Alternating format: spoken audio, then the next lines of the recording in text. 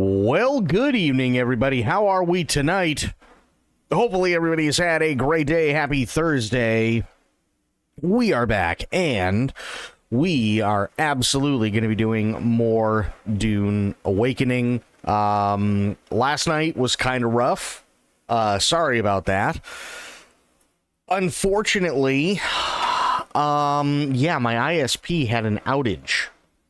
And it didn't come back until roughly about 4:30 this morning. It did come back, which is good. It wasn't anything I did on my end or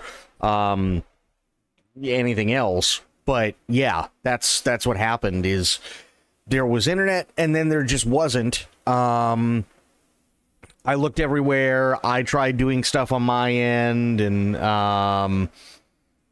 nothing was taking. And then there was a sign on my router, basically, that specifically, when you look it up, because it's all done by color coding, it specifically said that basically what it was it couldn't connect to a gateway. So yeah, there was really nothing I could do. I actually went into the IP of my router and took a look. It didn't even tell me I had it couldn't even tell me what my IP address was because there was just zero connection. It wasn't that I was shut off or anything. It was quite literally complete outage. So yeah, only thing I could do was wait. Now, here's the real pain in the ass about the whole thing. So, when I got booted off last night, I was in the middle of grabbing aluminum so I could get back to base and I could, start working on the cut array and everything like that, which sounds pretty cool.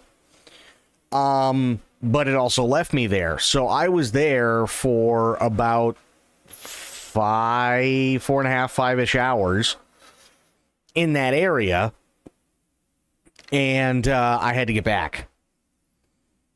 So as soon as I could, I logged back into Dune, went over to my bike. My bike was thrashed by all the different storms, so I repaired it as best as I could. Didn't even bother trying to get more aluminum. I just took what I had. And then tried to make it back home. And while I was trying to make it back home, I get this message just as I'm about to cross one of those big stretches, that there's a storm coming in. And I went, oh, fuck. And it's coming from behind me. So I'm like, all right, well, I gotta go. And I do, and I wish I could have taken a picture of this because it actually would have looked really, really interesting. Literally this wall, by the time I'm getting to this big stretch of open sand that I have to cross, literally this wall of sand was chasing me across it. And then I also hit the worm. And we watch Boom Booms. Have fun, Corgi. So yeah, the worm got pissed off too. So now I'm trying to outrun the worm, which is easy because it had just popped up from the sand. And this sandstorm. And I just barely made it, and all I could do was basically, oh shit, where do I go? And I got lucky enough, and there's this little corner in one of the rock islands that barely classified, though just, as shelter so that I wouldn't get torn apart by the sandstorm. And then after that, I hauled ass back home and just dumped everything in the refinery and went, yeah, fuck this, I'm going to bed. So, yeah. How you doing, Crit? How are the things?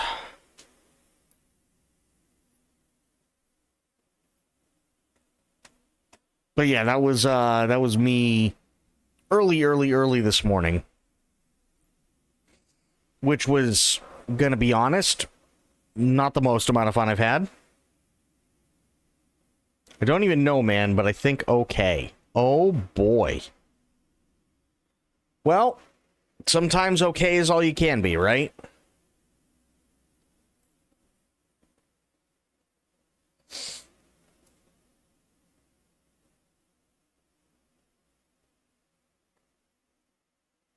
Oh.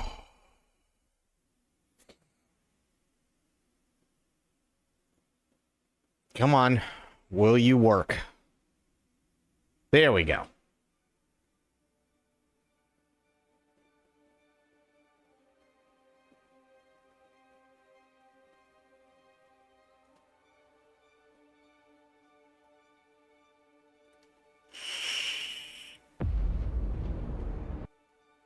Oh, also, I heard this today. Rip one of the greats.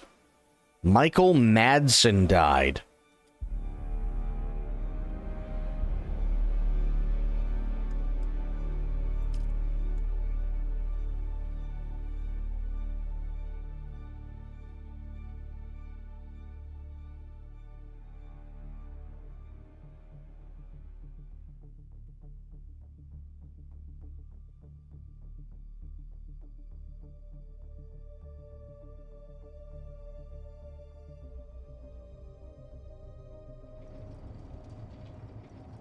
Okay, now, let me see. What do I got over here? I got 37.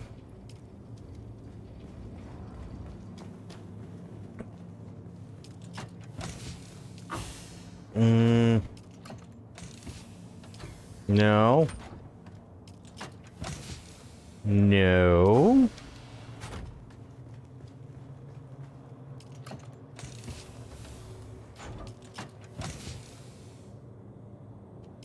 Huh. Where the hell did I put it?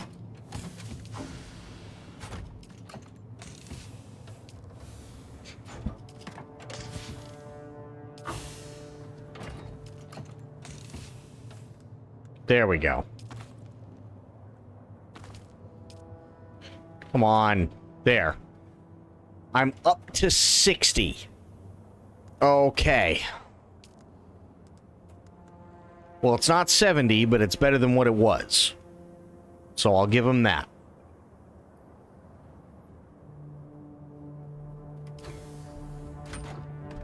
God, dealing with aluminum kinda sucks. I'm gonna be honest.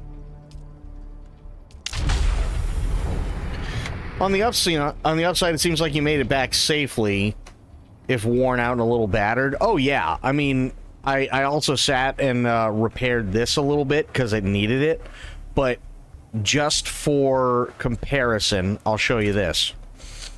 So these treads, right, were brand new on this buggy when I went out and lost internet. This is where they currently are now. So at best, they're just over and or just under half total usefulness. Yeah, no bueno. This one's not bad. I could probably replace this one. I don't know what happened with this front left, but the others are not bad. I got lucky with these two. No losing connection. Yeah, don't do that. That would be dumb.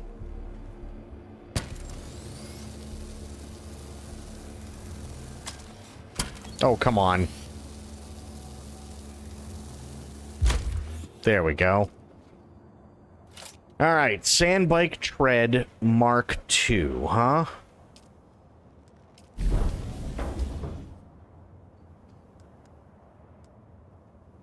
I might have to go to another one. Mark III, Mark III. Well, I haven't used any Mark III shit. What do I need for Mark III? Steel water, advanced servo. Oh. I could just make a Mark III. Okay. I don't think I need anything too bad. No, I don't. Okay.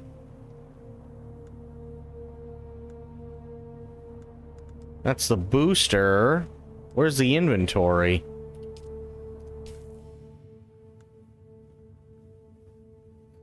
Is this really all about self-crafting, or is there a way to buy stuff? So there is a way to buy things, but they really, really, really encourage you to self-craft, and the reason being is because the stuff that they have for to buy is stupid expensive if you try and just go buy it. Hey, Aylin. How you doing?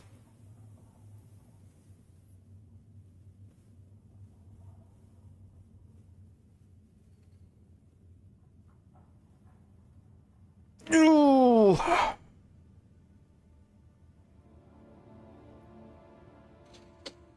So a Mark III, huh?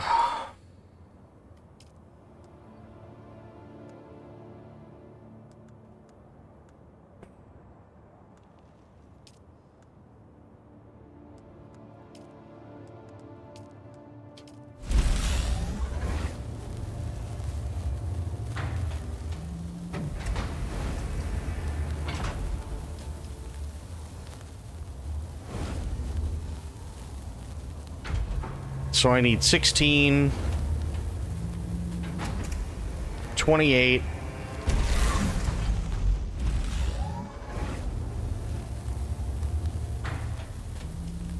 Okay.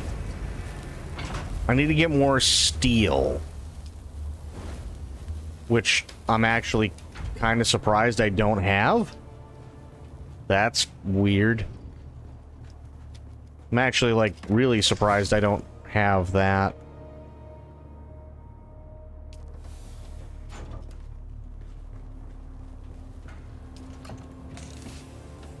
Yeah, oh, that's iron. Okay. So I need more steel, right?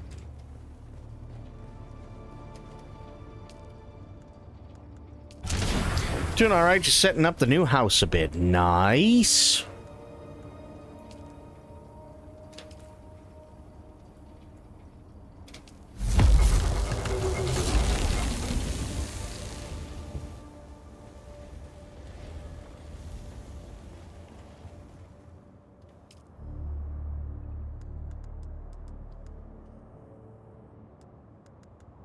Okay. So I need more particle capacitors. Fair. So I need a grand total of 28 particle capacitors. And then I need 50 steel. Could be worse.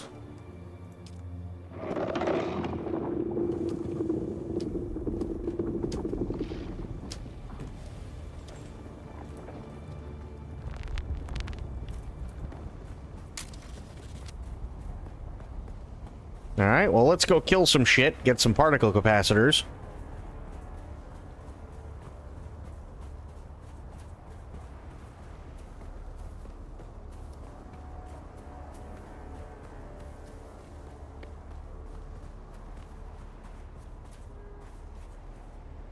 That's iron ore.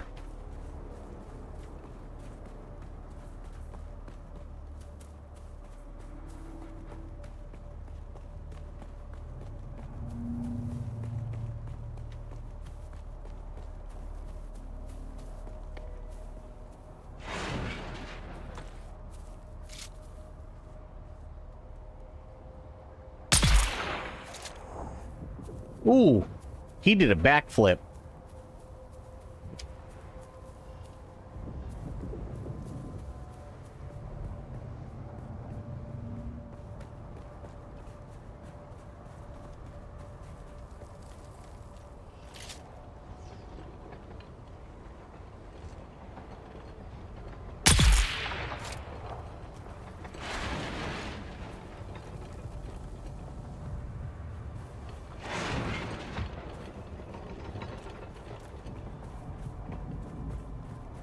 And who the hell would I be? Oh.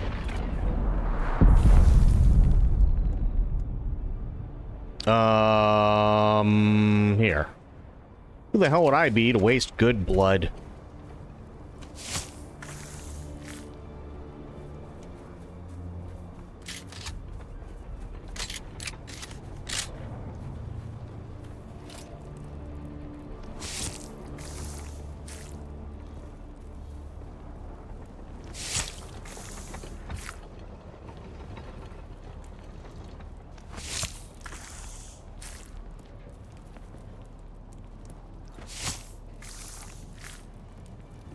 Ooh, this one fell funny.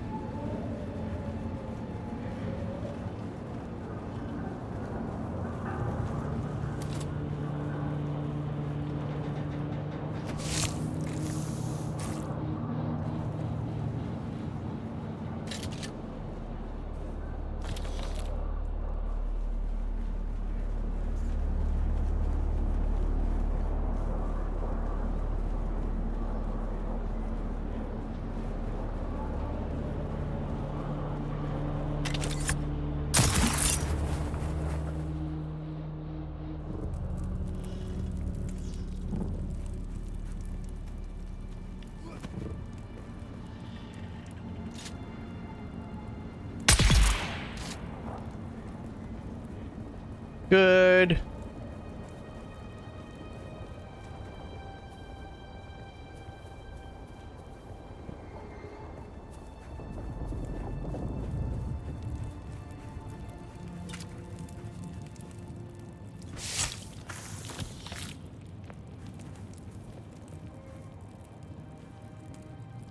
Come on.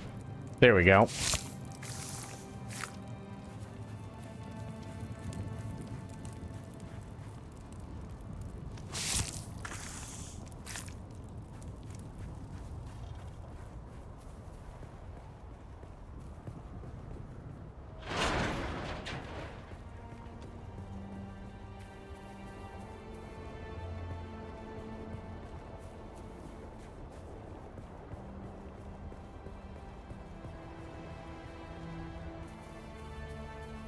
You ever find out why your net went out last night? Yes, I did, actually.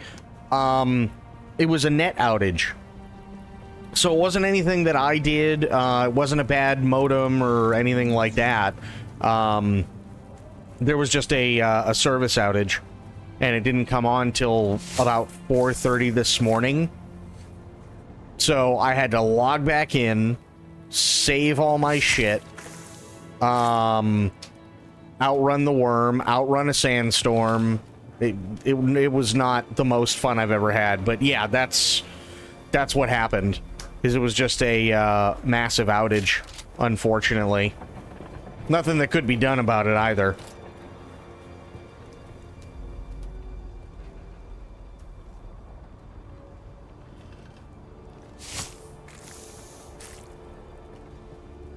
But thankfully, that's really all it was, and, I mean, sure enough, it's been fine ever since, so...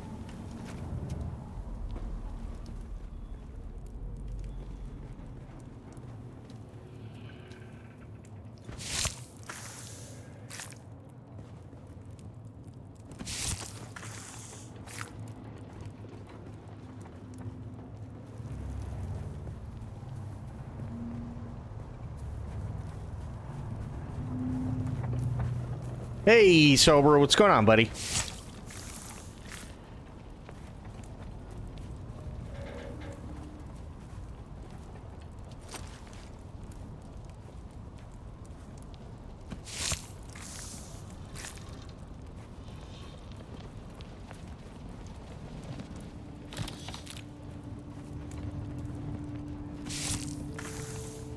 Nice.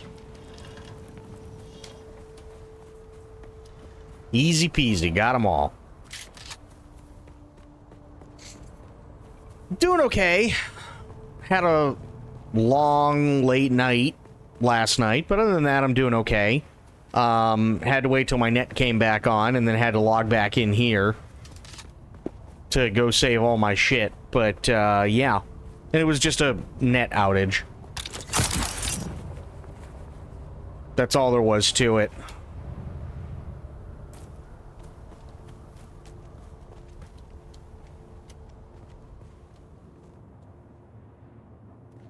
Oh, come on, door.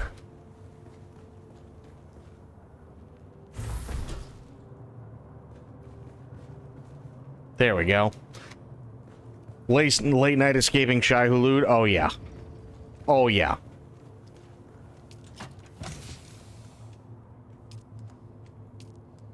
Particle capacitors 9. I don't think that's gonna be enough. Could be wrong, but pretty sure I'm still missing some.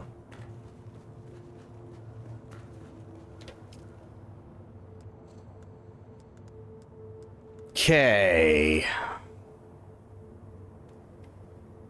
So that's 12.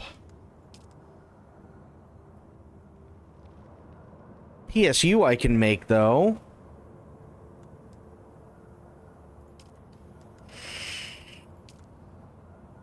$25. So I need 50, and then 60. So I need 60 steel.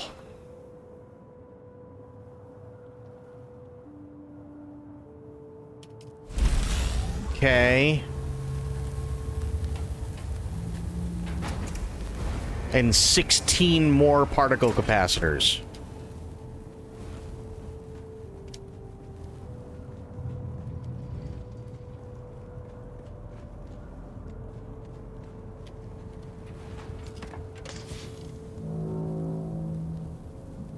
Okay.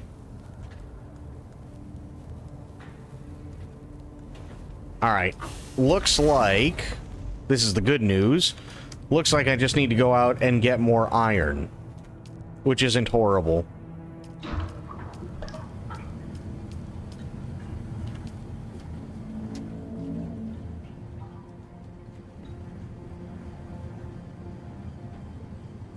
Was it that, like, fucked out one eye closing from weariness and I just need to do this and then sleep?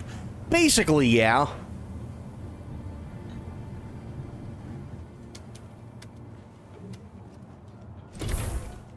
That, in a nutshell, that's pretty much what it was, yeah. And the bike was fucked severely. Because it had been through more than a couple of storms. I should have taken a picture of it. One of the treads was so badly fucked before I repaired it, and it was actually kind of funny that the actual tread itself was missing just altogether.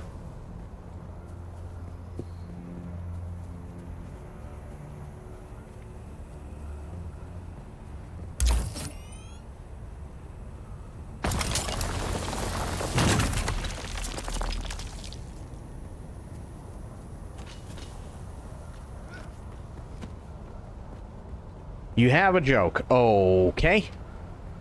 What you got?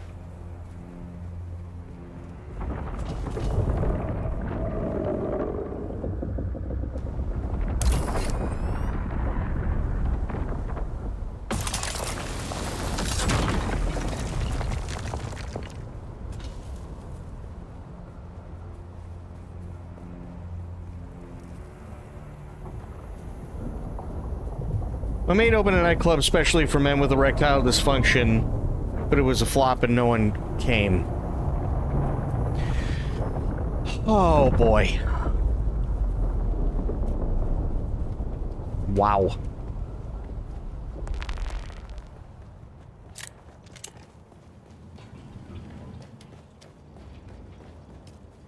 Wow, wow, wow.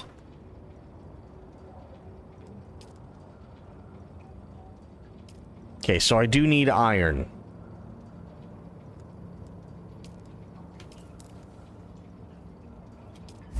Make that right now. Here all week, unfortunately for everyone else.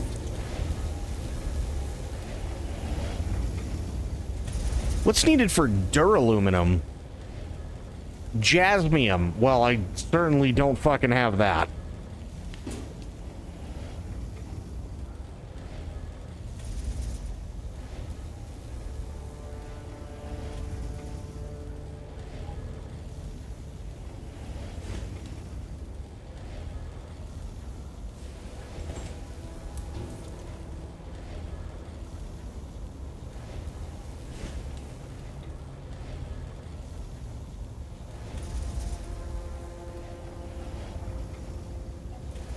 Myth, good to see ya. How you doing?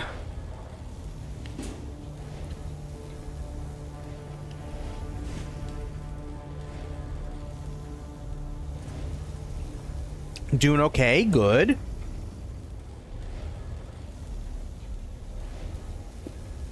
Also, to those who didn't hear,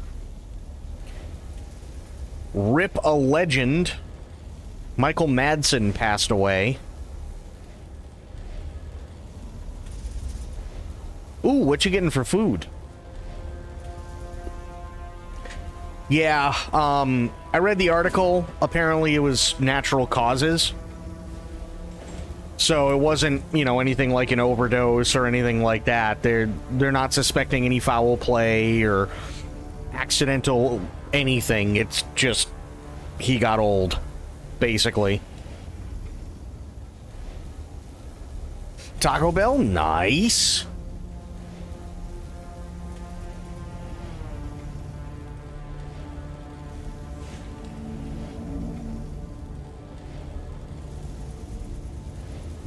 Yeah, dude was only 67.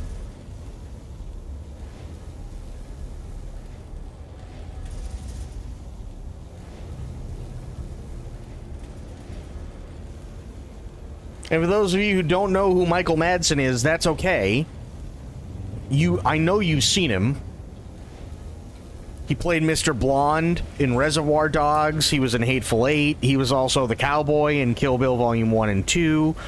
Been in a lot of different things, but if you're one of those people who live under a rock, he was also the voice behind Tony in Grand Theft Auto 3.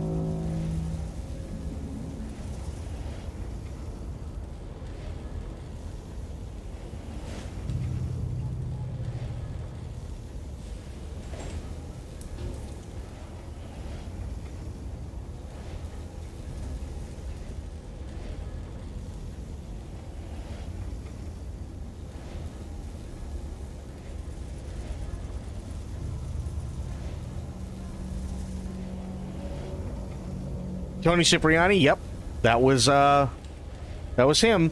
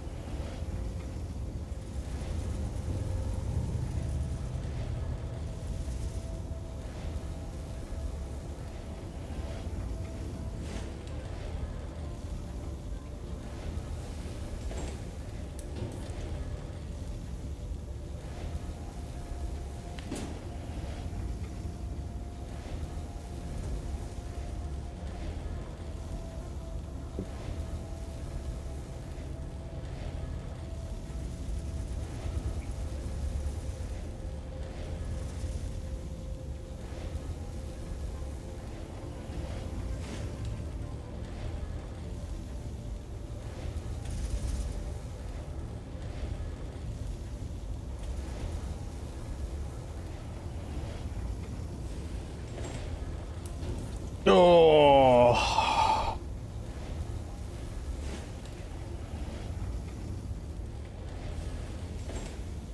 Kenneth Cawley dead from COVID as well. No shit. Wow, that one I didn't know. That's sad.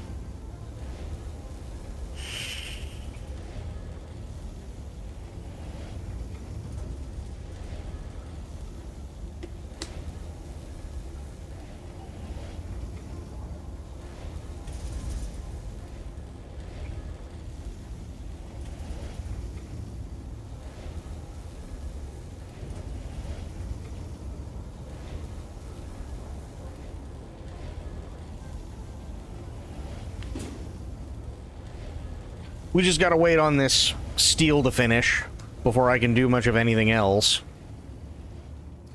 Apparently some asshat told someone wearing a mask still that COVID is over. Like, bro, you even have a brain? People are just so dumb. They really are.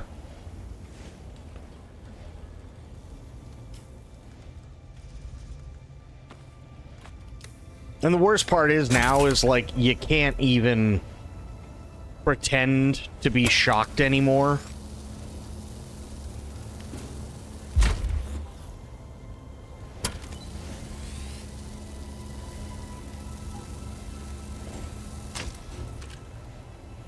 He was Jesus in Life of Brian, too. No shit. Wow.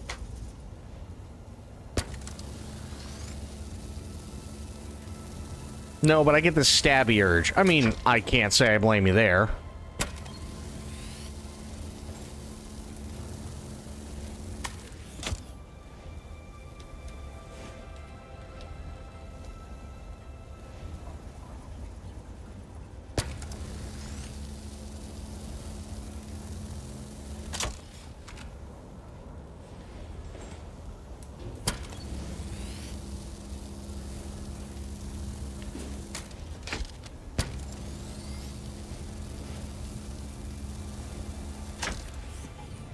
Okay. So, I've got a couple of things that are working. This shouldn't be too much more. Well, yeah, I didn't think so. Okay. So, where are we?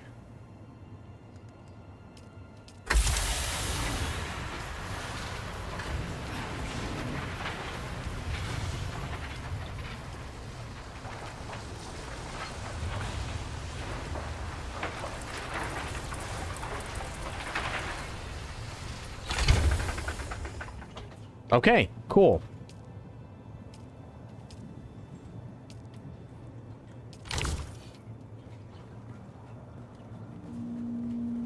You haven't in a while. I mean, that's a good thing.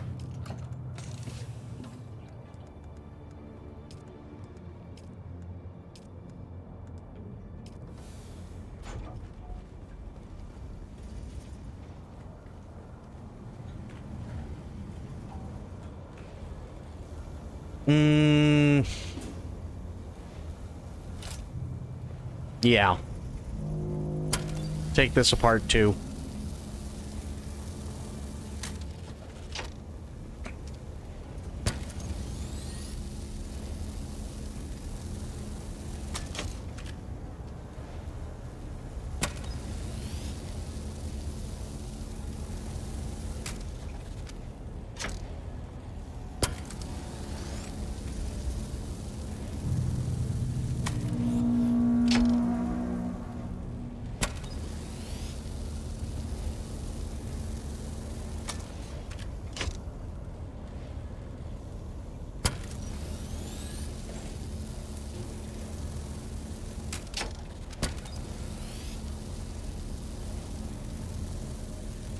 Nice.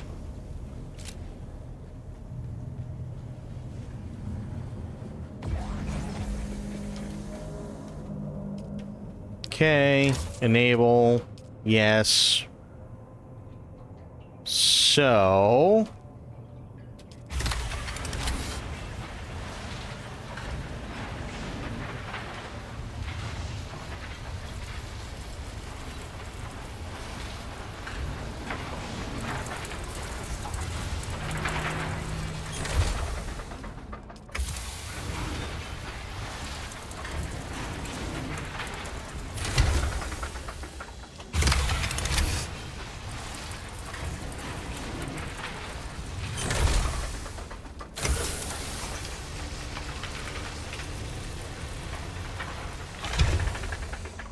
Okay.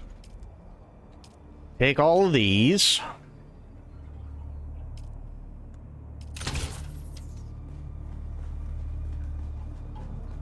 Sector weather alert. A large sandstorm is approaching. Well, good thing I'm not out there. Because that would be Sag.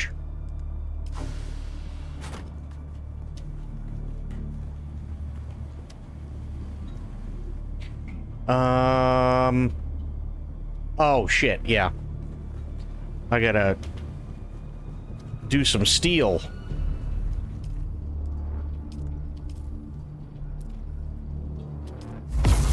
There we go.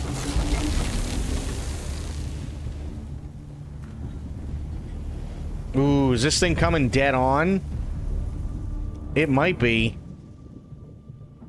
Oh, yes, cool. Now we get an unobstructed view of this monster of a fucking sandstorm. Holy shit.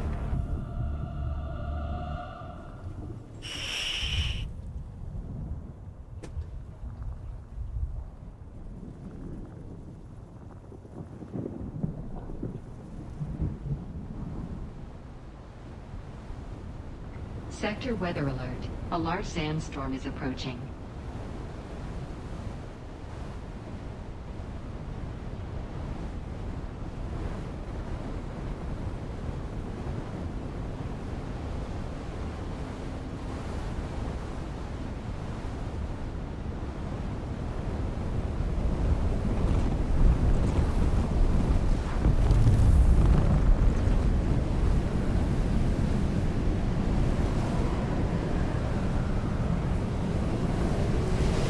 Nice.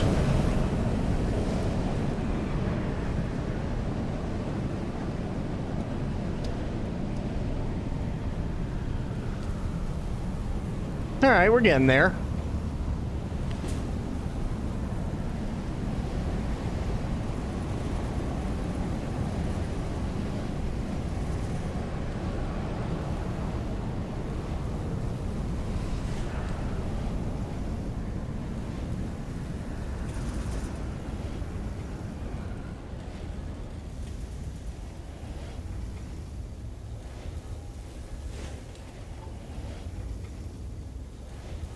Ugh.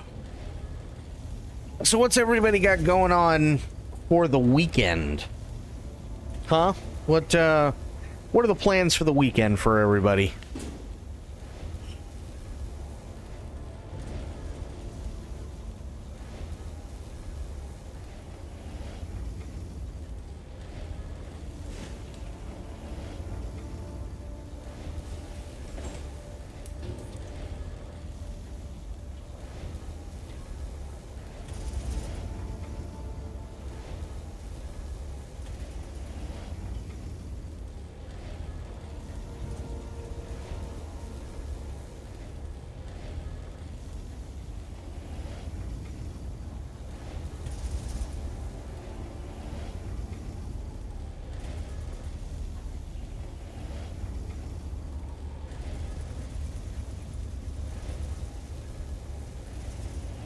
Ooh.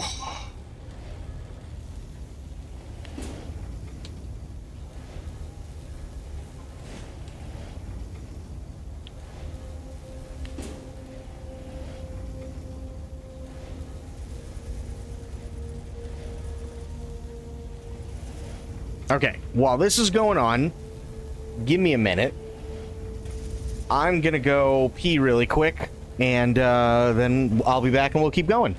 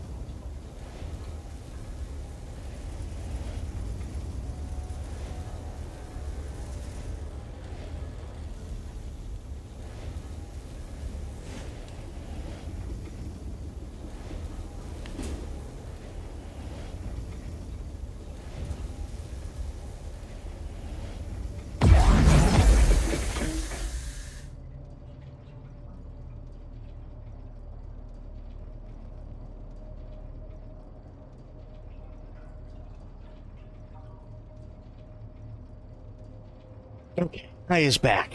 I have no weekend plans other than my usual survive. I mean, that's totally fair. That is totally, totally fair. I get it.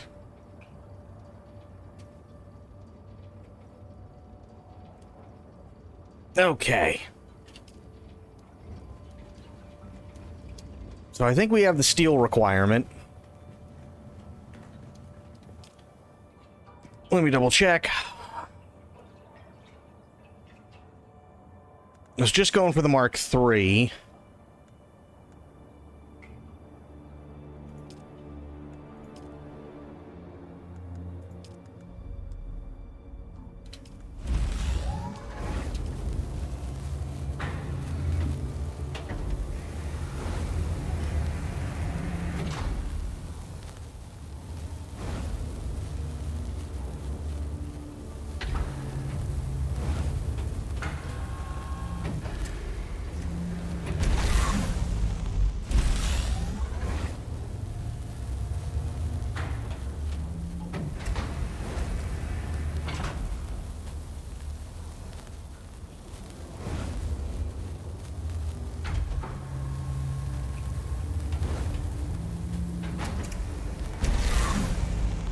Okay.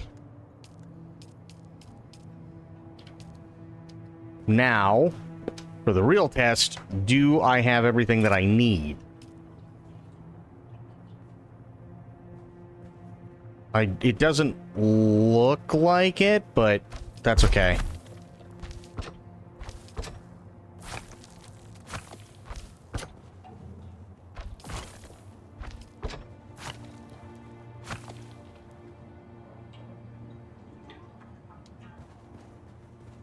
Damn, I still can't? That sucks.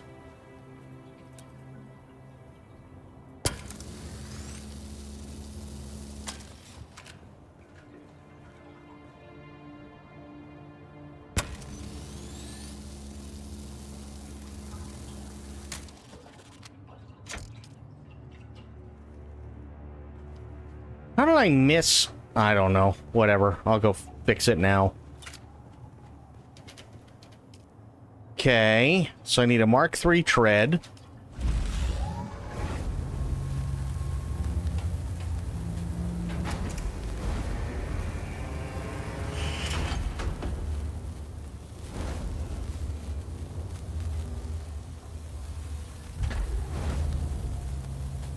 Then I think it's the engine. Okay. I think it's the engine that I need.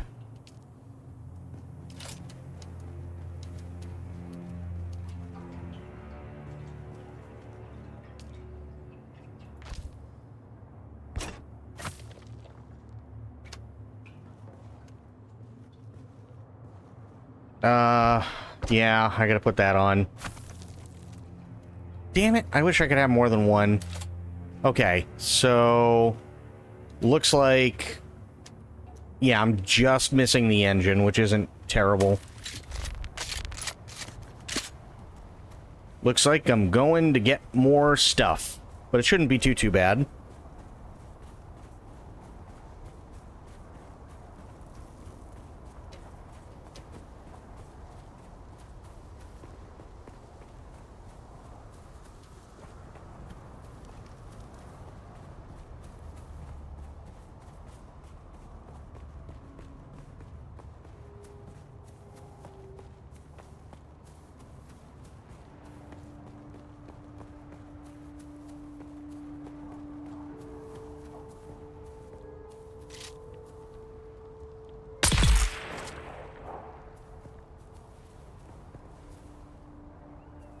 Damn it.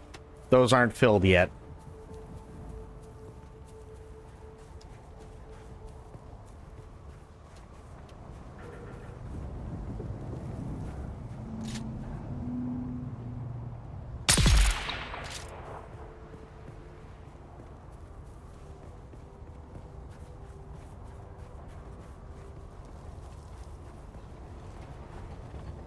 Nope. Nope.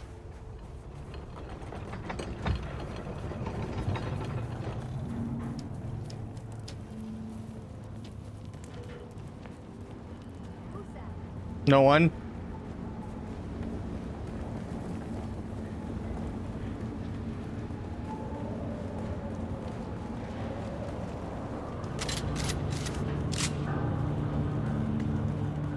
Nothing. Well, shitballs. Okay. Do I really want to trudge through this thing again? I mean, I already know the answer. The answer's no. Do I have much of a choice? Also no.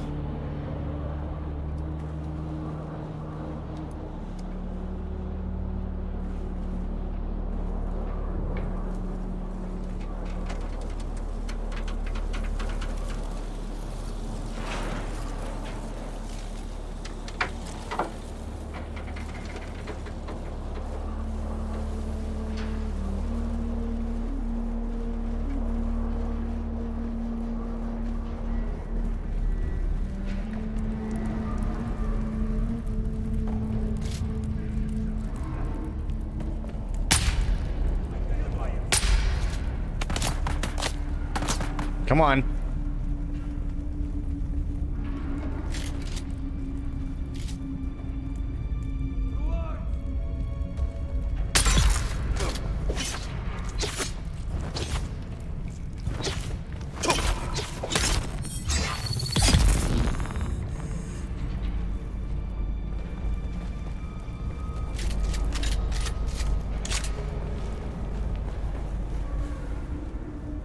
Welcome, visitor. You to got Imperial nothing. Desert Testing Station You got number nothing. 197. I am Station Supervisor Janice Braun of the Imperial Engineering Corps. Shut up, Janice. Heard your shit more times than I can count.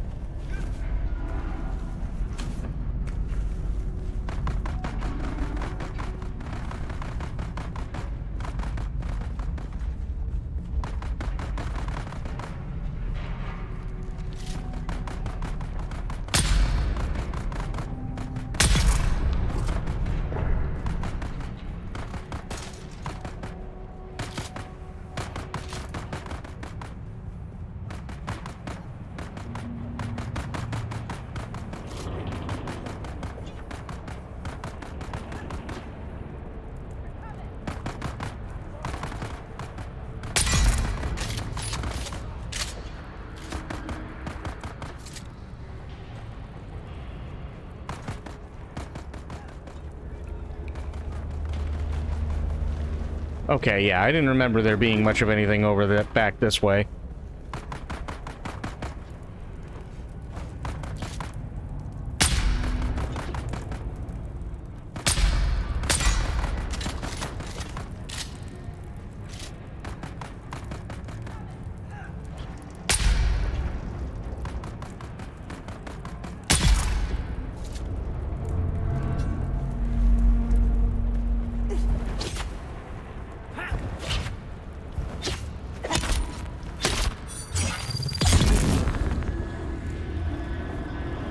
Hush, it'll all be over soon.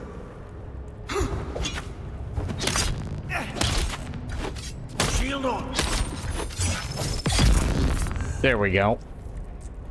What do you got? Nothing. You got nothing.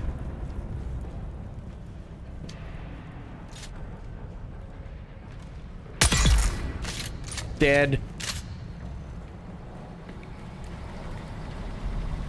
Nothing. Nothing. I'll take the spice. Nothing.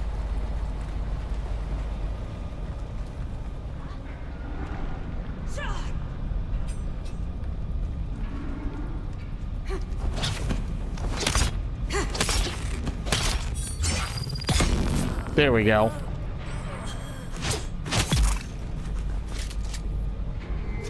In response, sleep, hopefully go hang with friends. That's about it. Hey, there's nothing wrong with any of that.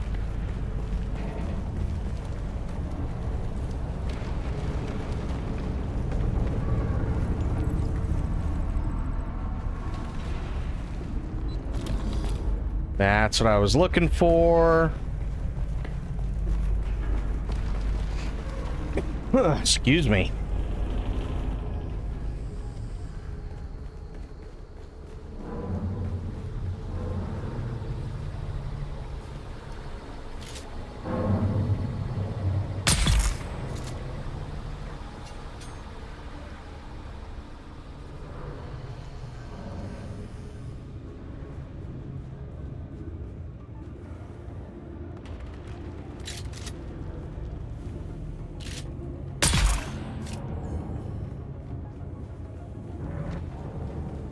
I'll also naturally send Happy Treason Day ungrateful colonials to all my American friends as is tradition. Nice.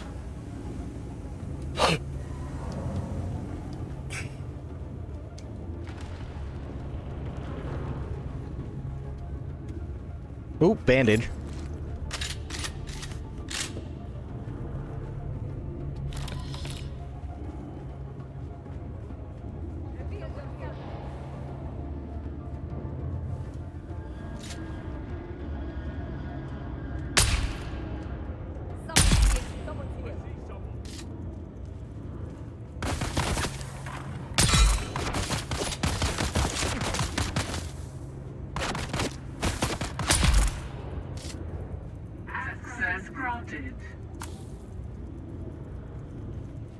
God, I love this sniper.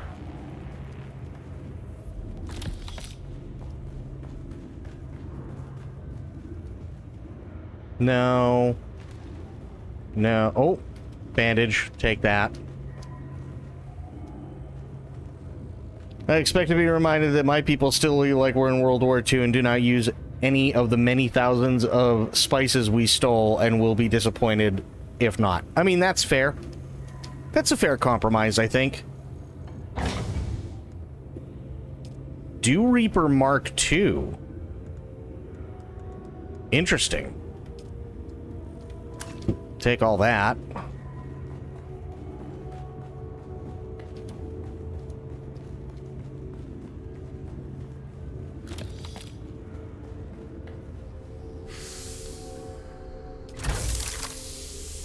Ooh, you're a leap. I'm taking that.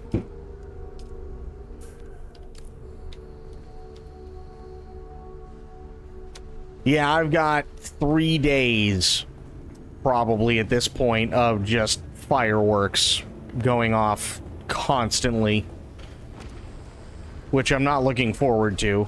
I used to love fireworks when I was a kid, but now not so much.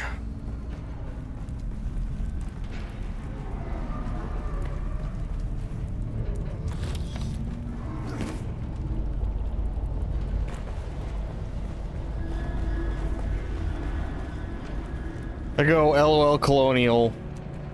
They go LOL Beige and everyone's happy and the French are never involved. Perfect. I mean, that's fair.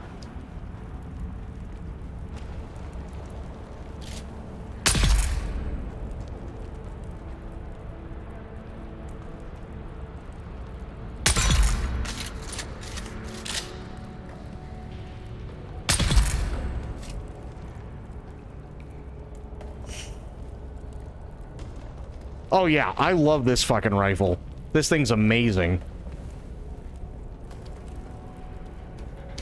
I mean, granted, I'm in a lower level zone anyway, but still doesn't take away from the fact that it's fucking awesome.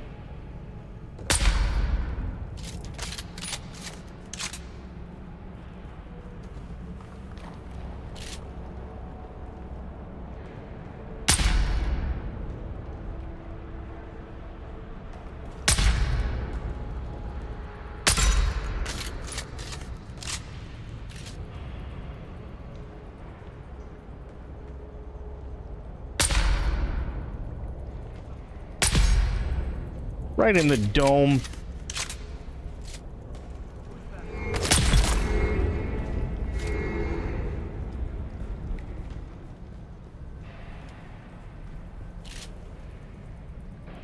Oh, I see you.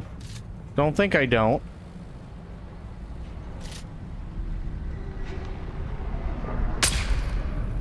Yeah, just to let you know I'm still here.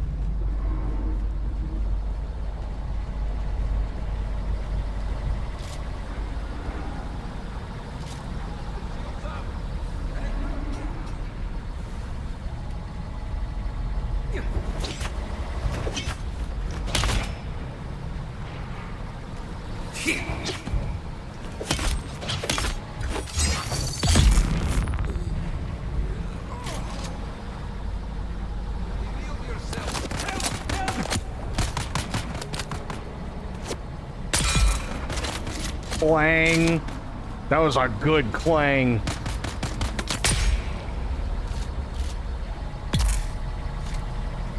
That was a real good clang. True, what's going on, buddy? How you doing?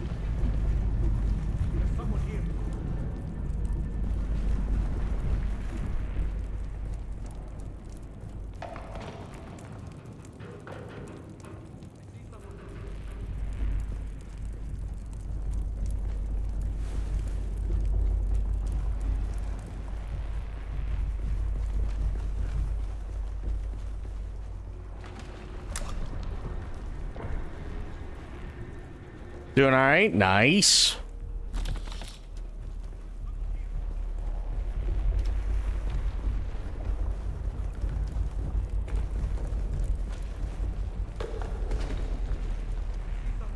Yeah, I'm making a Mark III bike, which is great, but I gotta get more particle capacitors.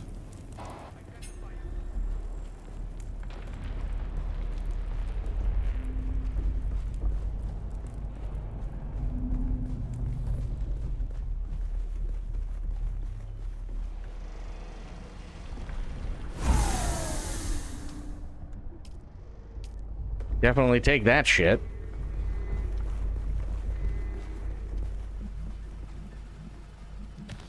And bandages.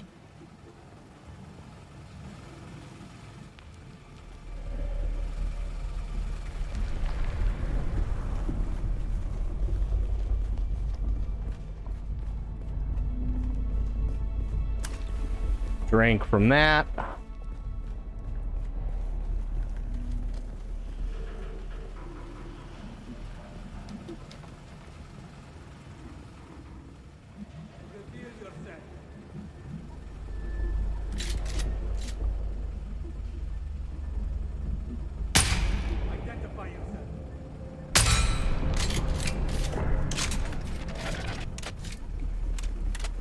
God damn it.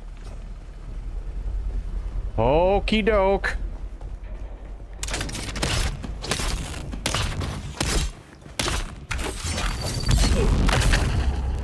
Shields up!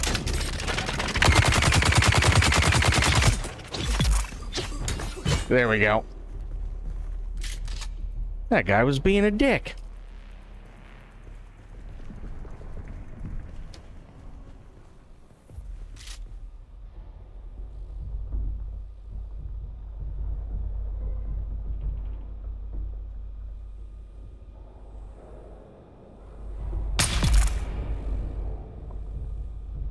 Wow.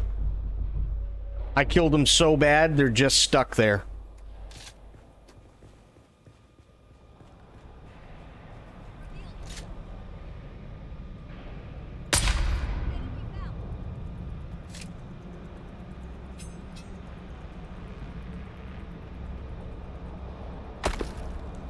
Ow, what the fuck was that? Oh, she throwing rocks? What the fuck, lady? Why are you throwing rocks and shit? Yeah.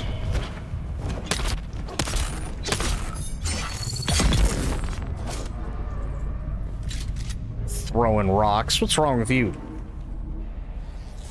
What's an Xbox W?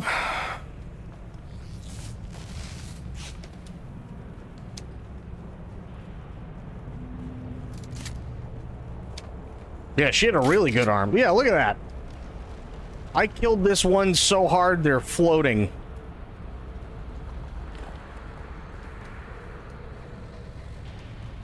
They're getting Helldivers too.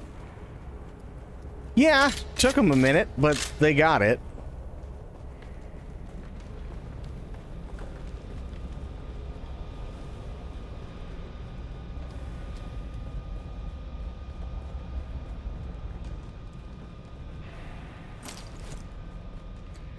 Looking forward to Helldivers 2. I don't go in for the console war thing, though. It's for Neanderthals. I play games on anything. Yeah. And honestly, I'm really, really glad that Helldivers 2 is going to Xbox.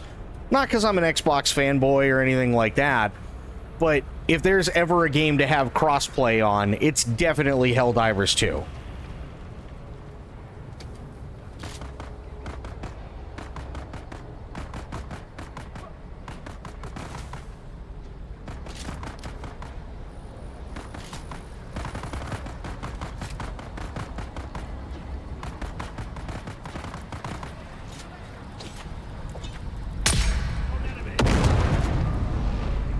That wasn't me.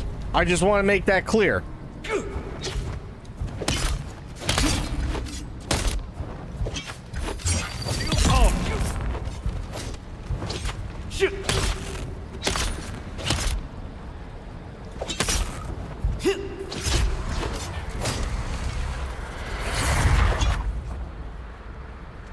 Come on.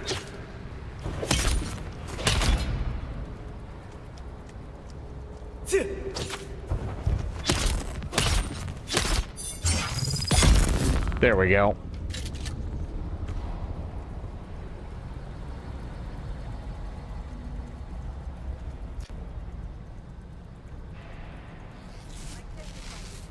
You have PC, there's no need for an Xbox, but PlayStation and Nintendo on the other hand. Well, I'm just saying, in my opinion, if there's ever a game to really have, like, full honest-to-God crossplay on, it's absolutely Helldivers 2.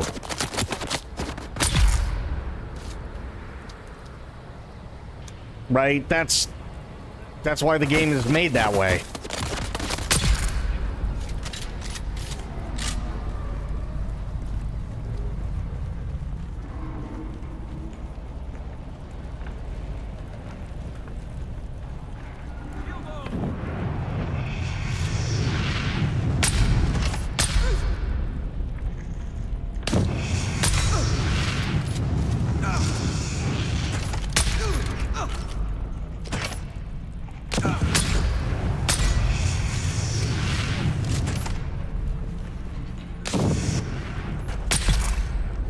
There we go.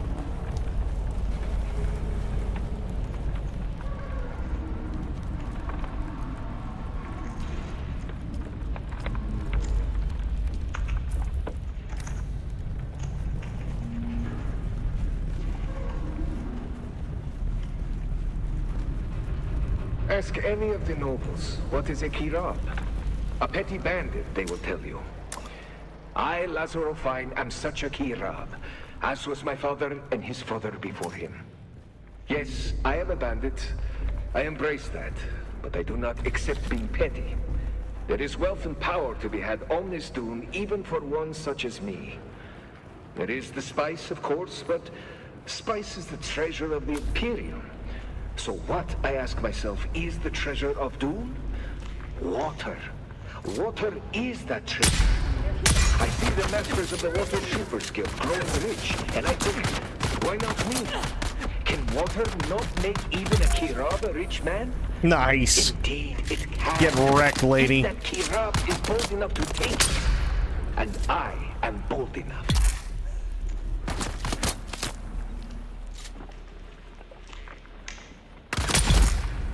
Nice.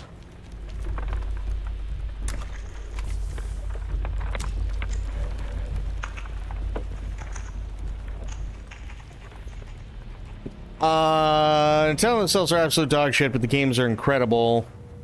Yeah. Best games I've ever played were Nintendo games. They used to be.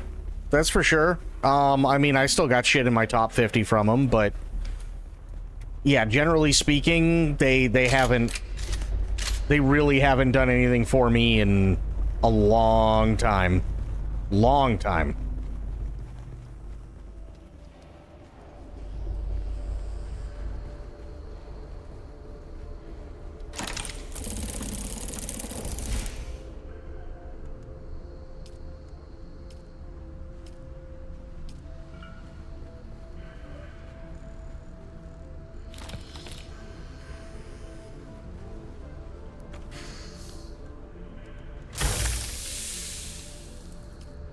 So you know what? I'll take that bread as well. I might, you know, like, there's no point in not doing it. Because I can recycle that.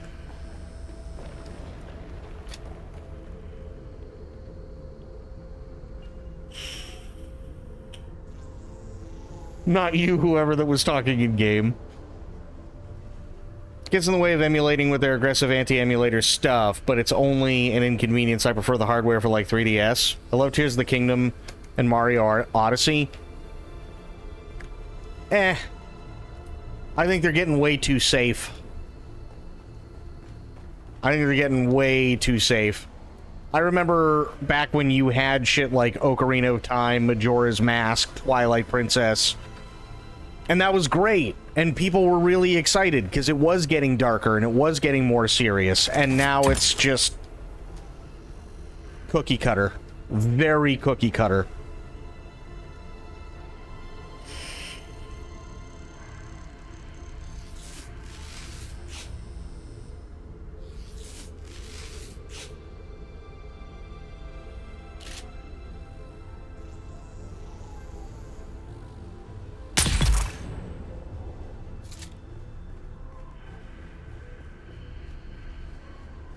And I used to give it to Nintendo as well, because even though like I haven't really ever been the biggest Nintendo fan, I could always go, well, you know what? At least their shit's original. Can't do that anymore.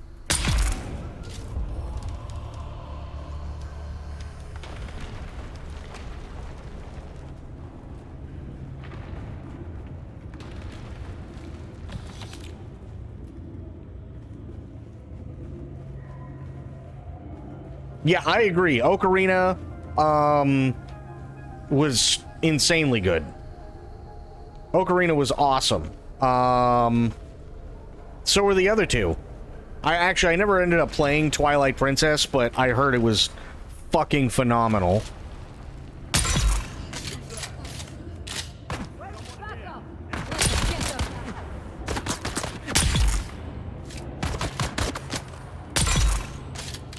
And I did watch a couple of people play it, so yeah. Can't argue with those. Majora's Mask, same thing. Majora's Mask was really dark, which I actually really enjoyed the hell out of.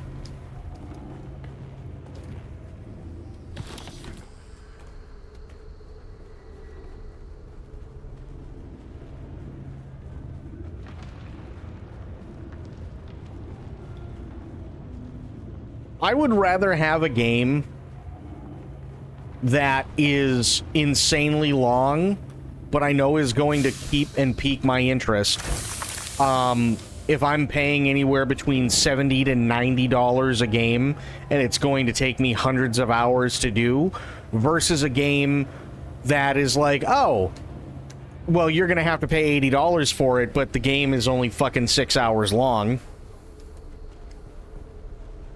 That, to me, that don't sit well with me. Welcome, visitor, to Imperial Desert Testing Station number 197. That really don't sit well with me at all. But that's the type of shit that people are trying to pull nowadays.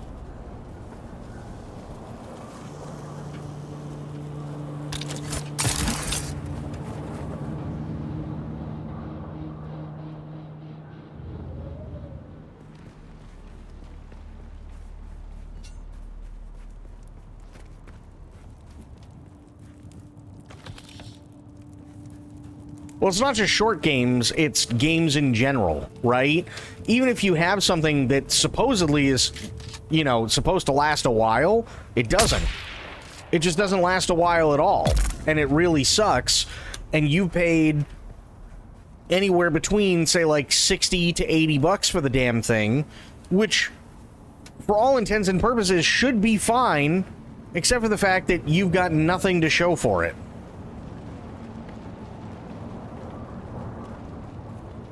And you go, well, that was meh. At best. That's what you go. Oh, that was meh. And you're like, okay, well, that sucks. Versus, there are tons of other games out there where, hey, they may not be full price, but you're going to be playing them for hundreds of hours, or you're going to, you are going to pay full price, but you're going to be playing them for a long time, because they also really manage to keep your interest, which is huge. And 90% of the time, a lot of those get overlooked. A lot of those get overlooked, right? And that's one of the big things that I will always give Zelda, is Zelda used to be one of those games that, even though it was on the expensive side, if that was what you wanted, you could easily be lost for hundreds of hours in it. So they used to really be worth the money. But I haven't really seen that in a while for Zelda.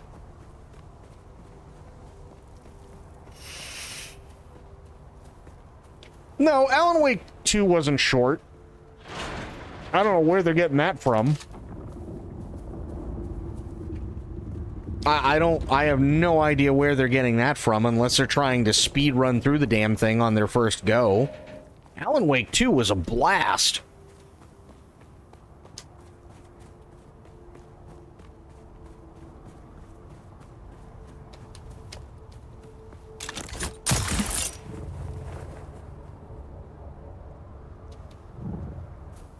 That, and I really don't think people know what they want half the time, and I think they just make up excuses.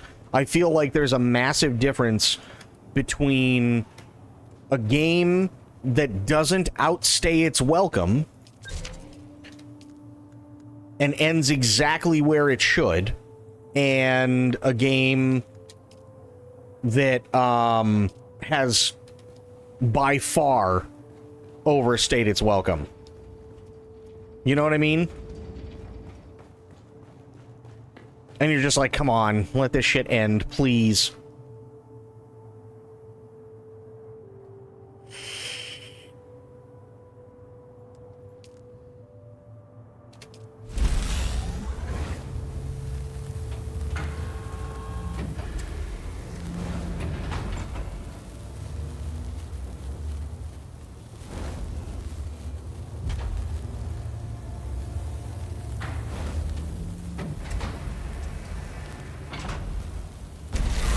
Which, to be fair, they could have.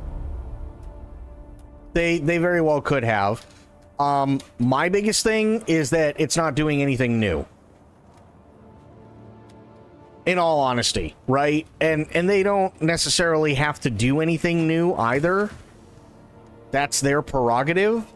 But if I'm going to upend how I do things, and I'm expected to pay a premium price for a premium game, I at least want them to try different shit.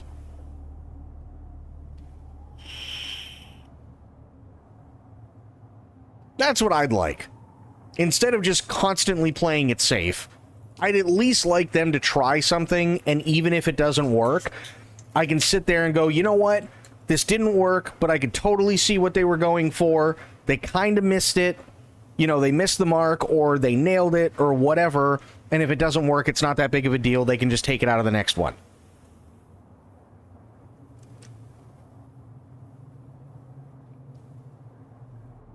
It felt no different than playing God of War 2018 and then playing Ragnarok, but that's just me. Ragnarok had systems that were much more well-refined than 2018. Because that was always my biggest complaint about the 2018 version, was it had great ideas, but there were a lot of things that really needed to be unfucked. And they listened, which, hey, good on them.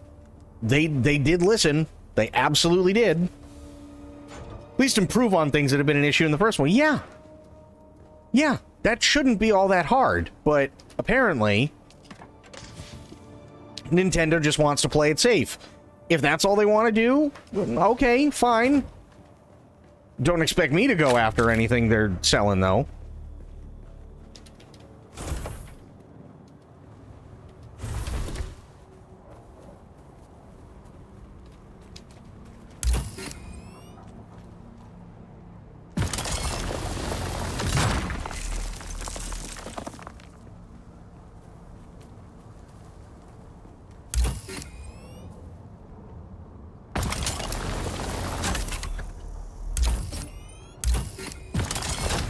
There we go.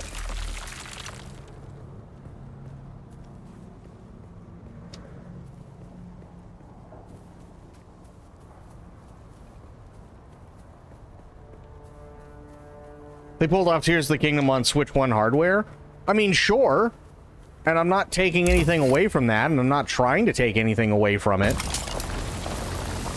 but I can tell you this. It's gonna piss a lot of people off. If they come out with another Zelda game that looks exactly the same, has the same exact mechanics, doesn't do anything new, and doesn't even remotely try to do anything new, and then they're going to charge $90 for it. That's going to piss a lot of people off, because that will be the third time.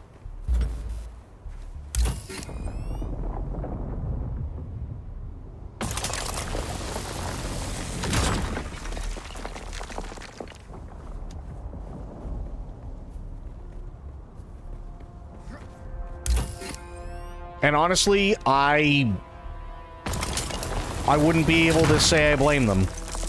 Not even in the slightest. I'd be pissed too.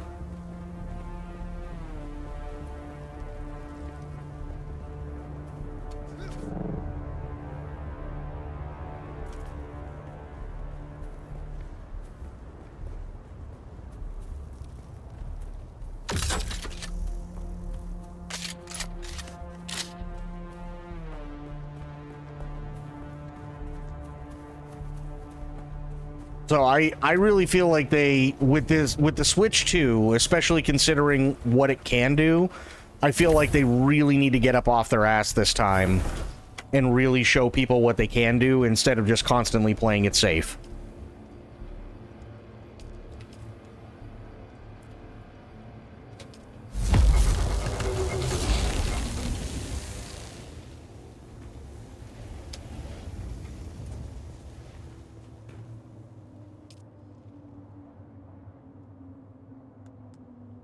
Okay, I think all I needed was the engine. I think. Nice.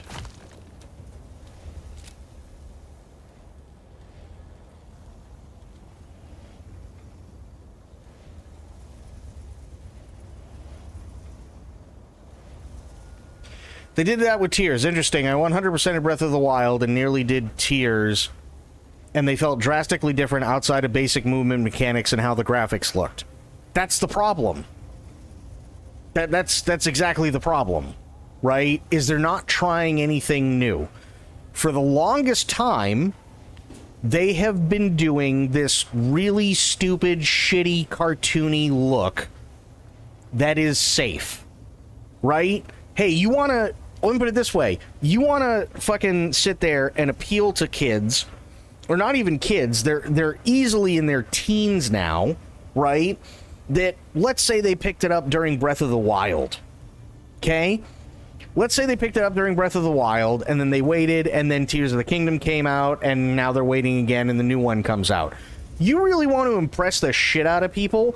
Do what you couldn't do 15 years ago, which was continue down that road where things were starting to get dark and more serious. Change it up. Make it look like you actually give a shit. Instead of going, oh, we can just take the same fucking thing and just dump it all together.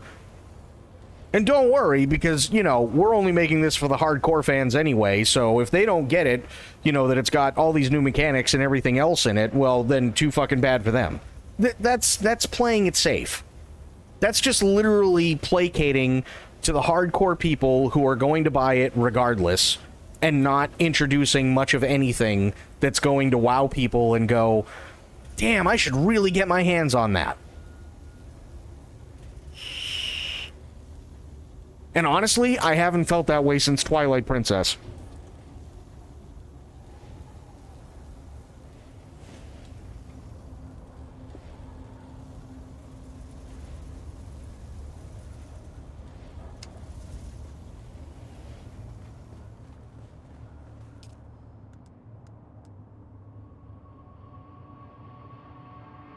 I really, really haven't felt that since Twilight Princess at all.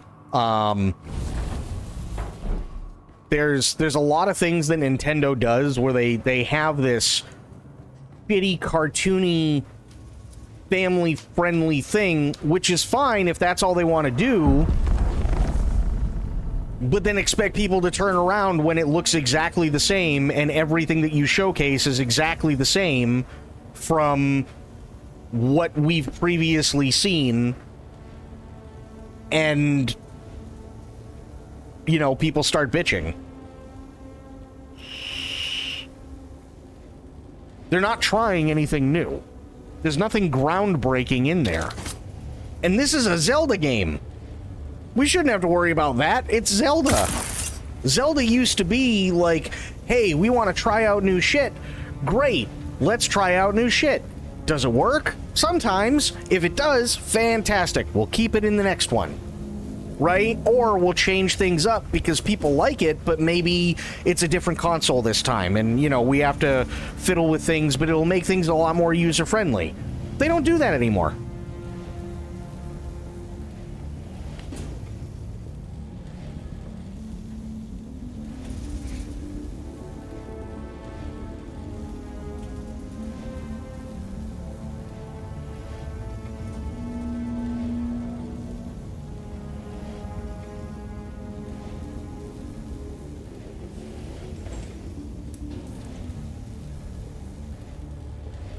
And it's, I don't know. To me, it's kind of sad.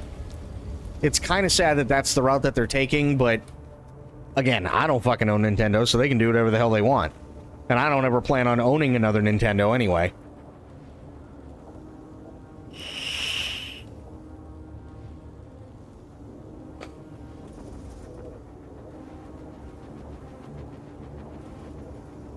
And I think what really got me with Nintendo, believe it or not, was I want to say it came out maybe a month ago or maybe like a week ago. It was one or the other, I can't remember, but it popped up in my feed, and it was AVGN talking about the original Metroid up through Super Metroid. And you can clearly see, right, just first glance, you can clearly see the steps and the care and the attention to detail given between each game that are right from the get-go are apparent, right? Nintendo doesn't even remotely try to do anything like that anymore. They don't.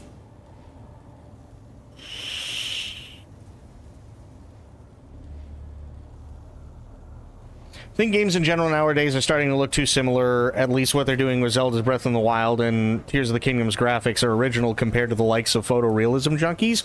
No, I don't think so, because you can literally take everything that Breath of the Wild and Tears of the Kingdom are doing, and you can lump it into the same art style as quite a few other games, whether they be indie games that we see a lot of that all do that same art style, because it's either that same art style where it's supposed to kind of look cartoony and maybe harken back a little bit to like possibly N64 and shit like that, or you end up with watercolor painting. Those seem to be like the only two things that most indie games do, which is why 90% of the time I'm not even remotely interested. Not even remotely close. That's one of the things that turned me off from Breath of the Wild and Tears of the Kingdom, was it looked exactly like almost every single indie game that has come out that has been showcased for the last 5 or 6 years.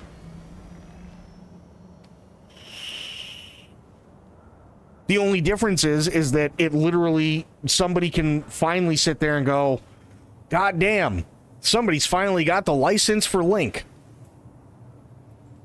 I'll take photorealism all the time, not because it's better, but because if they're going for photorealism, even if they're trying to make something fantastical, it still has to look real, and that takes a lot of time and effort, right?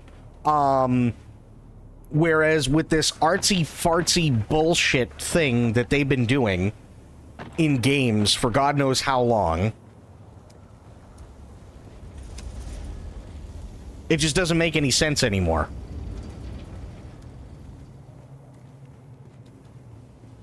There are definitely other games that look the same, or at least a lot like that style, in Breath of the Wild and Tears of the Kingdom. Yeah. It's this artsy-fartsy style that, like, I don't know who the fuck likes it.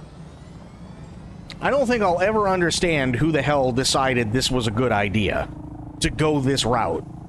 And I know it wasn't Nintendo's fault to begin with, because it started way before Nintendo started doing it with Breath of the Wild. But I definitely remember that there were indie games, there were a handful of them, and I'm like, I don't know what's what.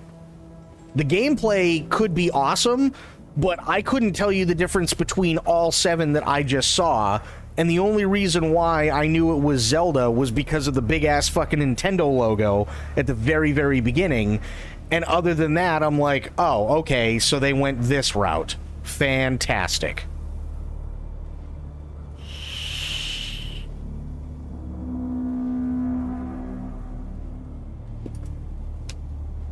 I mean, hey, if it sells, all power to them, right?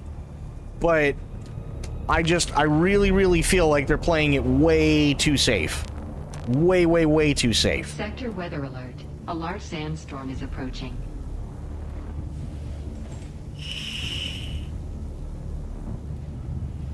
And for me, that's just a massive, massive, massive turnoff.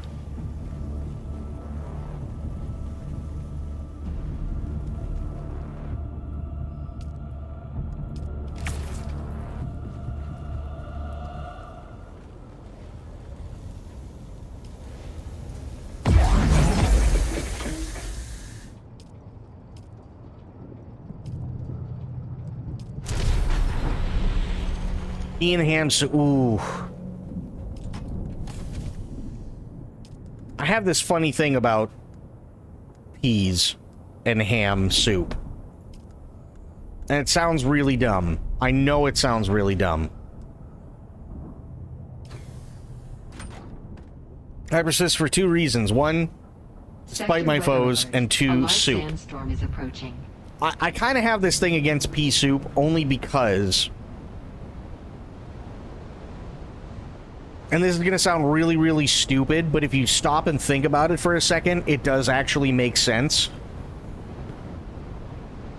All you're doing is eating a pea smoothie.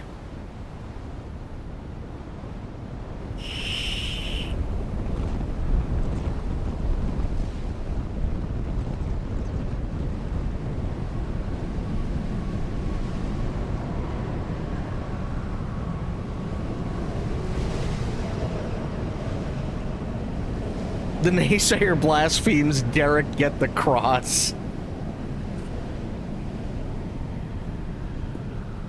But you right though. Well, I mean, what do you do with pea soup, right? How do you make it? You boil the piss out of peas, right? So it's all still in there, and then if you're really anal retentive about it like being smooth, you take a hand blender and you just blend it up, which that's exactly what you do with a smoothie.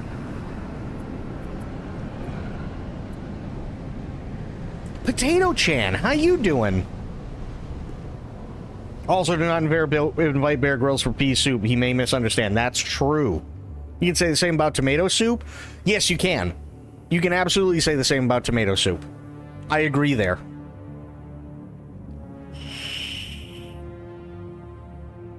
We are alive. And Sober coming in and gifting a sub to Potato Chan. Thank you so much. I'll just agree to disagree, really, because I've had moments in both games where I was just blown away by how it looked. It's not that you have to be or don't have to be blown away. It's the art style. I'm not saying the game can't look good. Sober Parade 3218 gifted a tier 1 sub to Potato Can 721. They have given 28 gift subs in the channel. Never met a more deserving potato. True.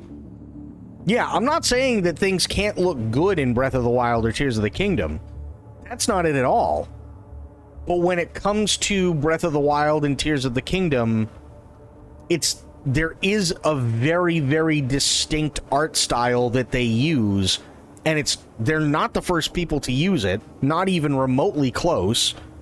And to this day, there are tons of indie games that go out of their way to use that art style, because not only is apparently it really, really simple and easy, which it would have to be because everybody and their mother uses that art style, but more specifically because of the popularity that that art style got because Zelda did it. So now it's like, okay, you've got all of your AAA games and you got all your AA games, and that's all well and fine. And then you have Breath of the Wild, Tears of the Kingdom, and a fuckload of indies that do it all the same way in terms of art style. Not saying that there aren't times where it doesn't look pretty. I know it does. But they're all using that same art style.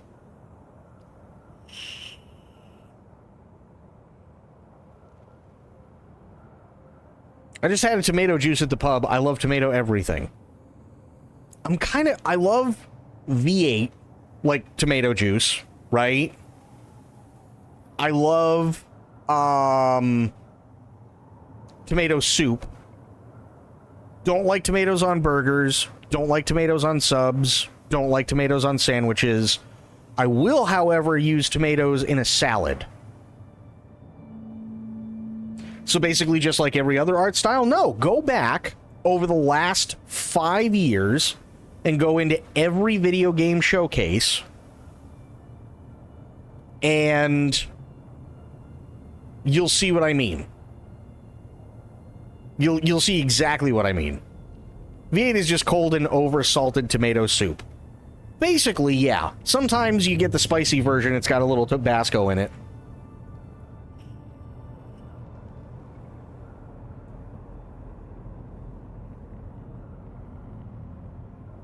Used to eat tomatoes raw with salt. I tried doing that. The other thing that I tried doing too, and I wasn't a fan of, was a tomato sandwich, which is literally just seasoned tomatoes, so salt and pepper, and then mayonnaise on the bread. I'm good. I'm perfectly happy without any of that.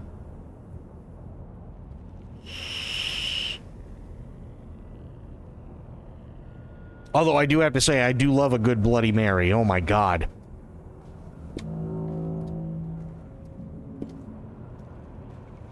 Bloody Marys? Whoo! Extra dirty, extra spicy? Hell yeah. Oh yeah, I can recycle these.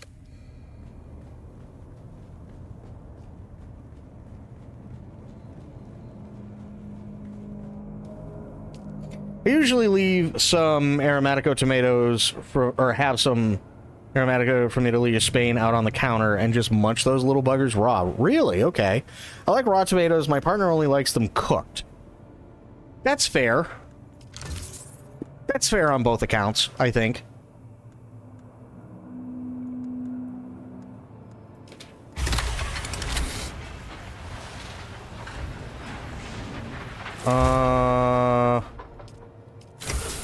There.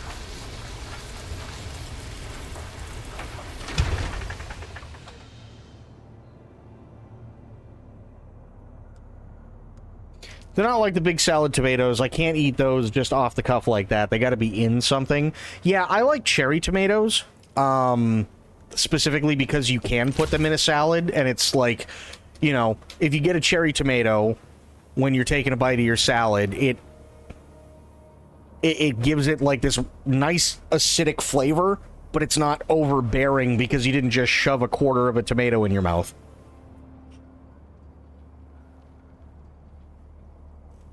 Has eaten a large raw tomato like an apple before. It was good. Ooh. Beef steak. See, I can't do tomatoes in a burger. I know that sounds really stupid and weird, but I've never been able to.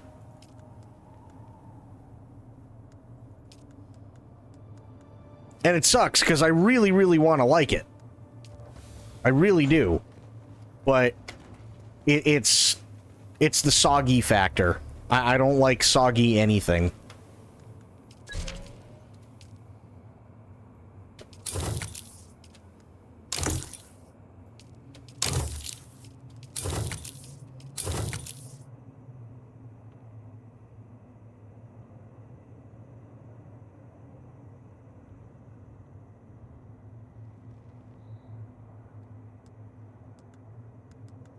That's my biggest deal with tomatoes. Like, and I don't know, maybe it's the way that they're made, and they're made like that on purpose.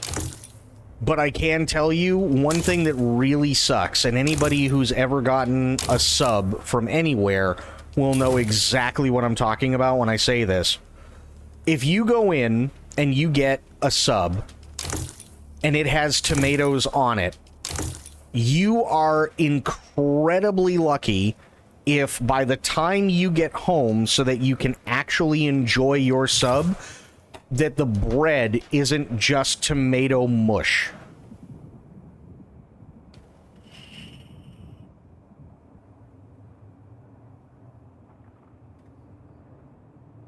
You know what I mean?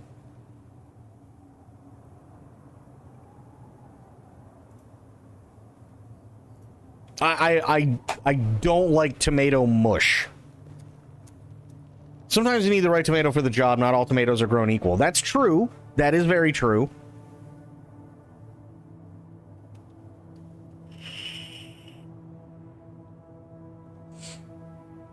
And it's really funny because, like, I'll go to a sub shop, right? And it doesn't matter where. It could be a mom and pop one. Could be like a franchise thing. Is if I order an Italian sub, or even if I make an Italian sub at home, I always toast the bun. And the reason I do that specifically is for two reasons, because I don't do tomato. But those two reasons are the oil and the vinegar. So the oil and the vinegar are going to seep in, and that's fine.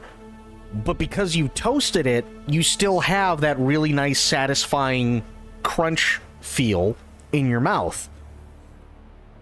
Now, even if you add tomatoes to a toasted sub, there's still not enough time to get home to be able to eat it, because even toasted, it's still going to be just slightly crunchier mush, because tomatoes are just so acidic.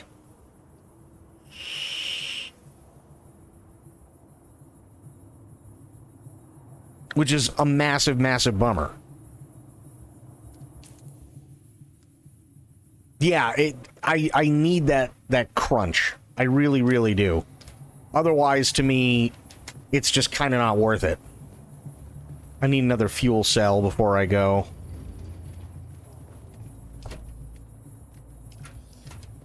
Like, I'm always one of those people that, if at all possible, I am definitely throwing chips or something to that extent into my sandwich. Doesn't matter what sandwich it is, but I will always be doing that. Or lettuce, because lettuce gives a nice, decent crunch too. Cherry tomatoes are very good at squirting. You're not wrong. You're definitely not wrong there.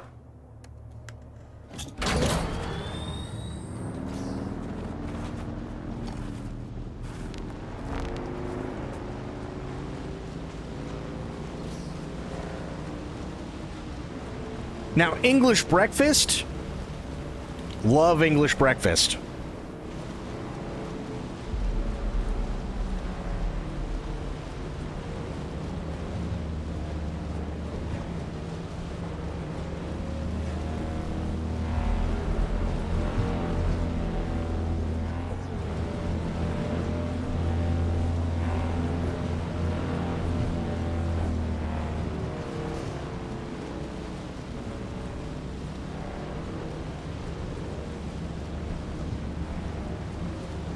I love English breakfast. The only thing that I haven't done with English breakfast, and I think I just, because they said that you could do it with an English breakfast, because it's not like something that everybody does anyway, is you can substitute out the fried pudding for,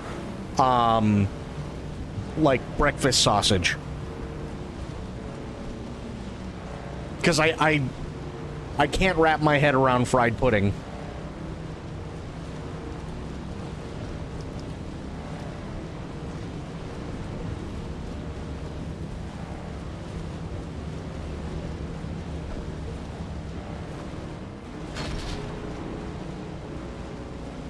Tomato on a sandwich, more if it was cherry tomato sliced in half. They'll leak less, but also not the most structurally stable. Yeah, it's just once they become unstable and they kind of turn into mush, it just, you got only a couple of minutes. And then that whole sandwich is screwed. You know what I mean?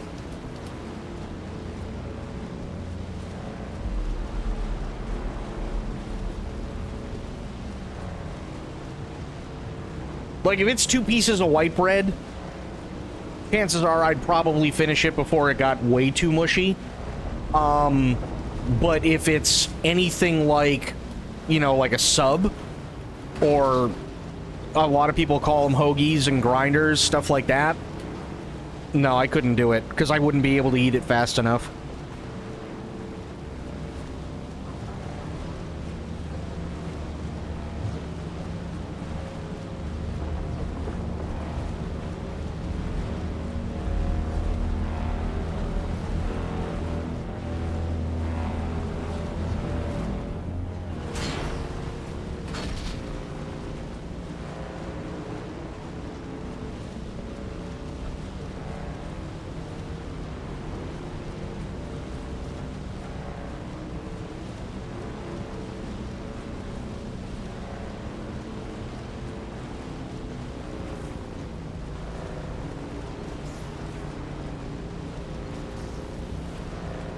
Meatball subs with tomato sauce? I don't like meatball subs.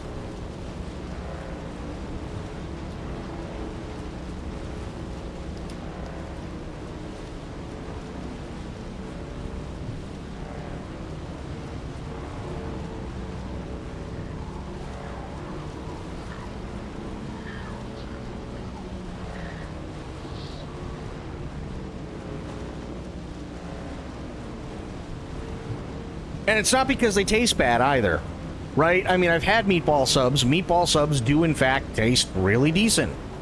That's never been the issue. The issue for me has always been the shit just falls apart.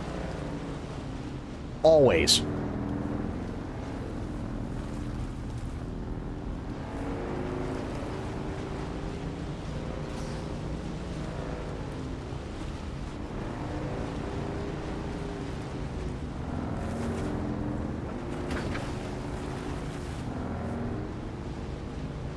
Like, I love the taste of meatball subs, but I'd rather, if I'm gonna have something like that, I'd rather just go, okay, I will take meatballs, put them on a plate, cover them in either tomato or marinara, and then eat them that way, versus going to the store and going, yes, I'd love one complete disaster, please.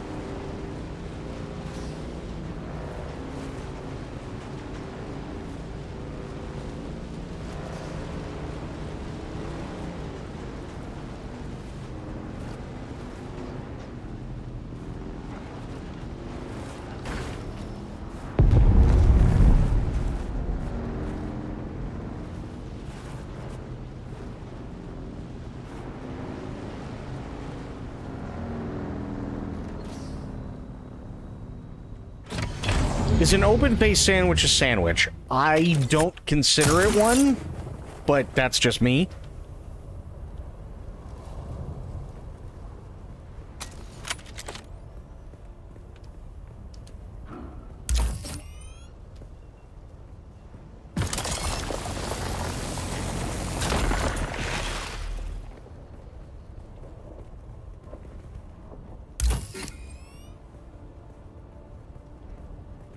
Oh, shit. Oh. Okay, almost ate that.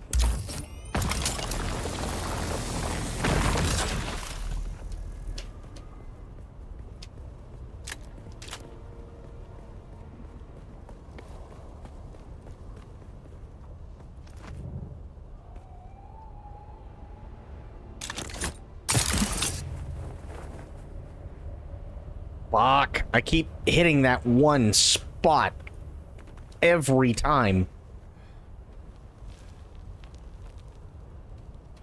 No, don't you dare.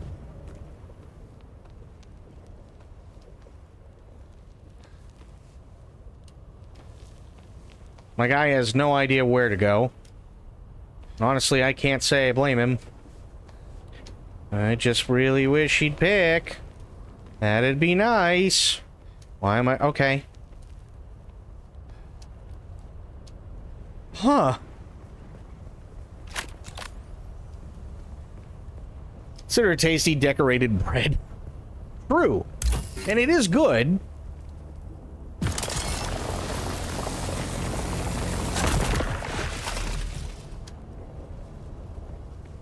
I'm definitely not saying it's bad. Because I do like open-faced sandwiches every once in a while, but, is it really a sandwich?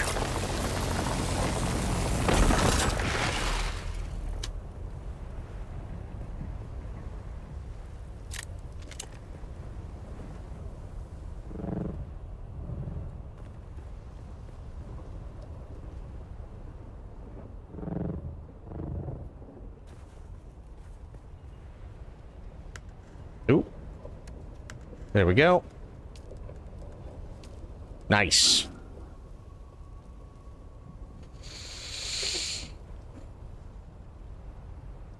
Happy brain food and happy body food, and it's nice when those two things meet. This is true. Is a tostada a taco?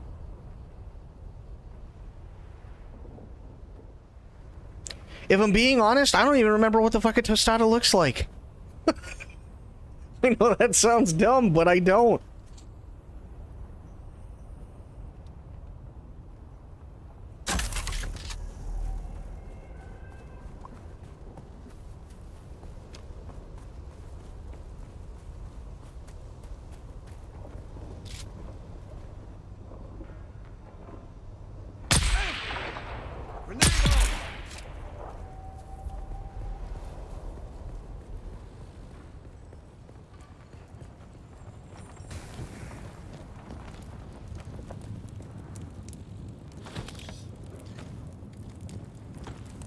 Erythrite, carbon. Okay, well, fair enough.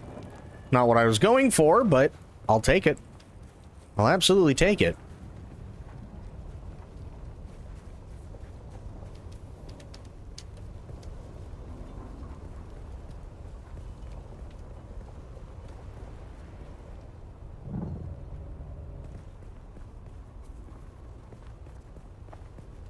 Toasted tortilla, toppings on top. Usually eaten by folding the toasty tortilla.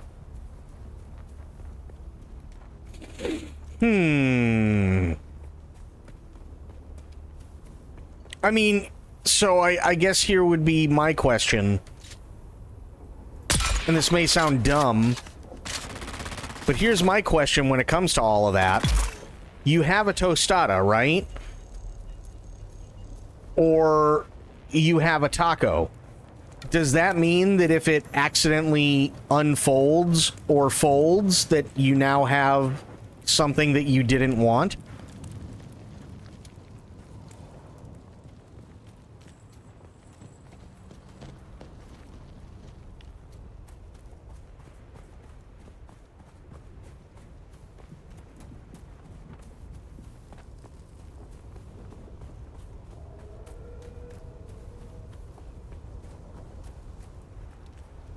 Mr. Shadowpop, welcome in. How you doing? I struggle when my food becomes floppy. I mean, that's totally fair.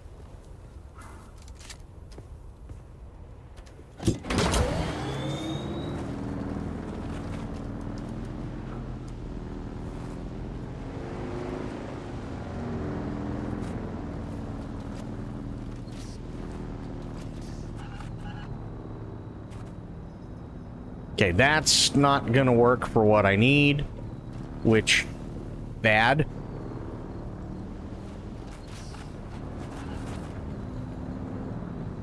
Also not gonna work, which, bad. So, let me...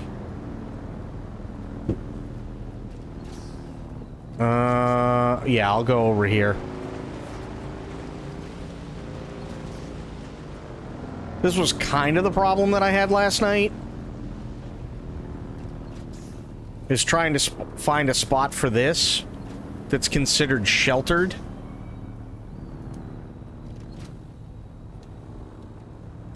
There we go. That'll work. Even if I have to fight my way back, that doesn't bother me.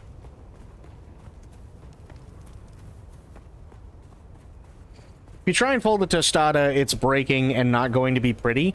I mean, it also depends. How are you making your tostadas, right?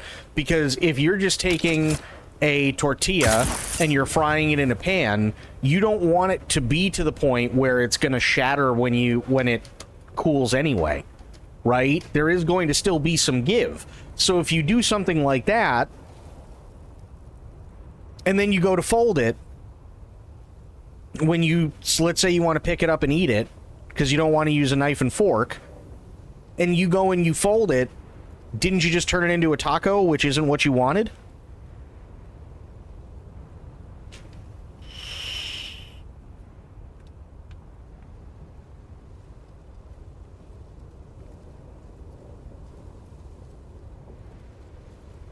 We don't have a lot of Spanish food here, apart from very rarely paella, but all that fun stuff in America, I have to hunt for. Oh, that's a bummer.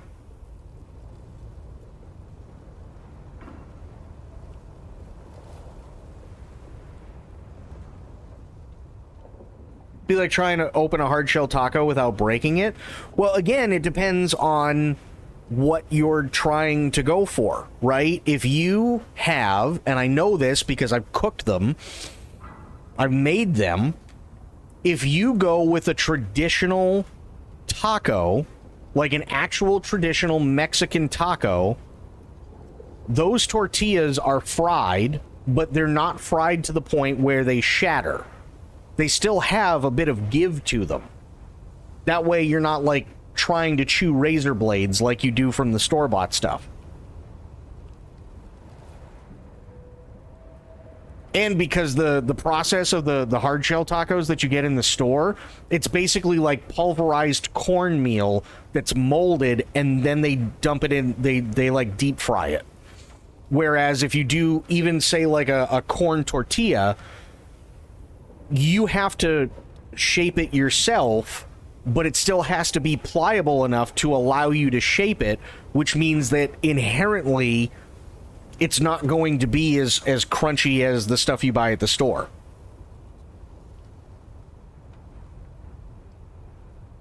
Because it can't be, because if you try while frying it in oil, it's just going to turn brown and then you're just eating charcoal.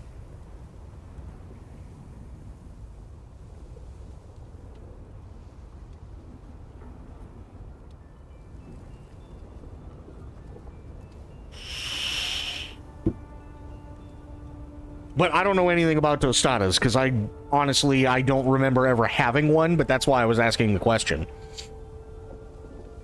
A tostada shell gets to the point it's basically a tortilla chip. Okay, fair. Yeah, I don't ever remember having tostadas, ever.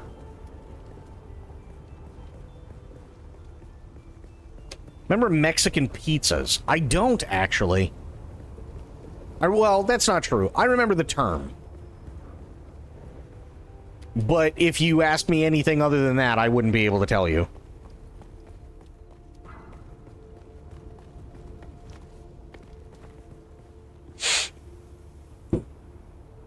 Oh boy, the fireworks are starting.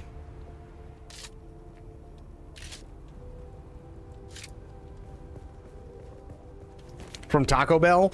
Yeah, I don't really, like, delve away from my normal stuff from Taco Bell. The only time I do is if they take something away from the menu. So, like, I'll do the, Or I used to do, like, the beef quesadillas. Those were really good. The loaded potato grillers were really, really good. And Crunchwrap Supreme, and then a Baja Blast. That used to be, like, my go-to thing.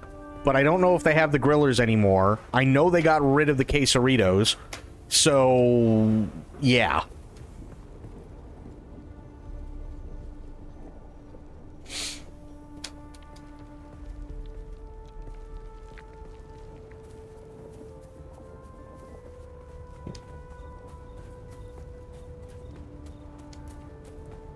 I think this was just carbon up here, but let's go check.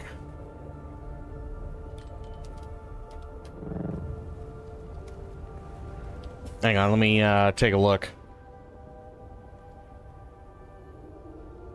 Oh, yeah, see, I never went for those. I never ever went for those. Those didn't appeal to me. I'm sure they were fine. I know a lot of people really, really liked them.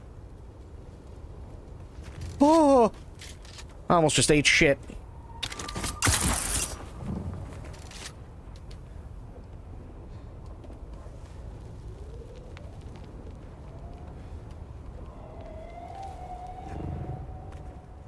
Like, you could eat like 3 of them? I'm the same way with Crunchwrap Supremes.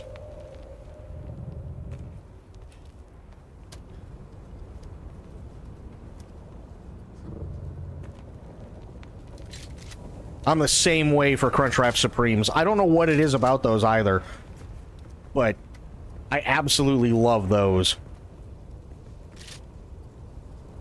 Okay, that's back.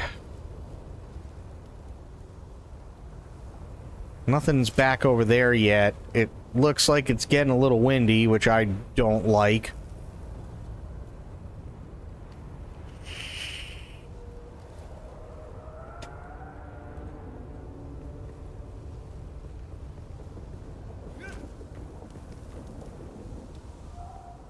I wonder, can I pull this off?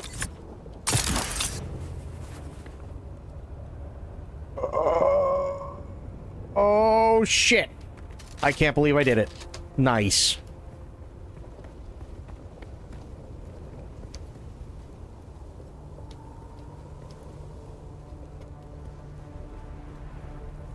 Okay, yep, those are back. Sweet.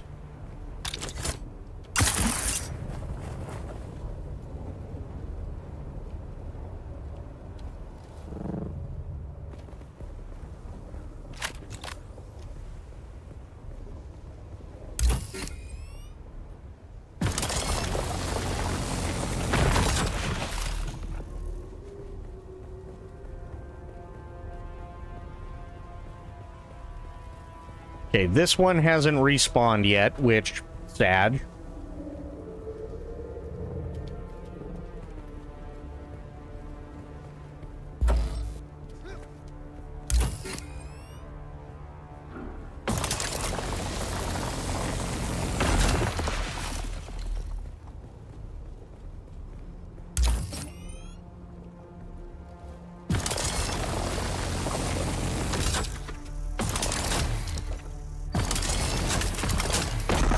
There we go. That took way too long. Are we looking? No sandstorm yet, so that's a good sign.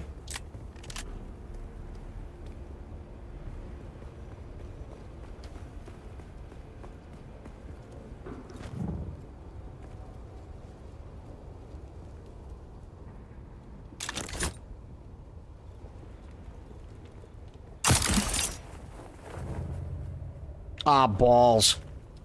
God damn it. That's not what I wanted. I wanted balloons with happy faces.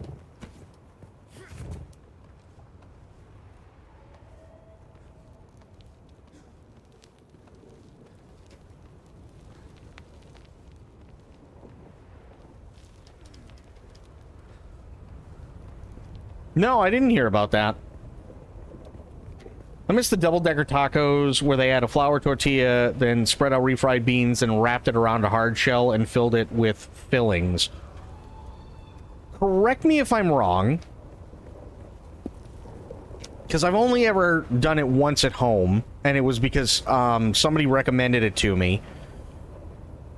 But isn't a chalupa quite literally that, but instead of refried beans, it's cheese in between the two?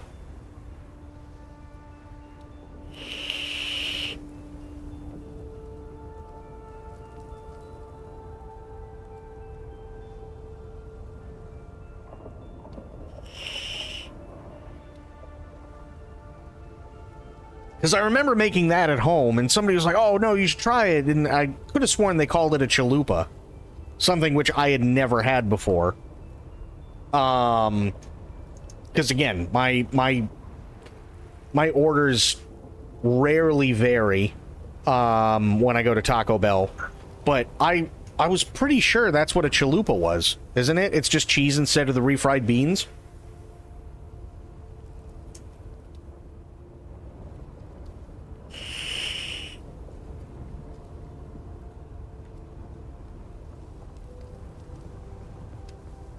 Actually never had one.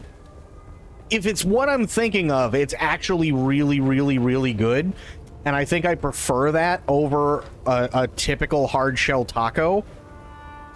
Only because you're not trying to chew cornmeal razor blades.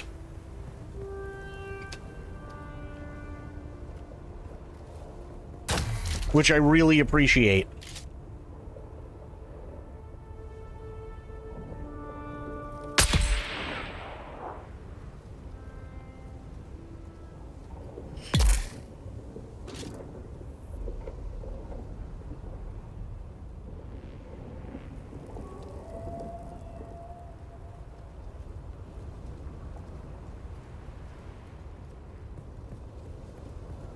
And I can't get up there. I know I can't, which is a bummer.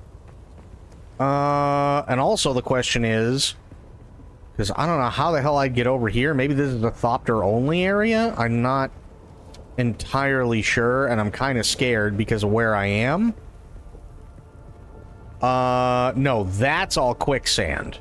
So I can make it over here. I just don't know what's over here.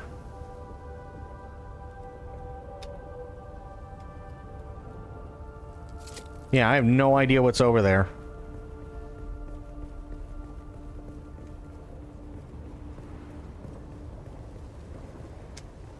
Because with those, you still get, like, a really nice and satisfying crunch, but... what's the best way to say it? It's... you get that crunch, but you also get that really, really nice taste and flavor of just the tortilla, right? So it's still soft, but it's crunchy at the same time, and I really, really like that.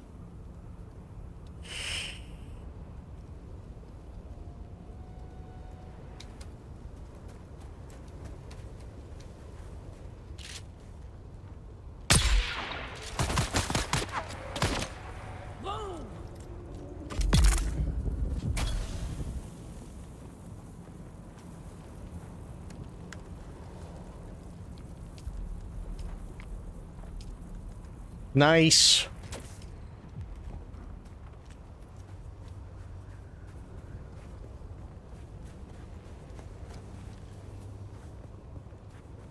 I'm just trying to fill up most, if not all, of my inventory with aluminum before I move out again. Because I need it for the cut array. Which, come to find out, is kind of a giant pain in the balls.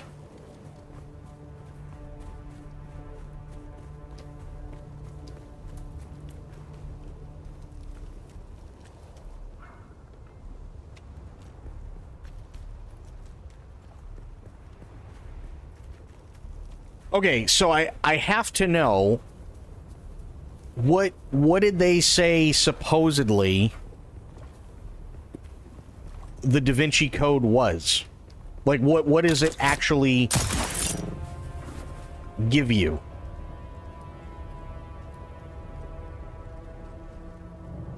Like, I know what it's supposed to be from the movies and the book.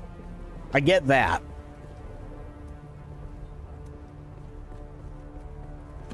But yeah, I kind of feel like we're kind of getting swindled. It's a little bit underwhelming. Well, that's what I was kind of wondering. It's like, okay, well, is the Da Vinci Code just like, come to find out it's a recipe for chicken soup?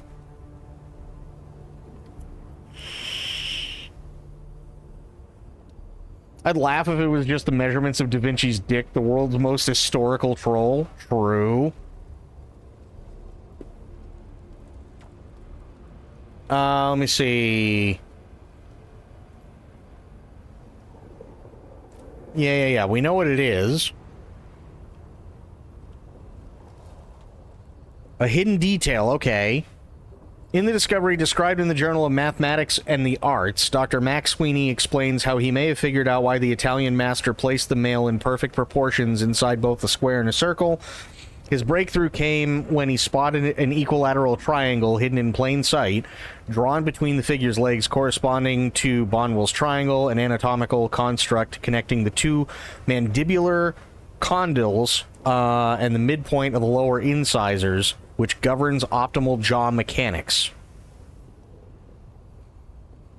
Triangle used to construct this Vitruvian produces a specific ratio between the size of the other shapes, 1.634. This ratio is incredibly close to the special blueprint number, which appears in nature and is said to be used to construct the most efficient structures, like the human jaw, human skull, or the atomic structure of crystals. The triangle can be found between the man's legs in the artwork and isn't just a random shape. Dr. Sweeney, a graduate of the School of Dental Science at Trinity College in Dublin. He continues, we've all been looking for a complicated answer, but the key was, in Leonardo's own words, he was pointing to this triangle all along. What's truly amazing is that this one drawing encapsulates a universal rule design. It shows that the same blueprint nature uses for efficient design is at work in the ideal human body. Leonardo knew or sensed that our bodies are built with the same mathematical elegance as the universe around us. This shape matches one found in modern anatomy known as Bonwell's triangle, which explains how human jaws work in the most efficient way, he says. According to the dentist, the discovery is particularly poignant as it details that the Vitruvian man is much more than just a historic piece of art. He considers the artwork a piece of scientific genius that was centuries ahead of its time. I mean, that's cool, but it definitely ain't going to help us figure out where Jeebus is buried.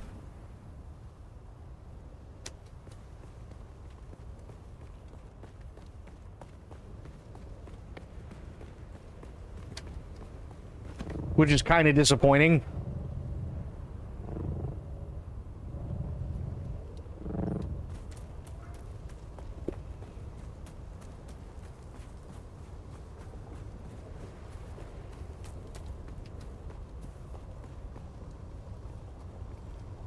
So, suck it, Tom Hanks.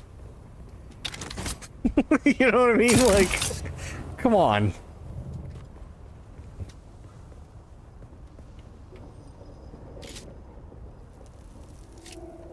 Is that just abandoned?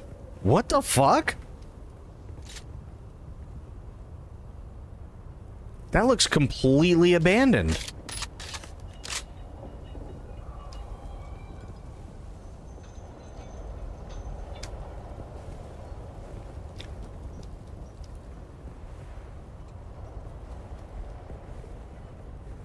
I smell new base? I don't know.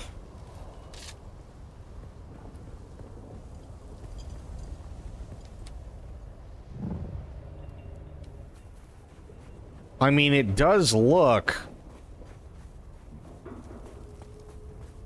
abandoned. Like, giga abandoned.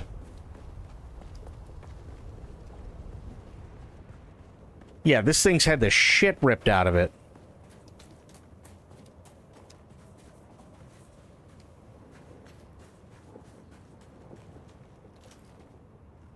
I think somebody might be here. I don't like that.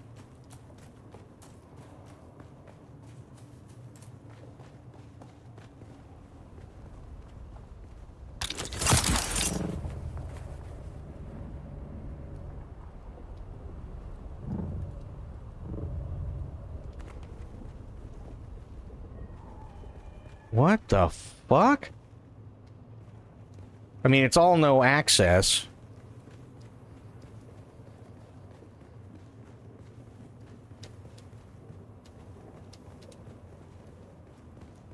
And I don't know where the hell they would have hidden their thing.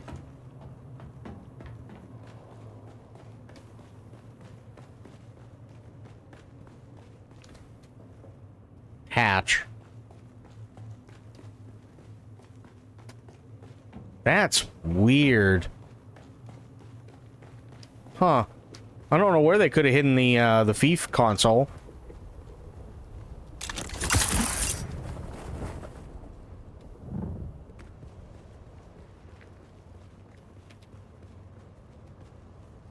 Huh. The concept of Da Vinci knowing where Jeebus was buried. How would a 15th century polymath know anything about where Jeebus was? I mean, listen. Ask Dan Brown. That's all I can really say.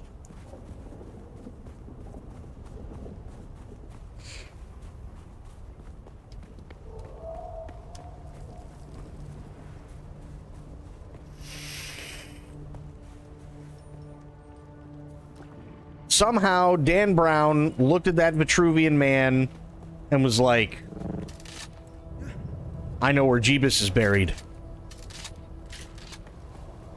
I don't know how, but sure. Made for a good book and a good movie. I'll give him that. There's someone here. Throwing grenade. Don't throw a grenade. Throwing grenades are bad.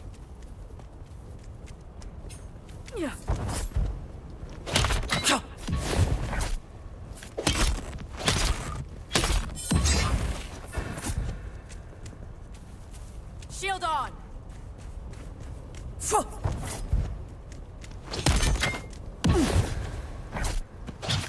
Oh shit.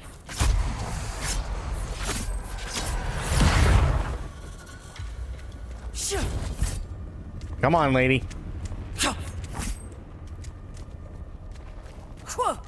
Come on.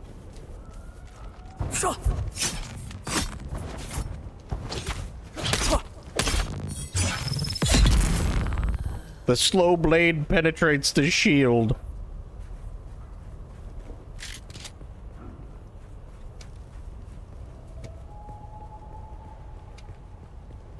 It's fiction, true. I'm aware, it's just hilarious in concept. As if he said, I'll do you one better, that is Jeebus, right?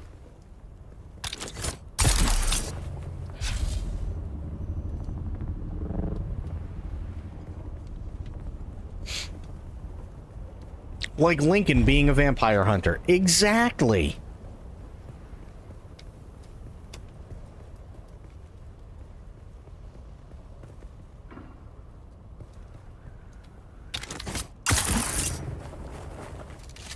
Oh.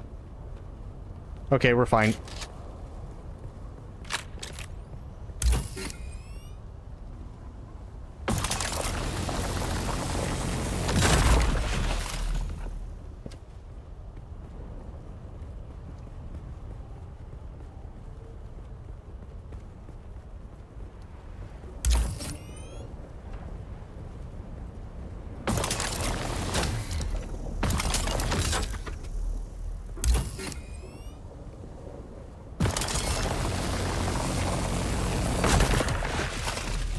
There we go.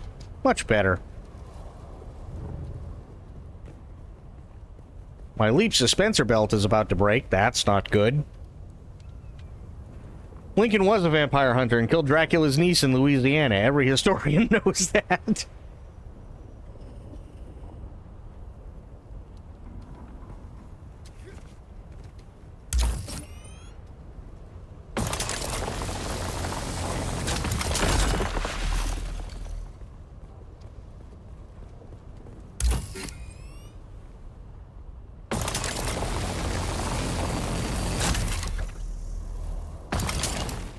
Damn it.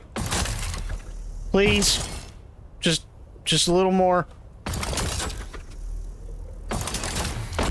There we go. Lincoln could be credited for inventing the choke slam or something stupid. I mean, to be fair, I wouldn't put it past him. He was a very tall man.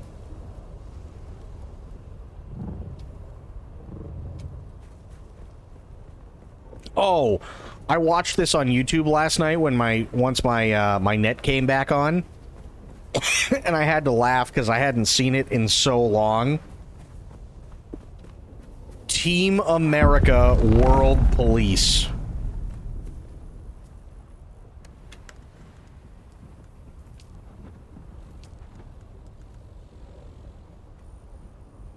Hope he did it in the ring like in WWE and just yells emancipation. Yeah, he was a pretty renowned wrestler, if I remember correctly.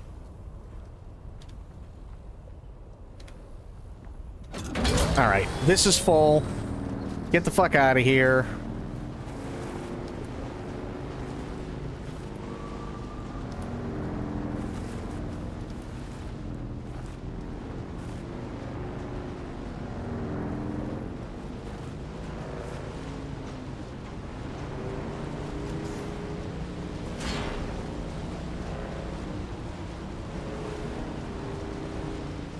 Abraham, move over Hulk Hogan Lincoln.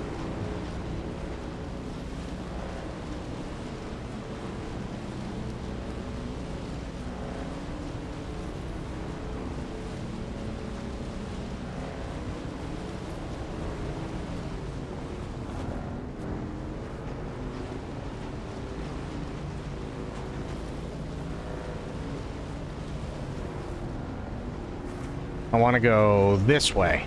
Yes. No, almost lost it. We're fine.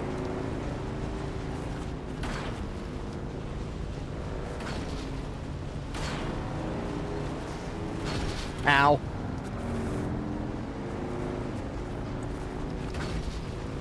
He smelled what the Rock was cooking. Oh, God. Oh.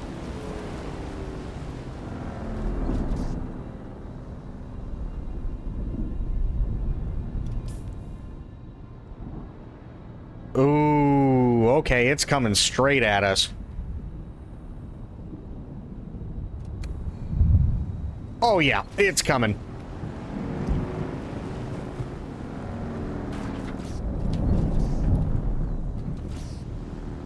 Sector weather alert. A large sandstorm is approaching. Yes, I noticed. Oh. Please. I should be okay here. I'm not okay.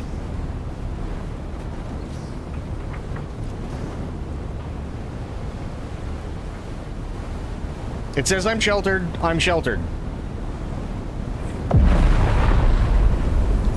Oh. My toe is dipped into the sheltered region.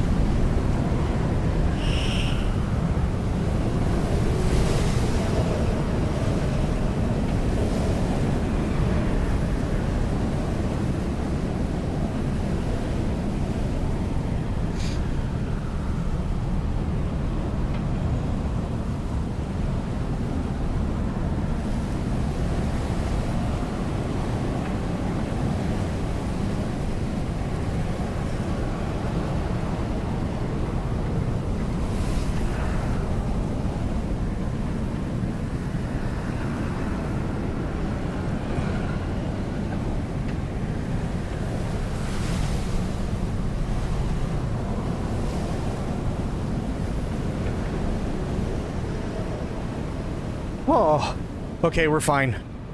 Everything's fine. Thank God.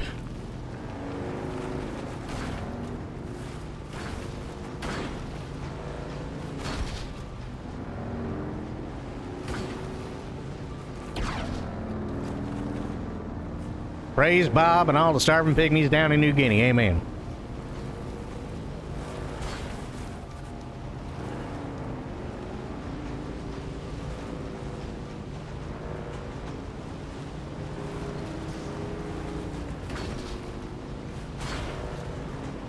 Imagine getting chokeslammed by a future president. That'd actually be kind of funny. Someday in the far future, do you think there will be a movie about, like, Steve Jobs hiding secrets about Golomency taken from the Dead Sea Scrolls in plain sight in the OS of every iPhone? If there isn't, I will be very disappointed. I'll just say it now.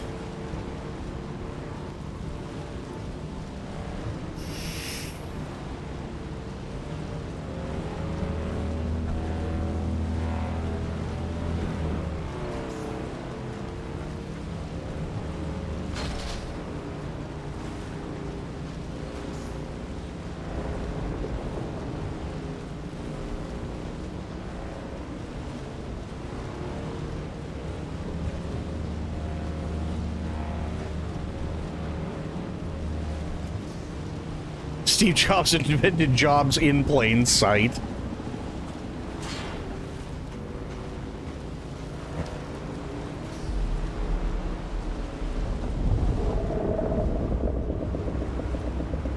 Okay, well that can't be good.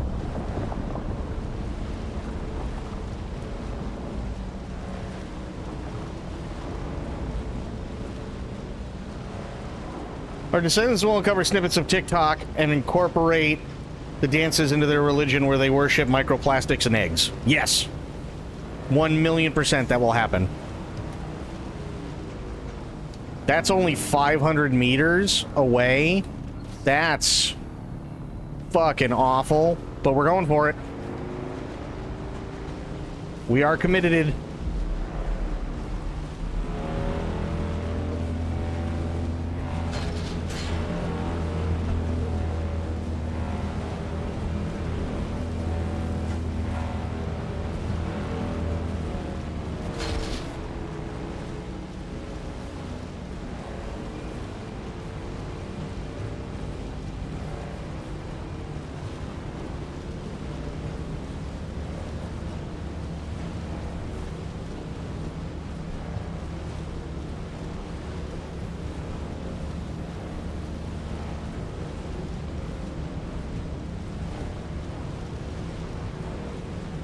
Yeah, I'm on. This thing actually, like, hauls ass compared to the other one.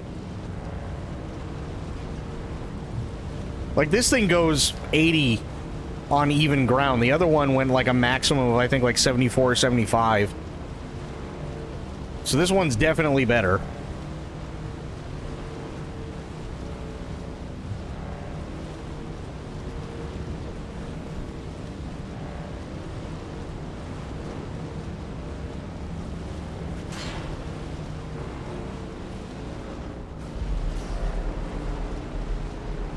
Yeah, this thing's got a lot more hitch in its giddy up.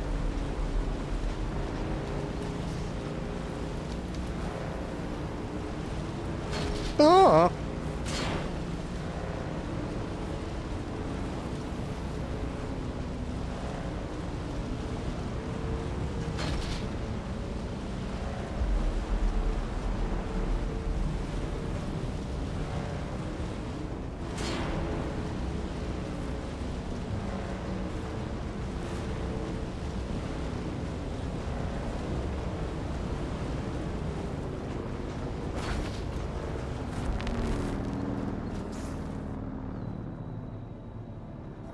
I'm gonna count that as a win.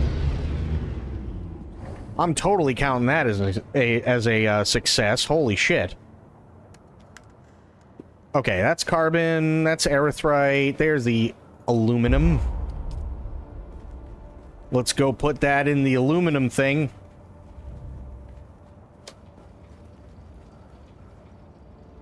I'm hoping this is the aluminum thing.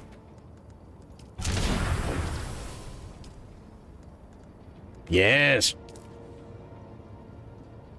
Nice.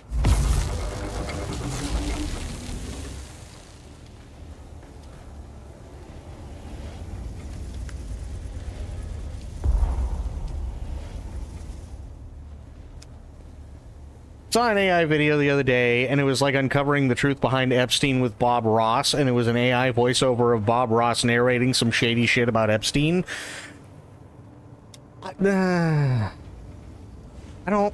I don't like that. Why they make Bob do things? That's not nice.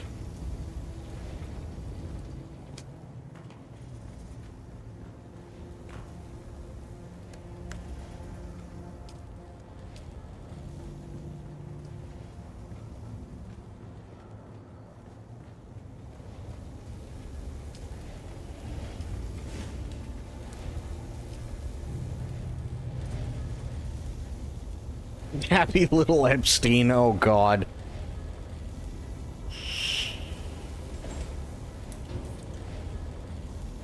I know, right? Poor Bob.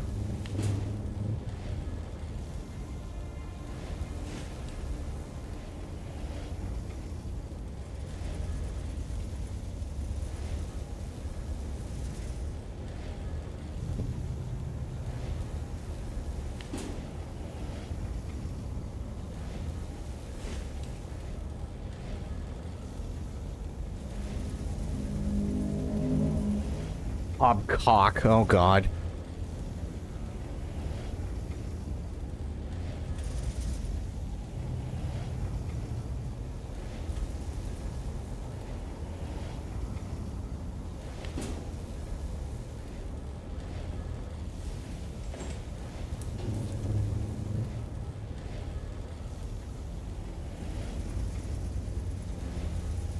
Okay, while this is doing this, I got 55 research that I can use.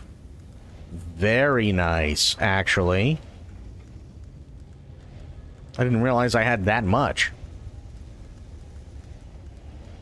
Okay, nothing exciting in there. Dew Reaper Mark IV. Deciliter John, though. Ooh.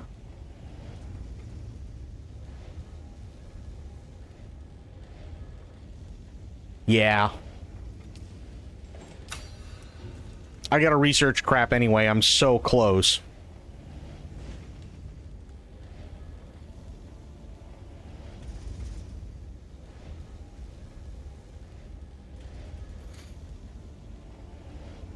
Industrial dew scythe. Large blood sac. I need insulated fabric for that, though. What else do I have that I can research?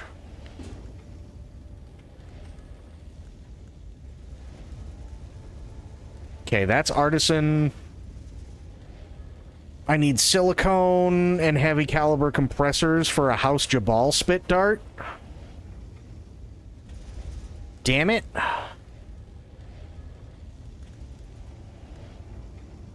Same thing with the House Karpov.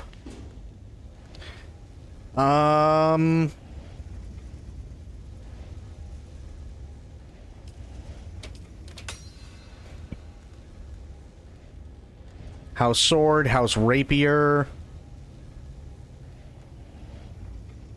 Those need carbide. I don't know where the hell I'm gonna get carbide from.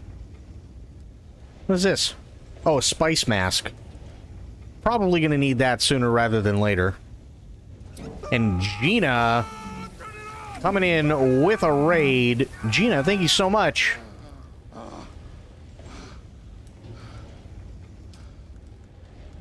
What the fuck are you doing here? Yeah, fuck it. Let's go after the... Oh, I can't go after the rapier. That's too much right now. That's fine. How you doing, Gina? How are the things? Welcome in, everybody.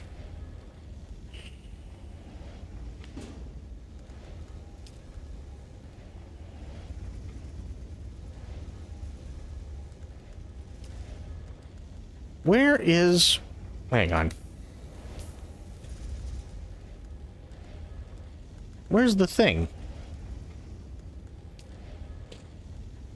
Ah, there we go. 689. Oh my god. Okay. So then...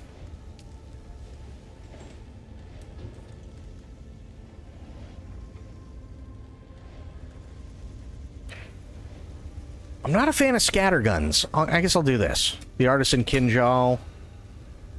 That gives me to 699. And then...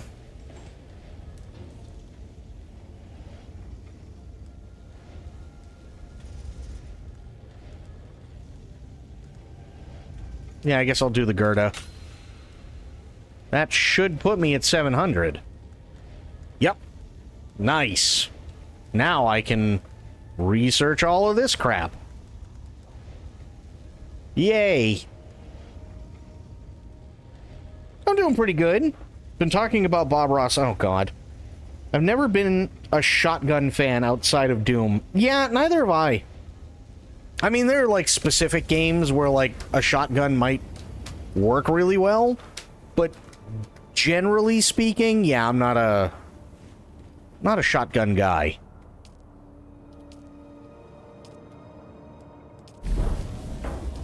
Okay, go to the buggy.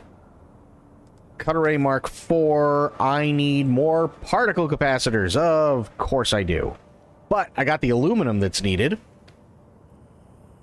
So that's good.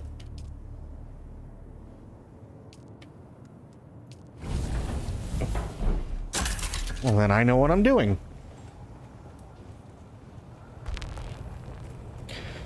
Pistol, rifle, sniper rifle, and if it's an option, some sort of MP5.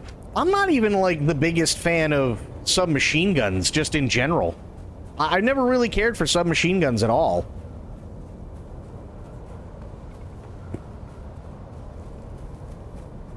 Like, give me an assault rifle? Sure. Assault rifle I can do. That's fine. But submachine guns, I don't know.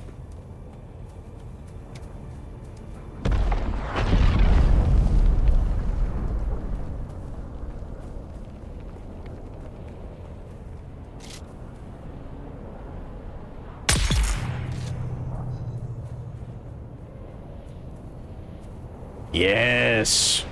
The things are back. Perfect.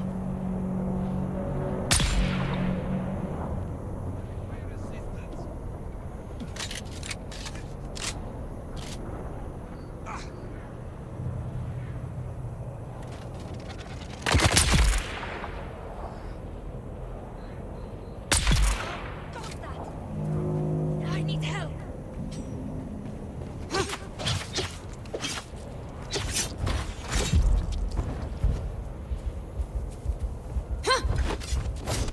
Come on, lady. Don't do this to me right now.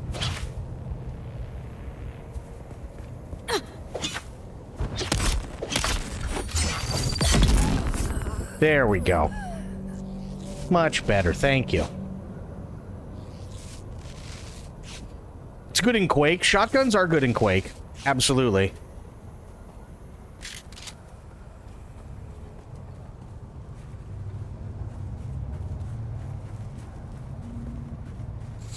Also really like the Dragon's Breath, Shoddy, and Helldivers 2. Felt really good shredding up bugs with it.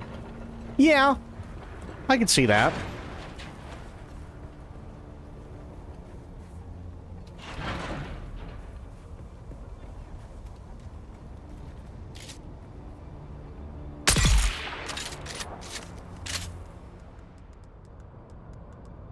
Where is thing? There it is. Much better.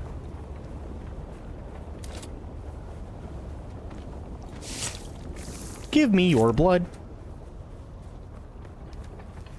I might as well take it while I'm here, right?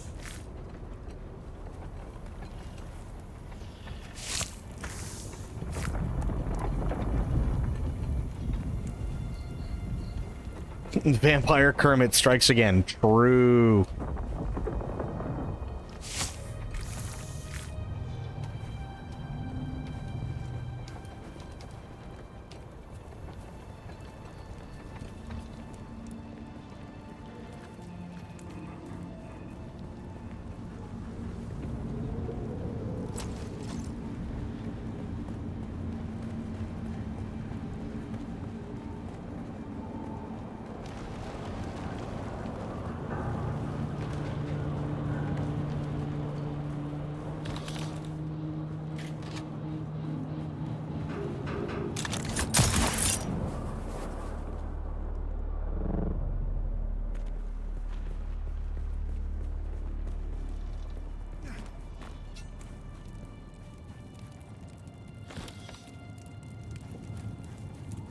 Nobody's ever here anymore.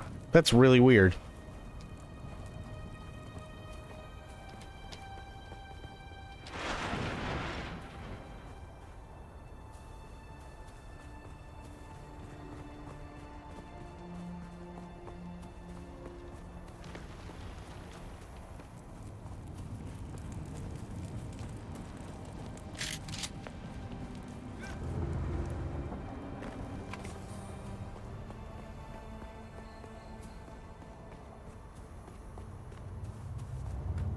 Vampire Kermit is even funnier than the time I was in the kitchen, my laptop boomed shy hulu'd from the lounge, and I dropped the kettle because I thought God was mad at me.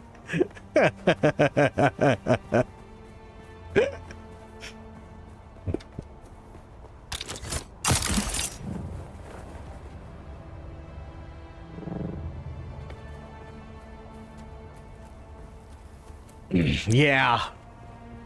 That was I didn't realize that one was gonna resonate like it does, both figuratively and literally.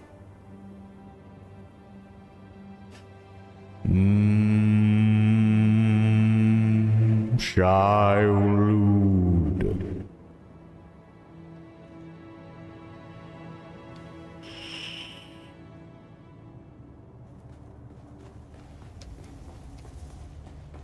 I still think that's really funny that you drop the kettle.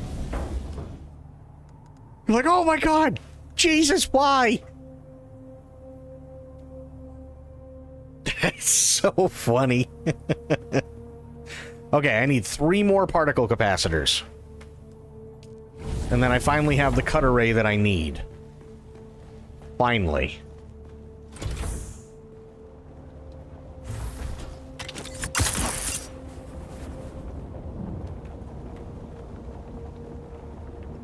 Stop, it vibrates my house. My new neighbors are gonna think I have an industrial Hitachi.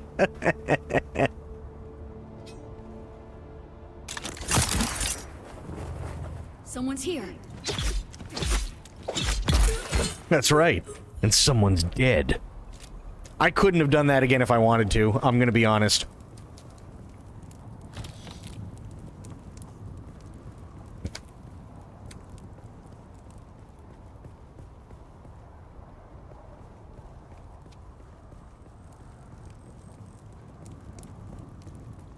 Actually, while I'm up here, I might as well check these two.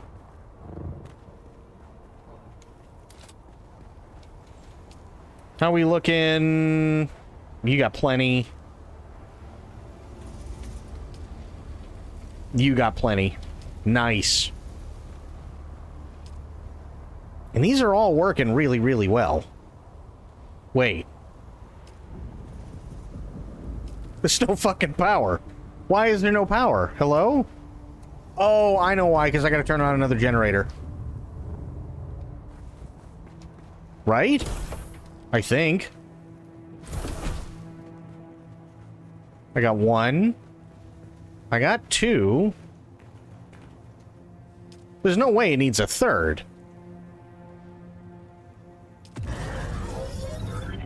Why does that say no power? Hang on.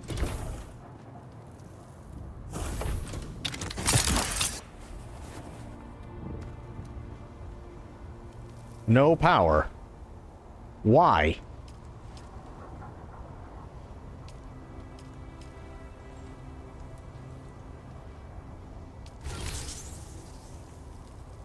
Okay. Storage is... Oh, okay. I guess I have to just do it that way. Got it. That's kind of weird, but sure. I guess they're thinking it's almost kind of like a like an air conditioner where you have to take the shit out and replace it.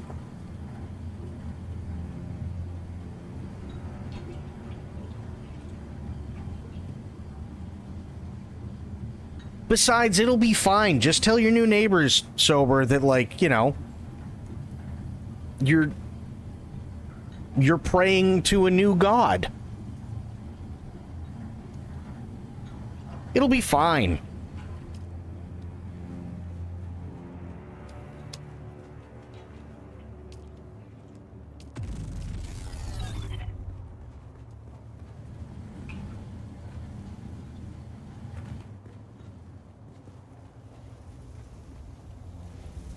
This Mark III bike?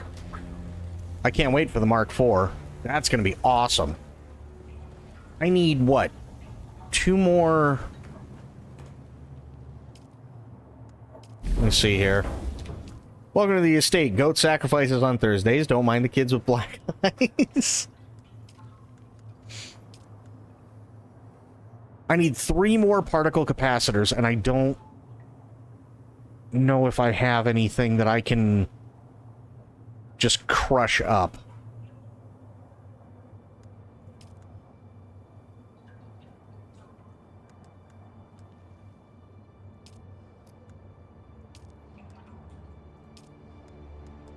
All I want is the cut array. That's it. For the time being, that's really all I want. Black Creepy Eyes, not kids. Someone's been duffing up. Please do not punch children.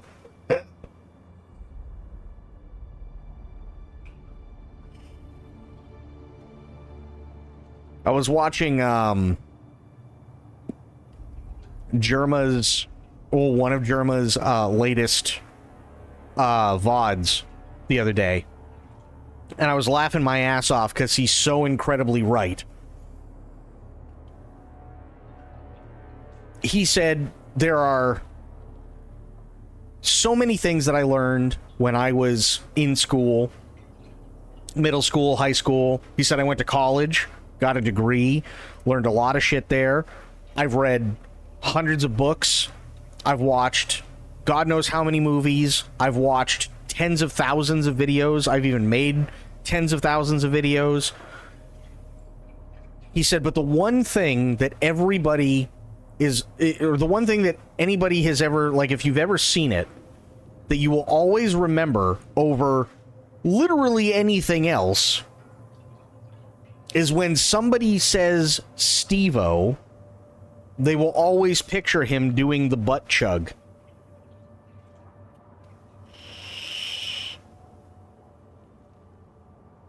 And he's not wrong.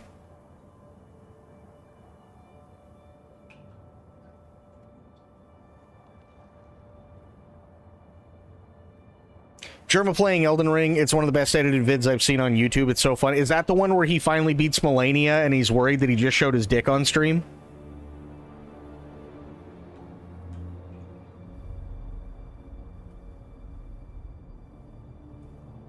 Somebody says Steve-O, I think at the time he took a shit in a hardware store display toilet. Yep. I also think of the time he had the astronaut helmet on, and I can't remember his name. The heavy guy farted into the pipe, and he just started puking all over the inside of the helmet.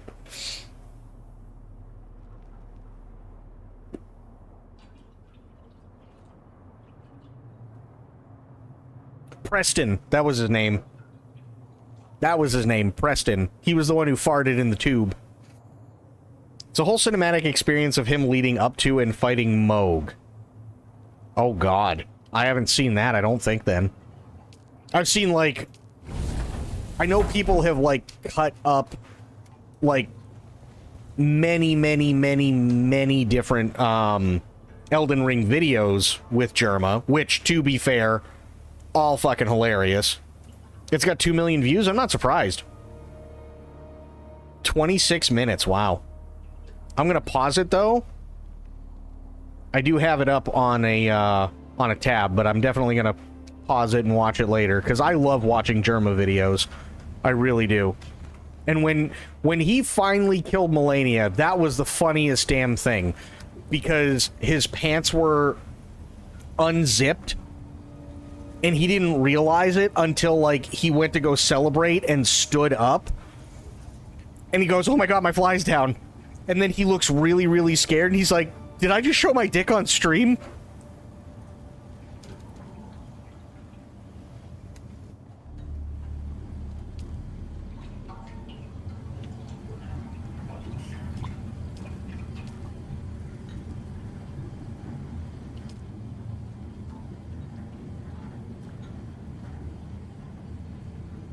And see, if you ever want to know why, unless I'm doing something like this where there's the potential for roleplay, why I say most people are naked, it's because, sure enough, if Jerma's not on camera, he's got no problem telling you he's naked. As are many, many, many other people when they're not on camera, myself included.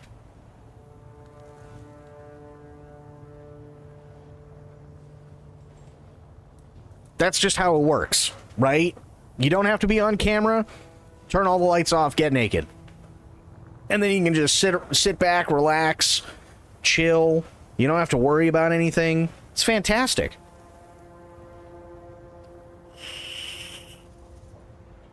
Same guy who made that vid also made one of him versus Melania too. Oh my god. The Melania battle was fucking hilarious.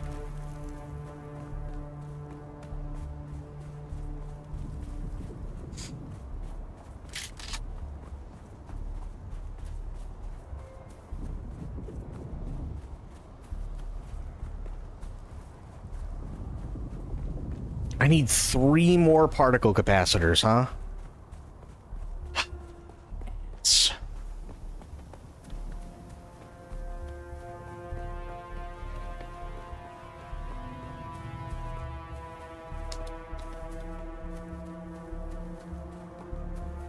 Yeah, those don't have anything in them yet.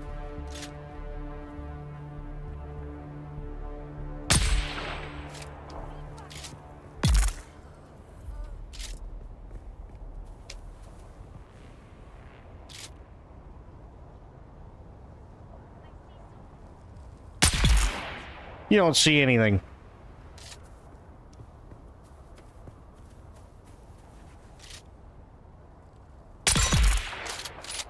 Nice.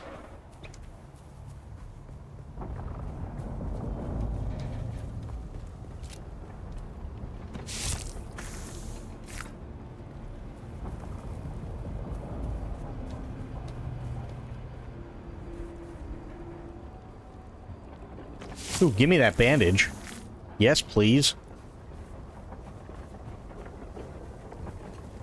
Is there anybody else in there? No, it doesn't look like it.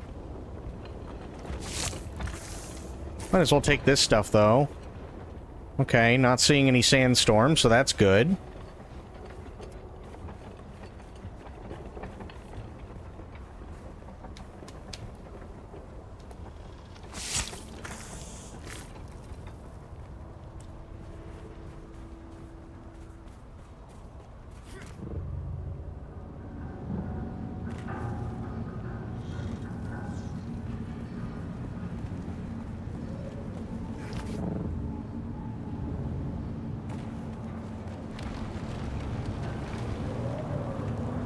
And, okay, yeah, I kind of figured that one. Damn it!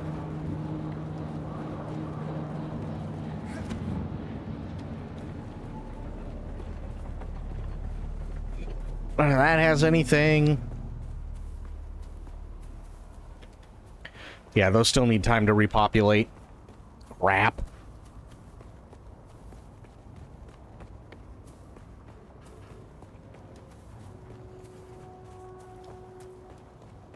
Ooh.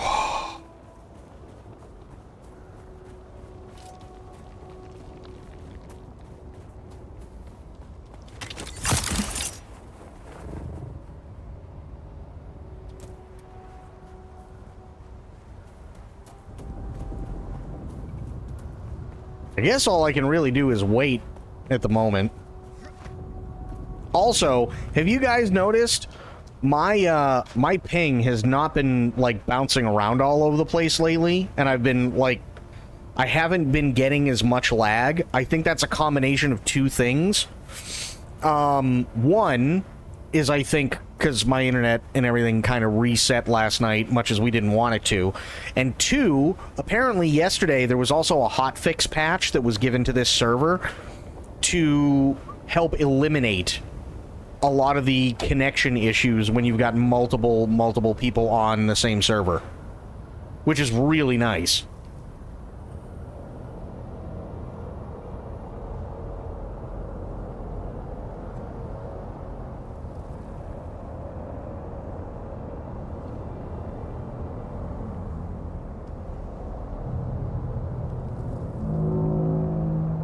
Help me bully you into watching it on stream. Oh, God. Yeah, but it's 26 minutes. And here's the thing that I don't think a lot of people understand. I'm a fucking Pause Andy. But I'm a Pause Andy specifically because I have to be. Right? The issue with reacting is that there typically has to be something that you add to it. Even if it's just watching a Germa video, those are the best videos to practice on because Germa isn't going to come after you. But at the same time, that's easily going to turn into an hour and a half thing. As it should if you're actually doing stuff right in terms of reacting and, you know, injecting a lot of the stuff, a lot of extra stuff that, say, Germa didn't or, you know, some other streamer didn't. That's really the only way to make it transformative. It really is.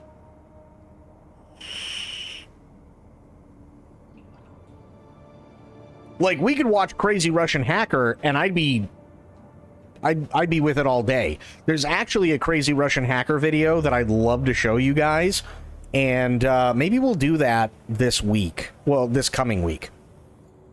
Maybe that's what we'll do. We'll do a Crazy Russian Hacker. I don't know if anybody's ever seen Crazy Russian Hacker, but he is so fucking funny. He is so insanely funny.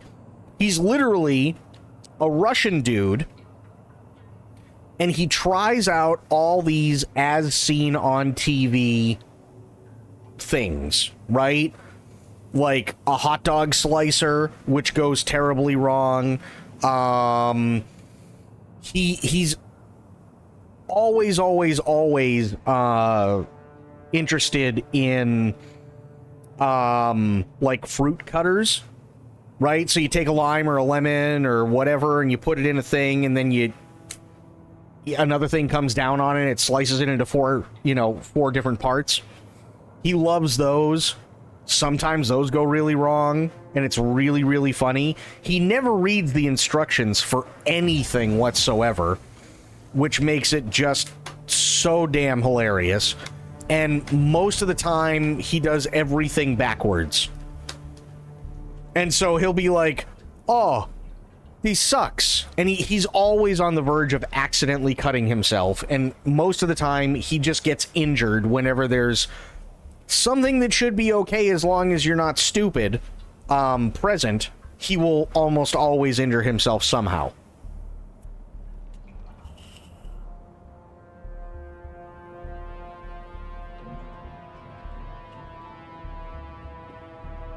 He's fascinated by, like, basically anything that has some sort of sharp blade attached to it, and it's just the funniest damn thing. Or, like, he tried a, I don't know if you guys have them across the pond, but I know you can find them pretty much in every grocery store around here in the States. They have aftermarket tinfoil / aluminum foil boxes, right? Because the boxes that our sheets of tinfoil and aluminum foil come in are made of cardboard. They're very flimsy. God forbid it's raining when you're, it's in a grocery bag and you're bringing it back up to your place or whatever. It'll start to deteriorate, right? But they have these, like, aftermarket plastic ones. So all you have to do is, get more aluminum foil or whatever, take it out of the original box, put it in the plastic thing. And he did that, and he tried it both ways, but it's because he, like, forced it down into the plastic that it just wouldn't roll. So he tried doing it, and you just see the sheet go fucking flying, and, like, this massive, like, 2 yards worth of aluminum foil that's now just spread out all over the counter. It's so stupid, but it's so funny.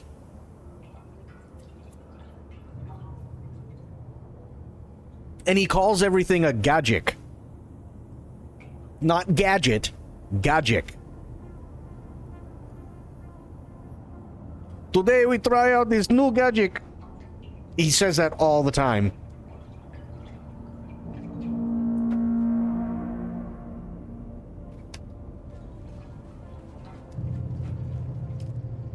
Maybe that's what we should do. Maybe at some point we should totally watch Crazy Russian Hacker. That dude is so damn funny. He is so damn funny.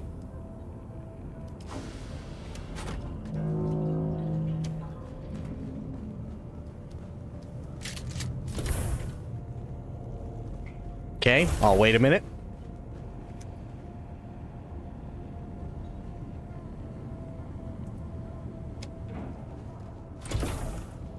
Or like when he really, really likes a product, this is what makes it even funnier.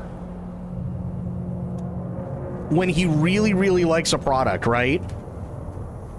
He'll go out of his way to make like an excuse for how a thing came out, right? Like he really liked this idea of a tomato slicer, but it looks like a pair of salad tongs. And what you do is you take a tomato and you place it, you hold the salad tongs and you place the tomato in it, and then it's got these lines that line up, and you're supposed to put your knife in between all these lines and slice the tomato. Okay, cool. Actually sounds like a pretty decent idea. Well, he was doing it with the wrong size tomato, so he takes the thing out after he's sliced it up, and he's like, oh, well, see, it didn't really, it didn't really cut all the way through. No, and he's fanning it out like he's holding the bottom of a deck of cards. And he's like, well, no, I mean, it did cut mostly all the way through. And it's like, no, it didn't. It didn't work.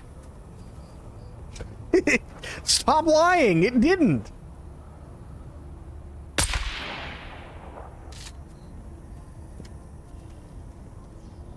He loves doing crap like that. And then at the end, like, especially if he doesn't like something, he'll be like, well, you'll be the judge. You'll be judge. Huh? Help! Help!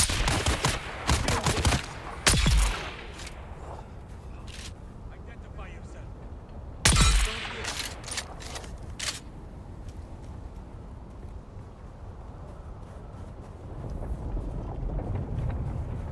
Crazy Russian Hacker is just so fucking funny. And he's been around for ages, too.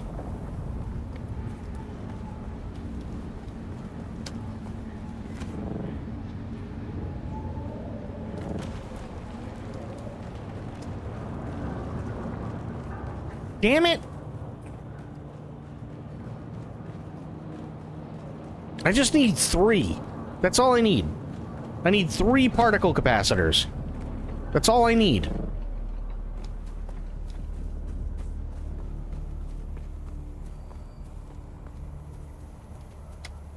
Sag.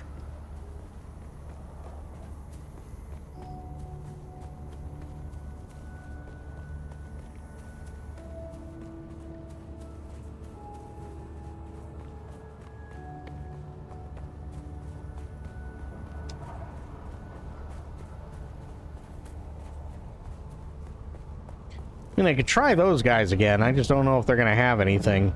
They're pretty hit or miss.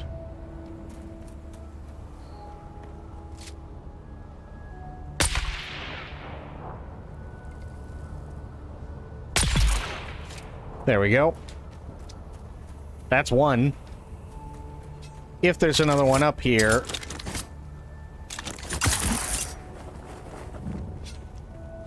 Yep.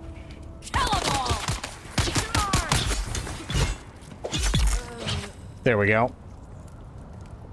Nothing. Damn it.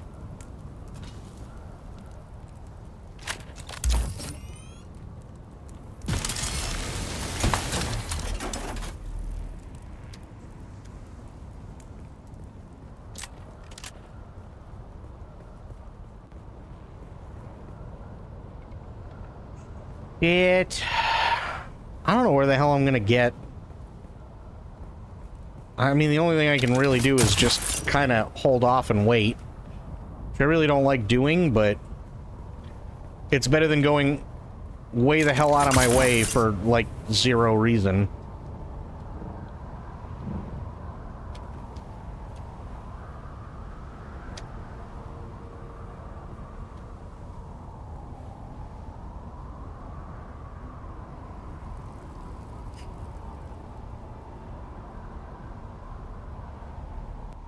That, and I feel like we haven't had a sandstorm in a minute. Gonna be honest.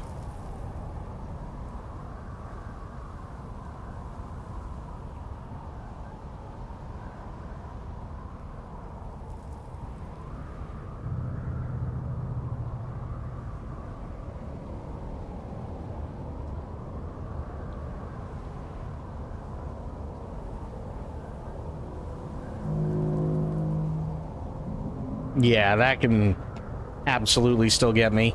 Shit. I keep forgetting how high up that thing actually is.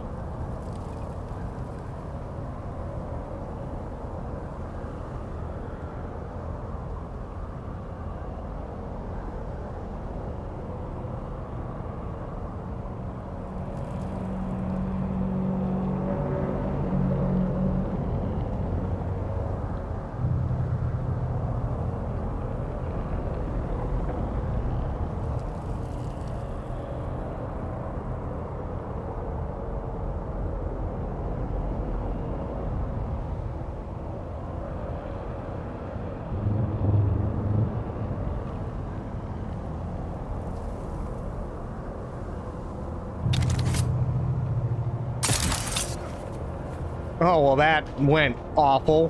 What the fuck? Try that again. Much better.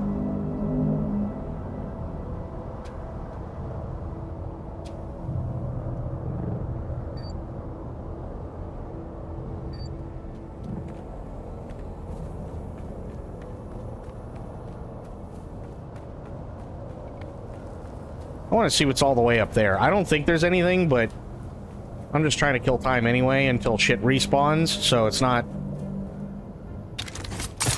too terrible of an idea if I can fucking launch myself. It'd be really nice. Please launch me. There we go.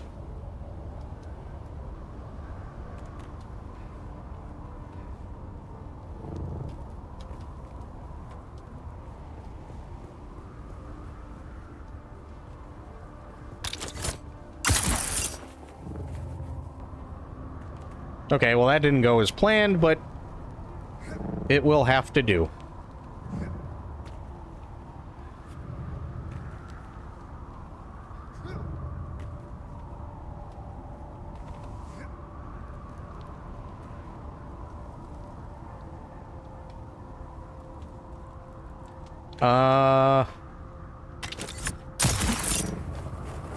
Oh, shit. Okay, we're fine.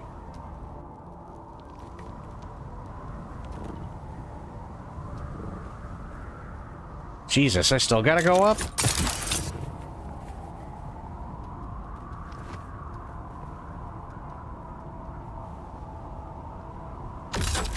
Okay, let me see. Is there anything else? That's iron. There's nothing over there.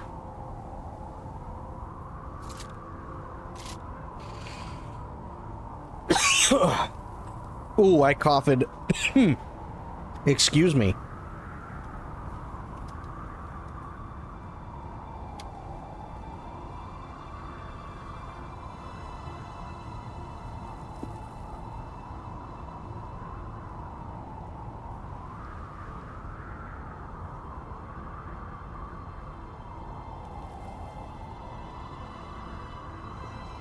That Sardaukar ship has to be taken off relatively soon, right?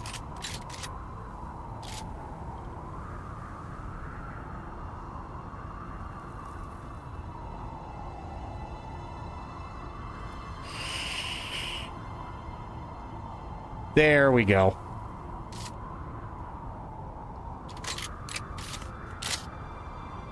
Can you destroy them? You can shoot them out of the sky if you have the rocket launcher, yes.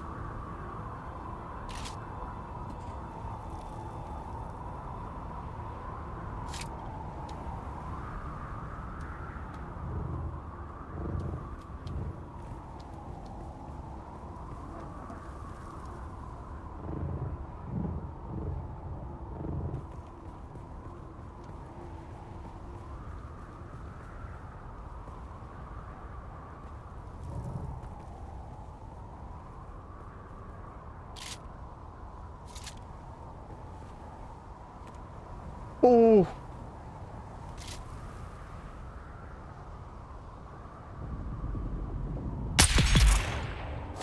Nice. Get wrecked.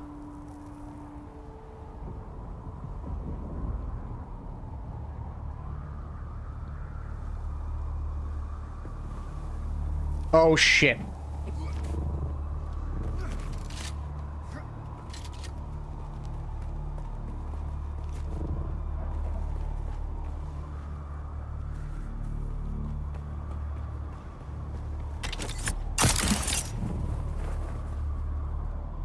Oh, fuck! Sector weather alert. A large sandstorm is approaching. Ah, my suspensor belt died. Okay, must run. Must run.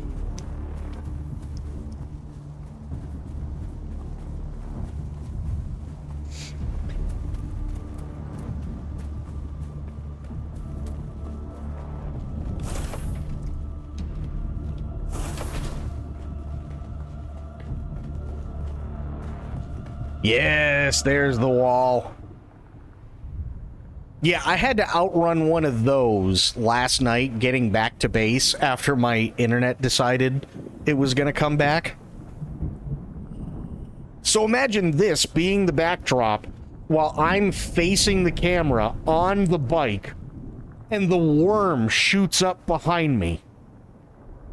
I was shitting my pants. Sector weather alert. A large sandstorm is approaching.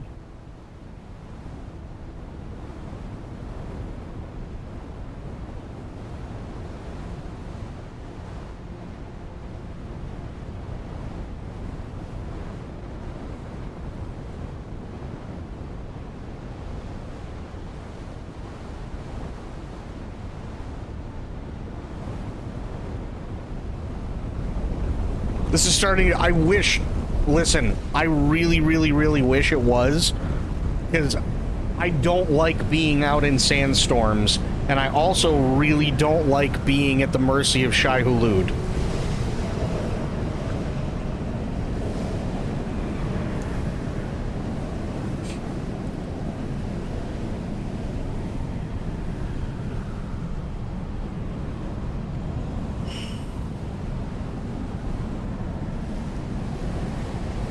And it was almost 5 in the morning, and I was just trying to get back to base. That's all I wanted.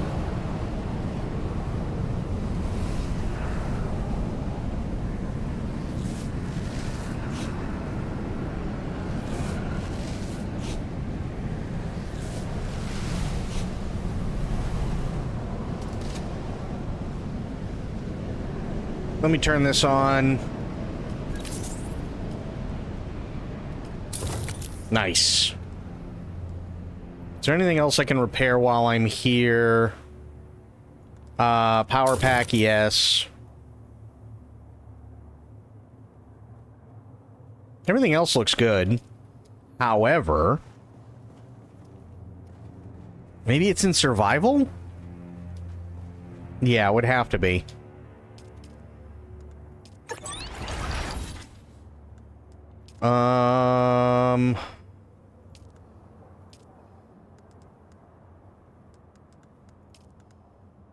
Oh, deciliter, John. I need insulated fabric, though, which I don't have. Blood extractor. Mark IV. I need 5 industrial pumps. Well, shit. Power Pack Mark IV, though. And Power Pack Mark III. Yeah, I'm definitely going with the Mark IV. For sure. I'll make 3 of them.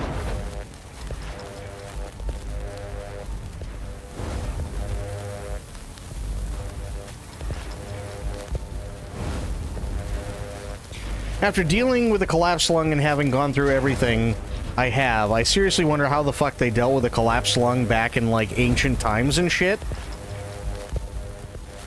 I would assume not very well.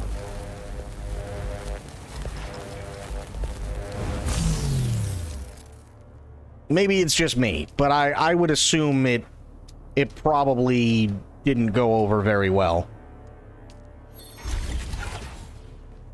Okay, now I can go down to the recycler.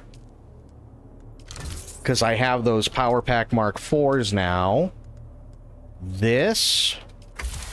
This. This.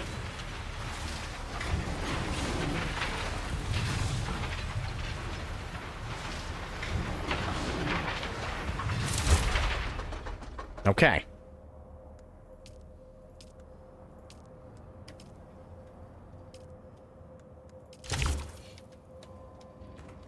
Good. Interestingly, a character in Wild RP had that, and Phelan's character sat by his bedside. They used a tube to inflate it. I think he got laudanum. Ooh. I want to say I remember that.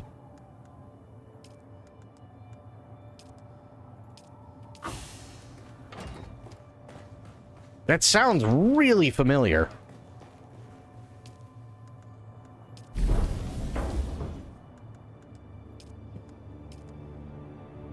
Okay, I need 30. Well, that's okay. I got the power packs, so... Now I should be able to go back. And kick some ass.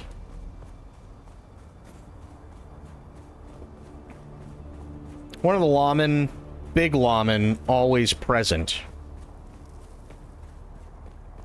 I'm trying to think of all the big names from back in the day. Cash?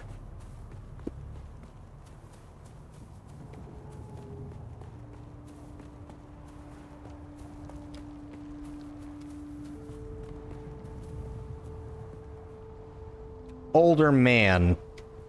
Oh, I can never remember his fucking name.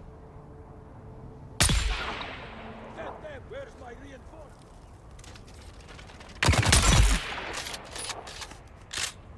I can never remember his name. Was it Doug Darrell Dan?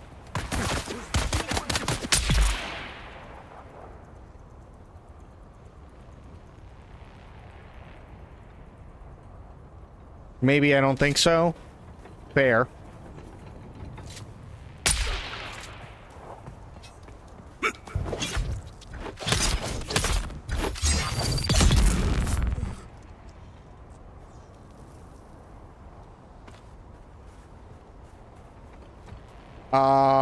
I'm trying to think. You got Cash, you had Doug Darrell Dan, you had Hart. I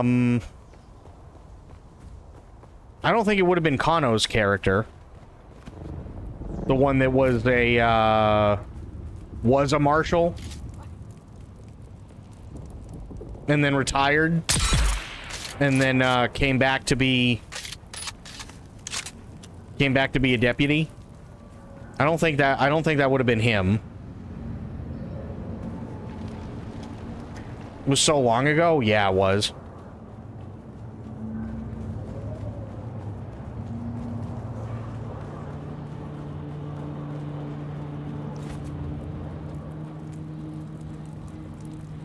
I want to say I remember that, though, but...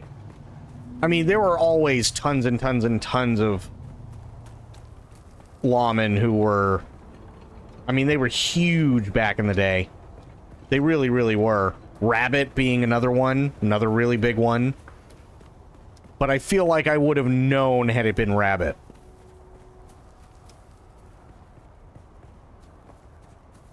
Like, there wouldn't have been any guessing whatsoever.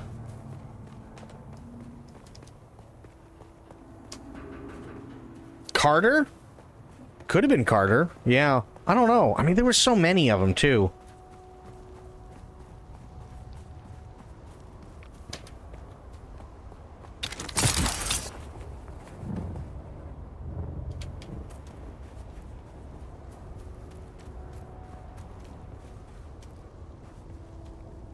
Okay, let me take a look, because obviously that's not... This area is not doing me any good right now.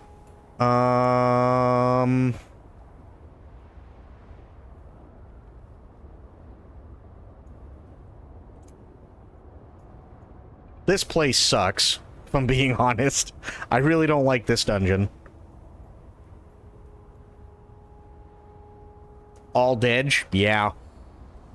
Yeah, that was kind of the thing. I mean, like, last I heard, this was a long while ago, and I haven't played in a minute, but last I heard, or last I knew anyway, Cash wasn't dead. He was just retired, unless somebody actually finally ended up killing him.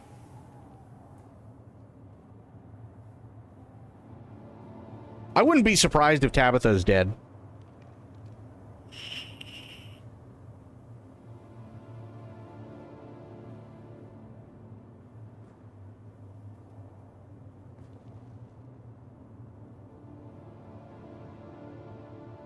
Oh, there was also Rip. You know, say what you want about Rip, but damn. You want to talk about somebody who was always present. My God.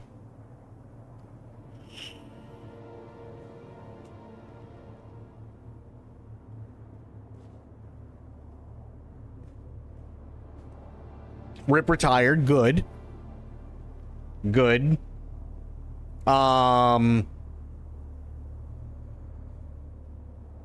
Did he and, oh God, why am I blanking on her name? Because she's so good, too. She's so fucking good, and I can't remember her name.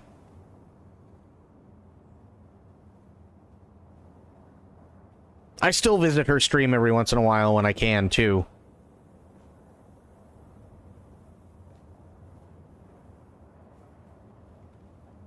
And she always palled around with Rip until she got let go.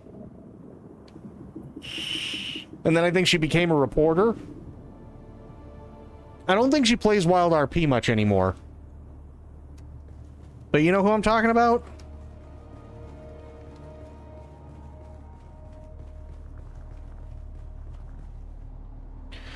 Where the hell am I gonna go for Servox?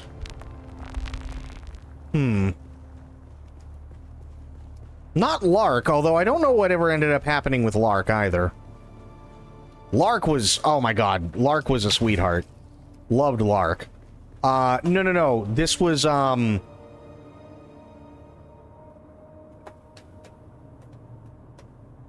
Lark was amazing. Yeah, she had an accent.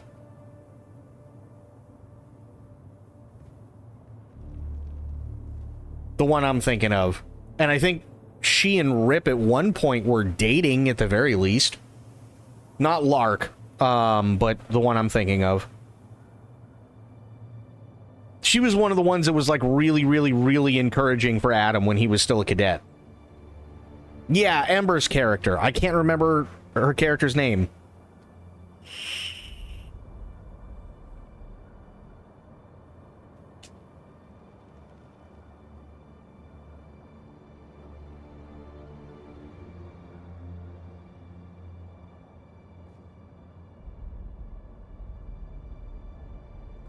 Well, there was Sive, but Sive was her Irish criminal character.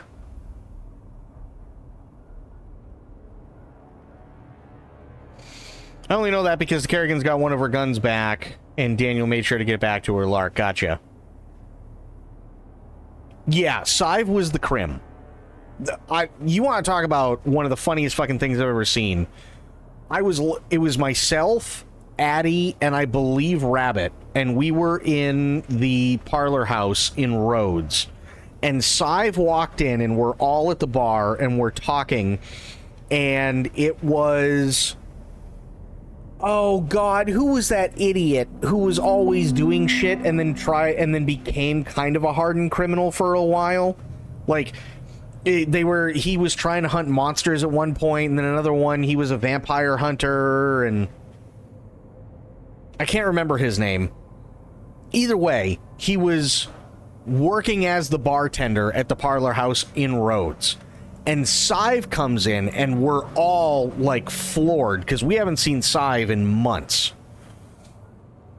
And she comes in, and she looks at the bartender, and he's like, yeah, what can I get you? And she's like, can I get an Irish whiskey, please? And he looks at her and he goes, yeah, sure, whatever. And he pours her a scotch, and he gives the glass to her, and she goes, this is a scotch. He goes, well, so what? Not that it matters. It's all the same island. And she immediately hopped over the bar and kicked the shit out of him. It was the funniest damn thing. And it was myself, Addie, and Rabbit, and we're all just sitting there watching this whole thing. We are all law at this point, and we are just watching Scythe kick the shit. Well, not Addie, but Rabbit and I are, and we're just watching her kick the shit out of this guy. We never did anything to Scythe. She got up, she straightened herself out, and then she just walked out the back door, and Rabbit just blinked. And I remember at that point, that's when the running joke started. Yes, Saffron, thank you. The running joke started between Adam and Rabbit. He goes, are you winking or are you blinking? I can't really tell. And then Rabbit was like, God damn it. Saffron got married. Nice. I loved Saffron. Saffron was so cool. And Adam always adored Saffron. Saffron was one of those people. She got married to Rip. Yay! Happy ending. Finally.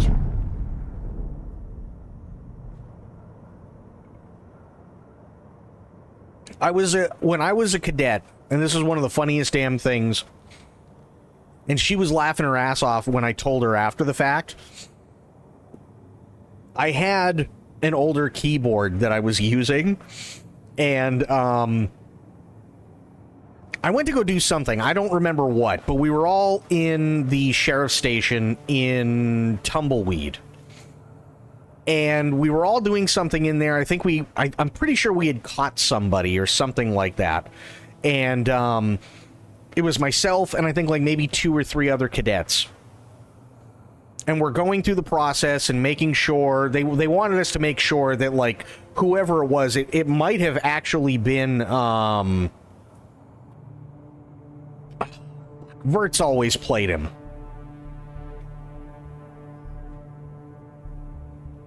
For the longest time he played him. Anyway, so they're like, okay, you know, search him again, all that stuff, and I think they said, yeah, Adam, go search him or something like that. And I went to go do it, and a key on my keyboard fell off. So I literally was like, I was about to hit the button to go, all right, and then go move, but a key just fell off of my keyboard. So I'm sitting there and I'm like, I'm actively trying to like put the key back in, but trying to be quiet and not make any sudden movements because I don't want to accidentally punch anybody in the face or something really stupid. And so I'm trying to put this back in, and Saffron comes up behind me and just gives him a little push. She's like, go. And like, I'm sitting there, I'm, oh, right, hold on one moment, please. Just give me. And I'm like, I'm trying to put the fucking key back where it needs to be.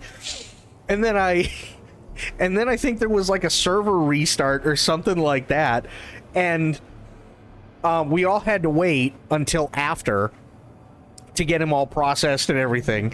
And I sent Ember a message on Discord, and I said, stop yelling at me. And she's like, I'm not yelling at you. I said, yes, you are. And meanwhile, I'm trying to fix my keyboard and it's not working. And she just started like laughing her ass off. So from that day on, it was always like, and I knew she wasn't yelling at me or Adam or anything like that. It was just all of the things happened at the same time.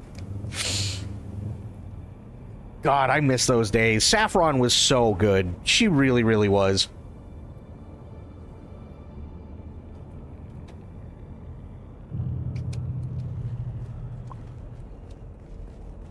Saffron was so damn funny. And, oh my god, Ember's screams. If you guys have never heard Ember scream, my god, she is amazing. Oh yeah, her cries and her screams are so funny. Yeah, I think she's on like 2 different GTA RP servers now, which, hey, good for her. I've seen some of her GTA RP stuff, and it is really, really well done.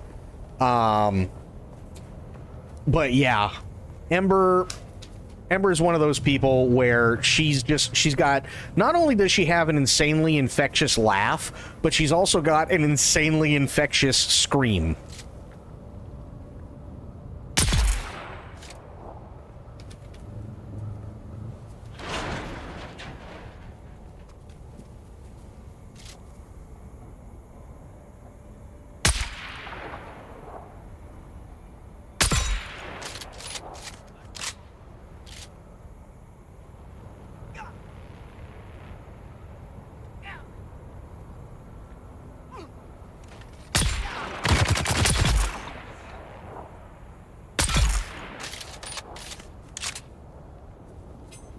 Ember is just one of those people that's just, she's so damn good.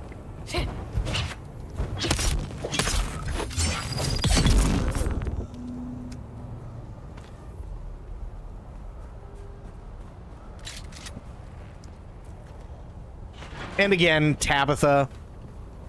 How can you ever go wrong with Tabitha? Tabitha Thorne.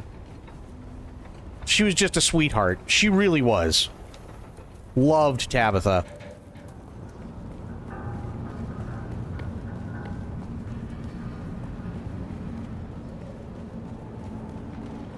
Oh! Does TRC do anything anymore? Tabitha's horse actively trying to pitch her off cliffs. Nice. TRC's still going, huh? Hell yeah. She was another one that was just, she's so fucking good.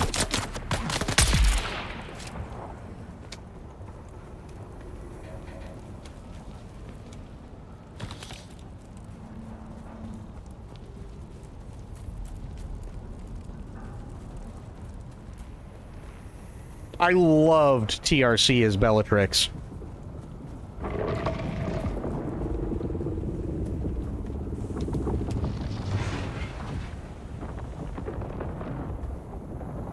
And I always felt really, really bad.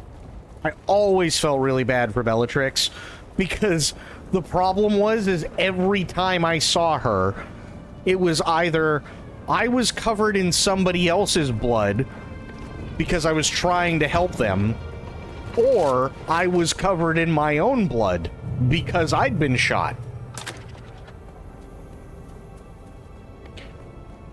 I remember watching her do the tarot readings. That shit was scary at how accurate they were.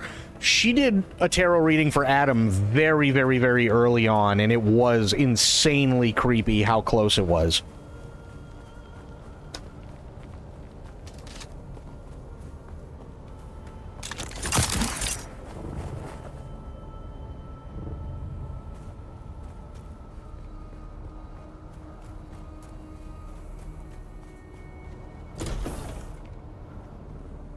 You know who I still think of every once in a while, aside from literally everybody that we just named?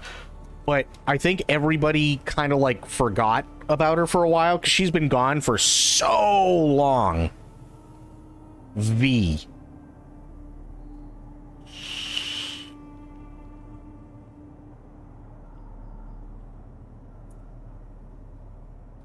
V was fantastic. She really, really, really was.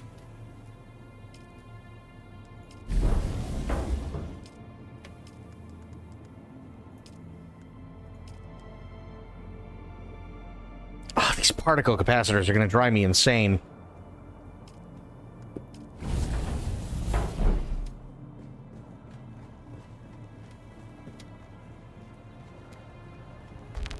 Where the hell am I going to get more?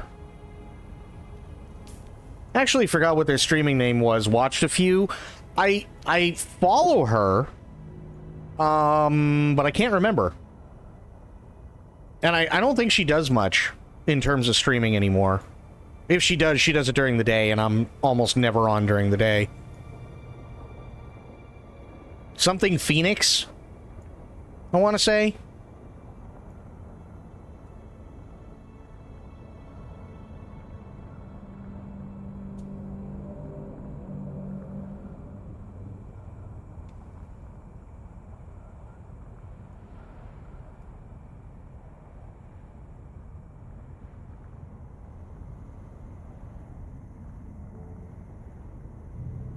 I really don't want to have to go in there.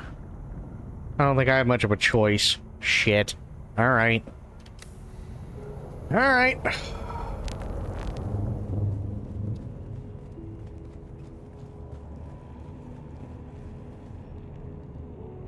Yeah, V was amazing.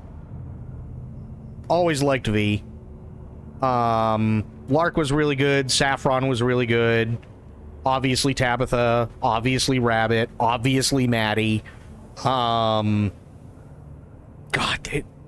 all those talented fucking people that I got to play with was just so good. Classy packs. Oh my god. People, I kind of feel like after Classy did a couple of characters, I know he took a break for a little bit, but Classy packs, my god. That dude, I'm telling you, like, I feel like people sleep on him.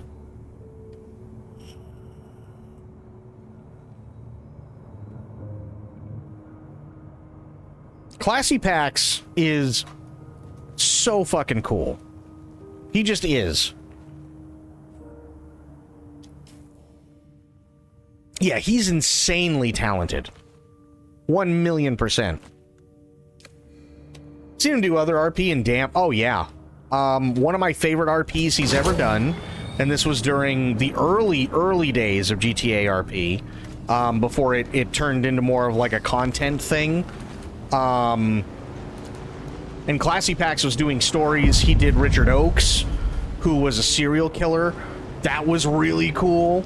But there were a couple of others, and my favorite one, still to this day, is Hobo Harry.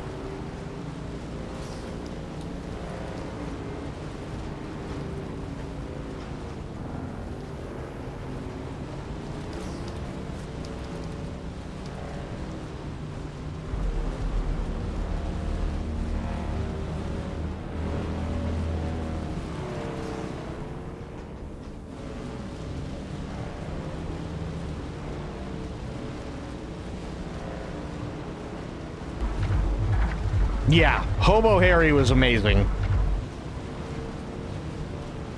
Yes, yeah, the I can count to yellow voice is Hobo Harry. Yep, that's him.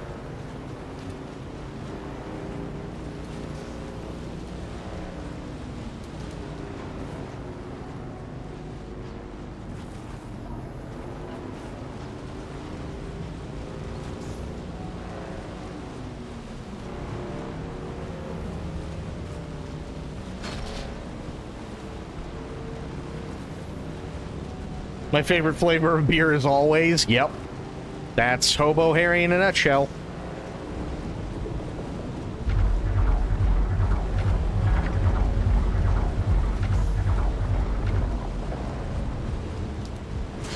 Like, no bullshit, he was so fucking funny, and typically he only would go for like, I don't know, maybe 4 or 5 hours, and it was during like the work day. And I remember I would have I had an unlimited plan on my phone, so what I would do is I would have my phone on Twitch in my pocket, and then there was this thing that you could do with some phones with Twitch, because the way that Twitch works is you could have Twitch playing in your pocket, and that was fine, and then you could shut the screen off, and it would still play. So that's what I would do most of the time, and most of my experience when I could was listening to Hobo Harry. But then I'd have a break come up or something like that, and I'd absolutely stop. And I'd actually pull out my phone and just watch him, and I'd watch him all day. I'd literally just do that all day for Hobo Harry. He was just one of those people that you had to watch.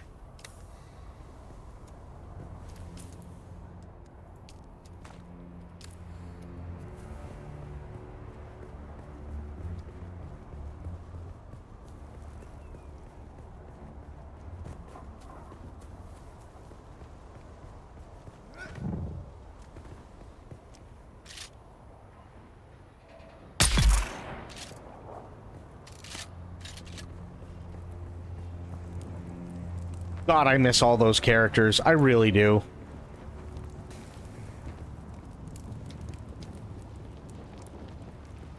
Also, it definitely kind of shows you my age. I fucking missed? Really?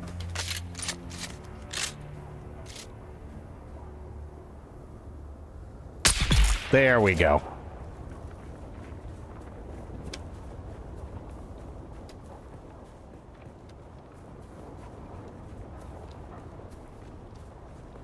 See, that's a really nice base. However, methinks that base might be occupied?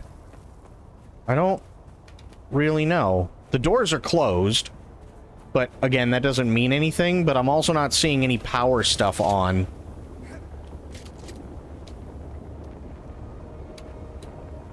Yeah, I'm not seeing any power stuff, so maybe they moved on? I don't know.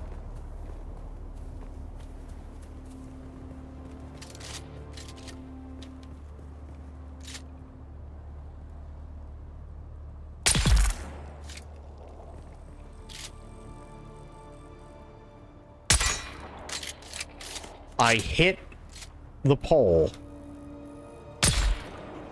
Help! Help!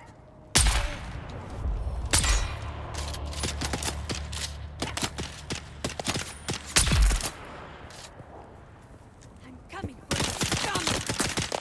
She's coming for me. Wow.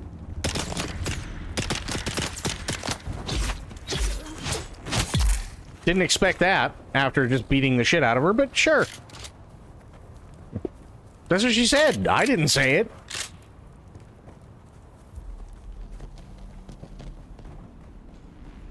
Usually have to make an effort for that. Oh, God.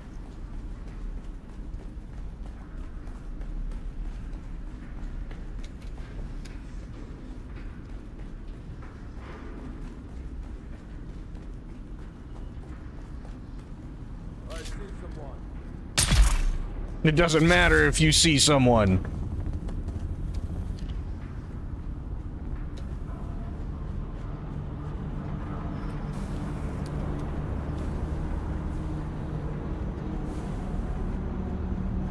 Where it just happened really skips the middleman. True.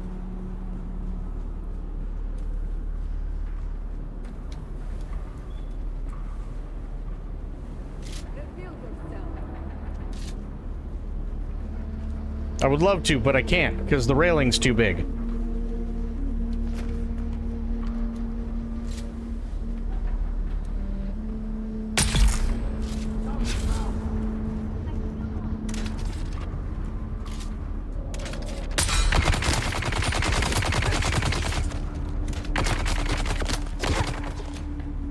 Now the real battle begins.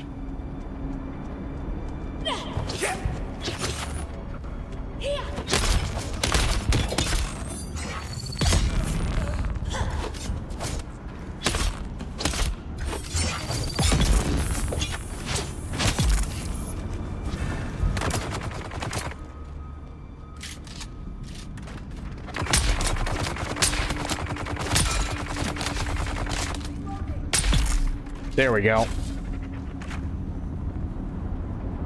They don't like me being here. Stab their bitch asses. I see dead people too. And then... Oh, good. The NPCs aren't trying to kill each other all the time now. I don't have to identify shit, lady.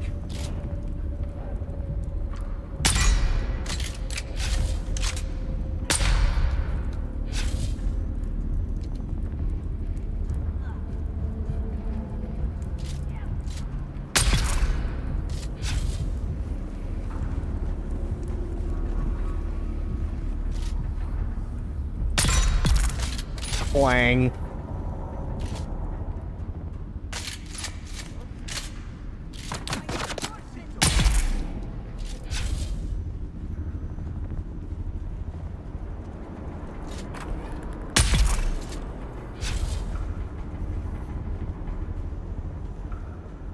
I will annihilate every single one of you to get what I need.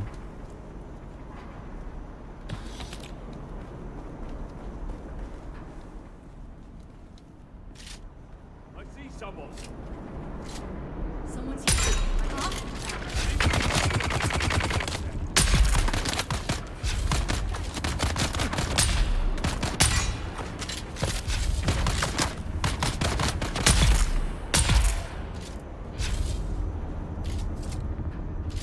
All right, poopy pants. Enemy.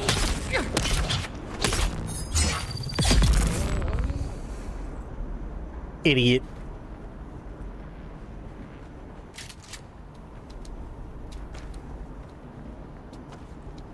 Okay. Yes.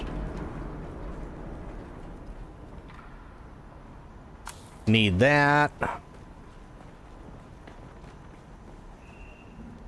Take that. Drink. Nice.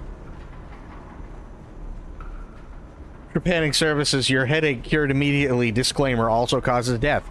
I mean, true.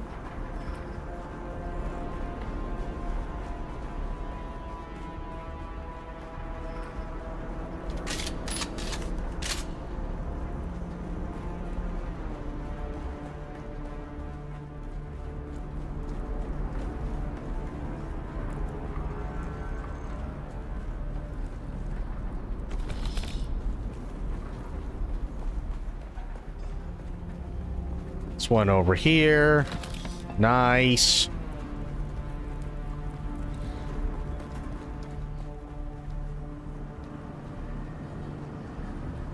Okay, we're looking good. Who are you? Shut up. You don't require shit.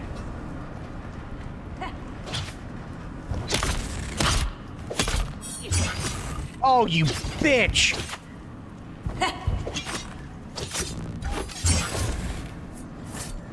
Okay, this is awful.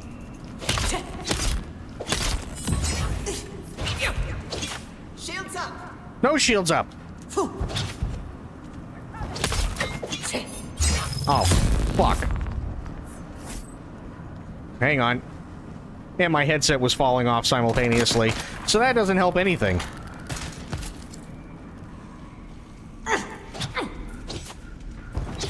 I was shit. Okay, hang on. I'm not critically injured. I'm just bored. Shut up.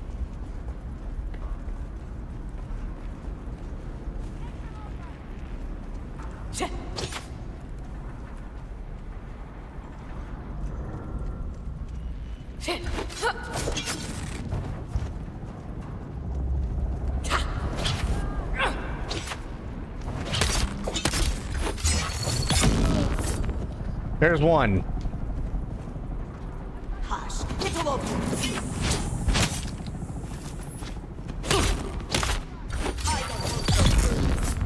Help.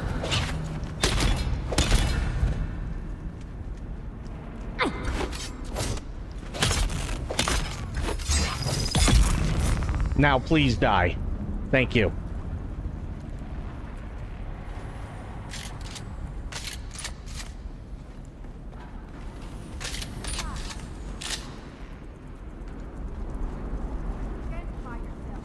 You identify yourself. Idiot.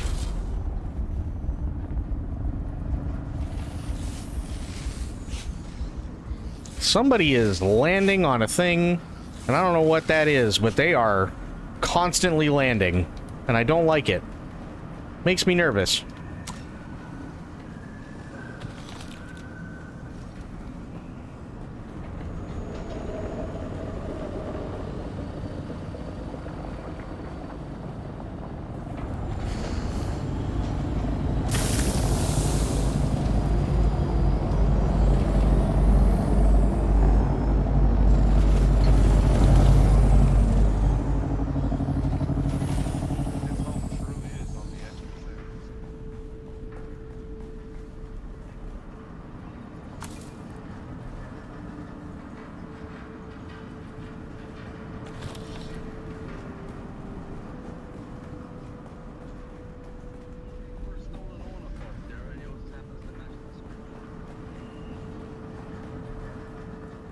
Maybe those are the guys that... I don't even know. Maybe they're the ones who own the base or something?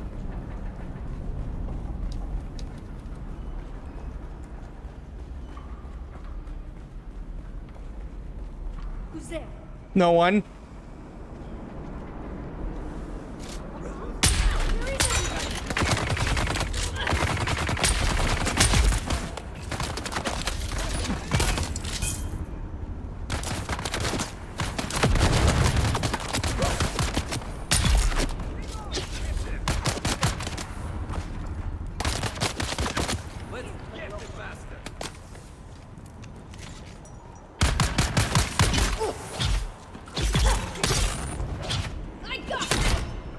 Yeah.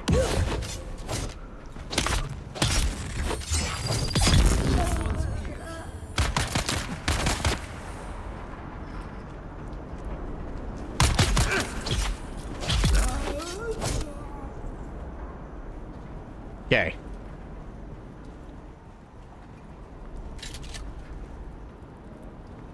Drink. Yes.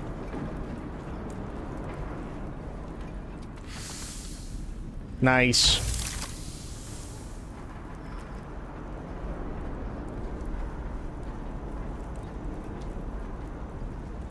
Okay, I think that's it. I think.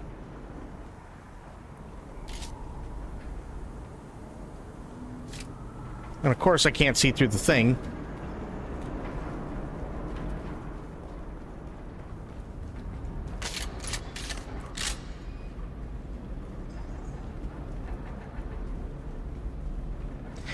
Yeah, I kind of have this tendency to piss off a lot of people.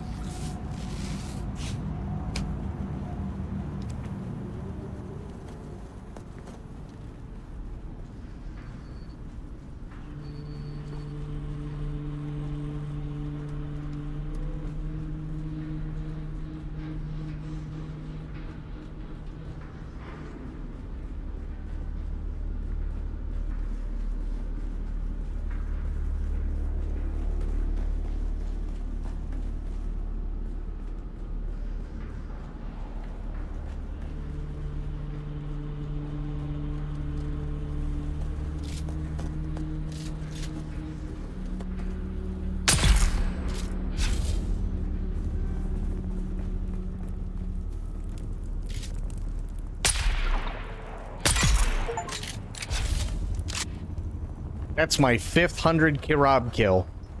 Nice.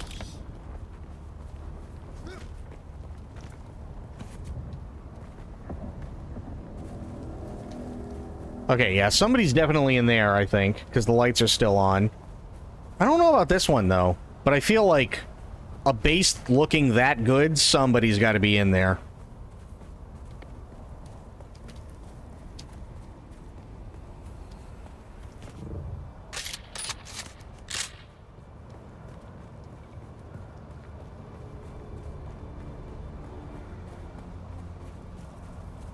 He's in there just waiting to sell your kidneys. Fair. Also, probably.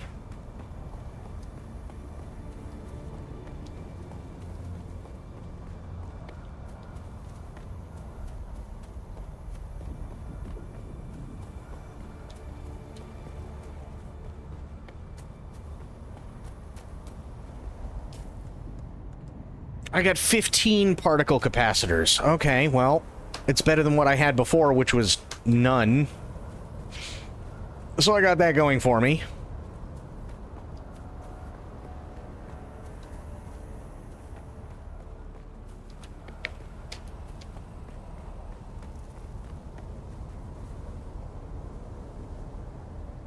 Okay.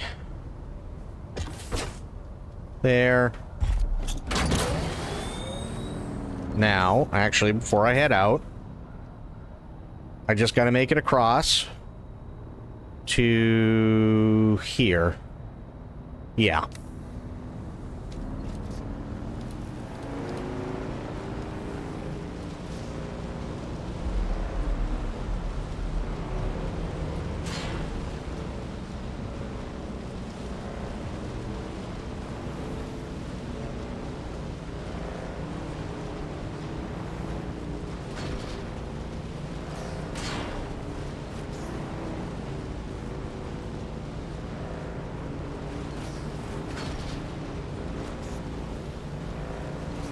Just get a straw.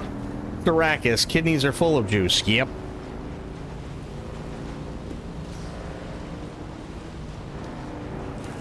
I'm gonna go up this way.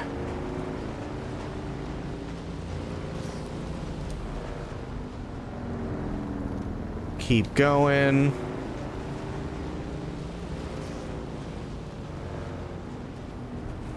I think it's right about here.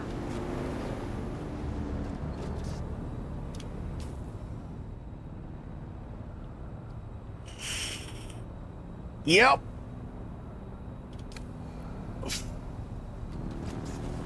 Fuck it, we going. We commit. Call the lumps boba. Oh, God.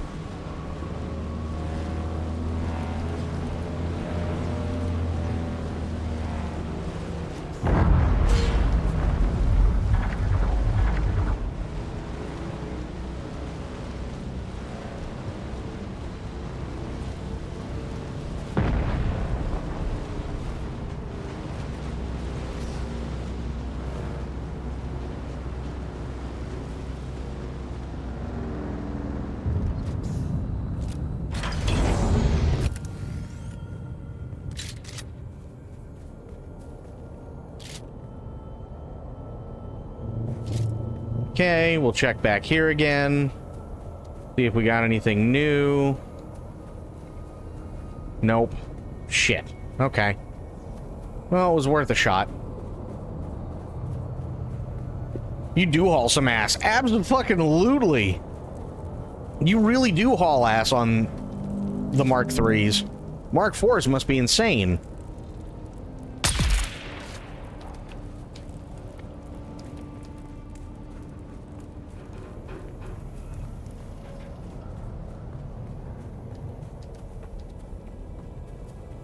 Nothing in there. Probably nothing in these two.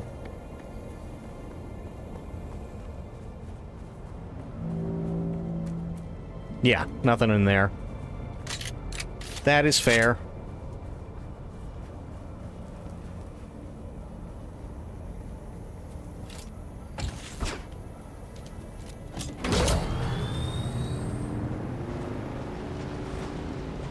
And this is without the booster.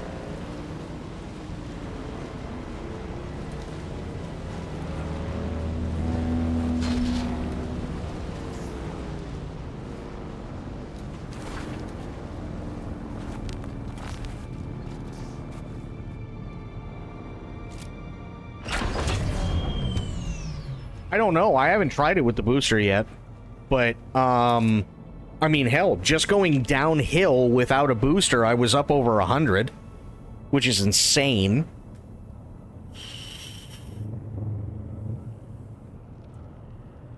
So I don't even know what it would end up being. I got... I need 6. Real... Oh, god damn it.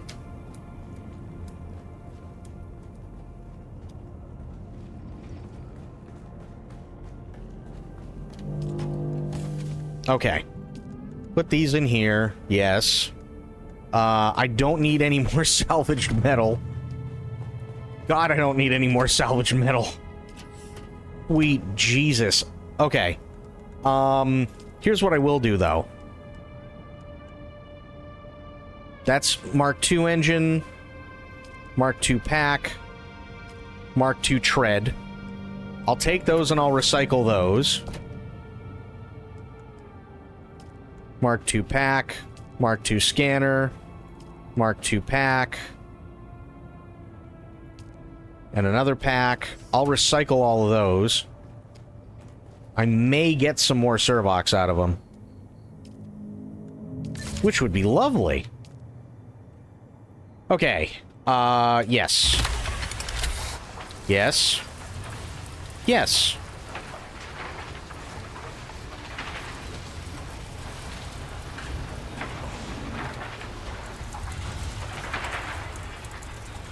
Keep the booster.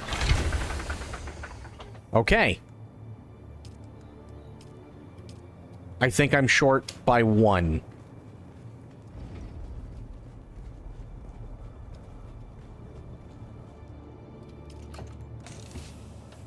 I think. And I know there's more in here. Yes. Take these 2.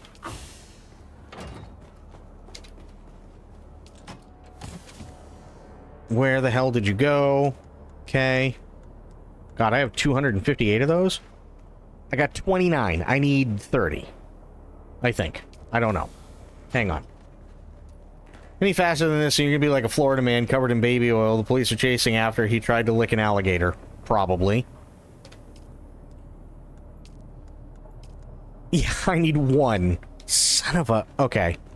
I know there's something that I can recycle. There has to be something that I can recycle that'll give me... Aha. There you go. Perfect.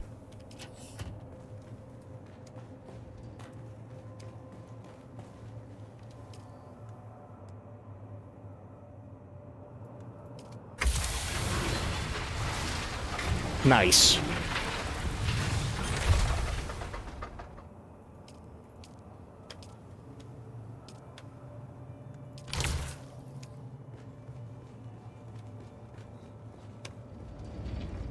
I'll be going so fast that I can taste colors. I mean, that would be the dream. Why am I... Jesus. Actually, let me check something. No, not that. Okay. I'm still good. I'm not dying. So I got that going for me. Okay.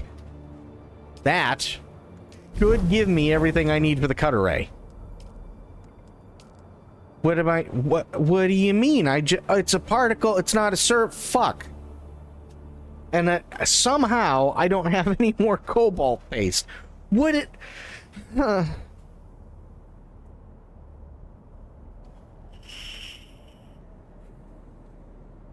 God damn it. Hang on. I think I can solve the cobalt paste issue, though.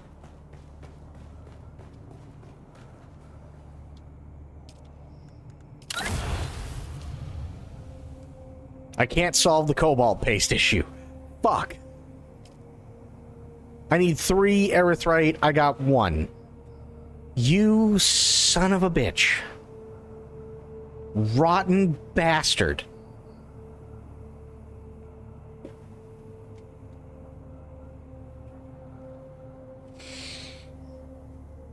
Not that we don't have our own Florida men. A guy around here got arrested recently for wanking in nothing but wellies. Ew. Holy shit.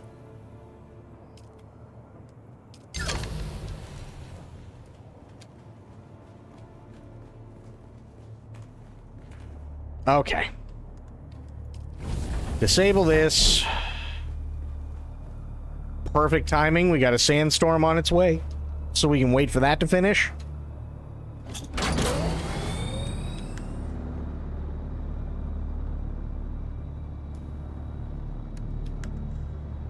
Nice.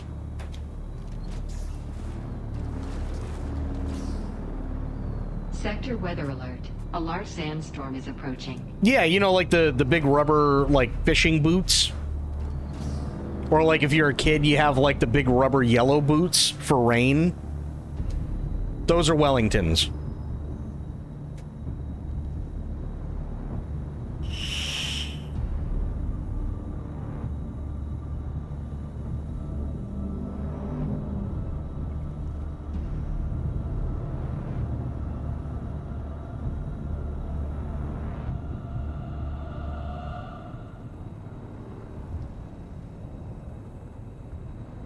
I mean, at least his feet were safe, right?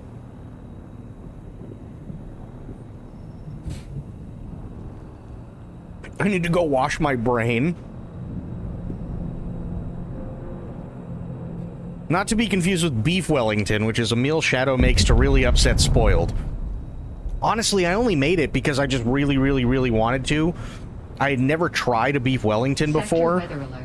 A large sandstorm is approaching. And it seemed like a really fun challenge. I made one. It was fantastic. I loved it. But I will never make one again. Because it's a lot of work.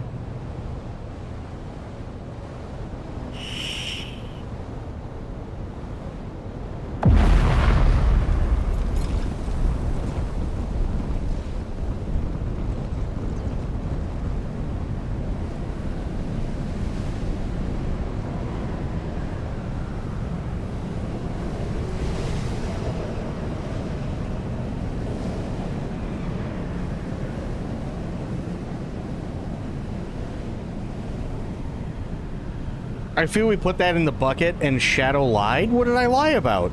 And what bucket?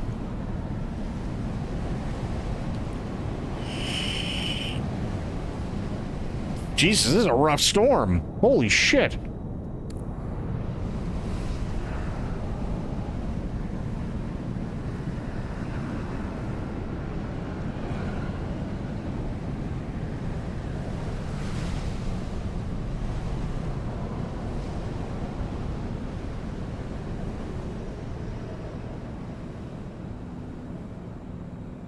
Oh, I liked them. I just have to actually, like, get them set up on the merch store, and it's a giant pain in the ass. I've been working on it. It is a massive, massive pain in the ass. But I am going to use them for sure. Oh, this explains a lot. A ship got shot down simultaneously. Got it.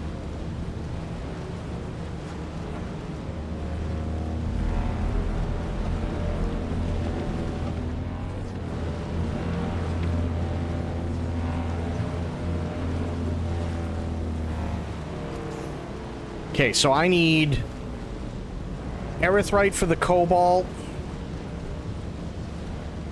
Right?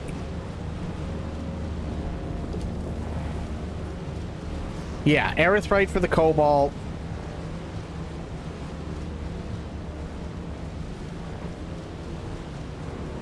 And I'm still missing one particle capacitor.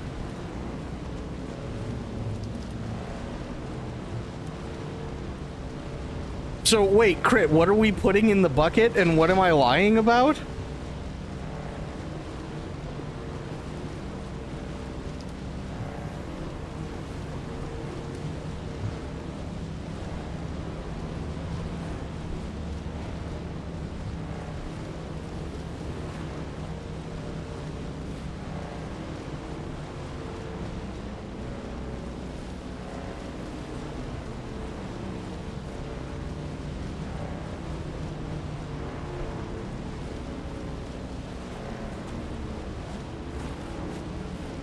And commit.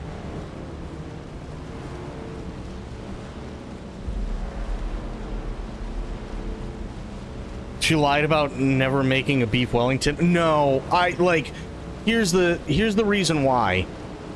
I love beef Wellington. It's really, really, really fucking good. However, and this is the problem, the way that I make it, and I would make it again, takes 3 days.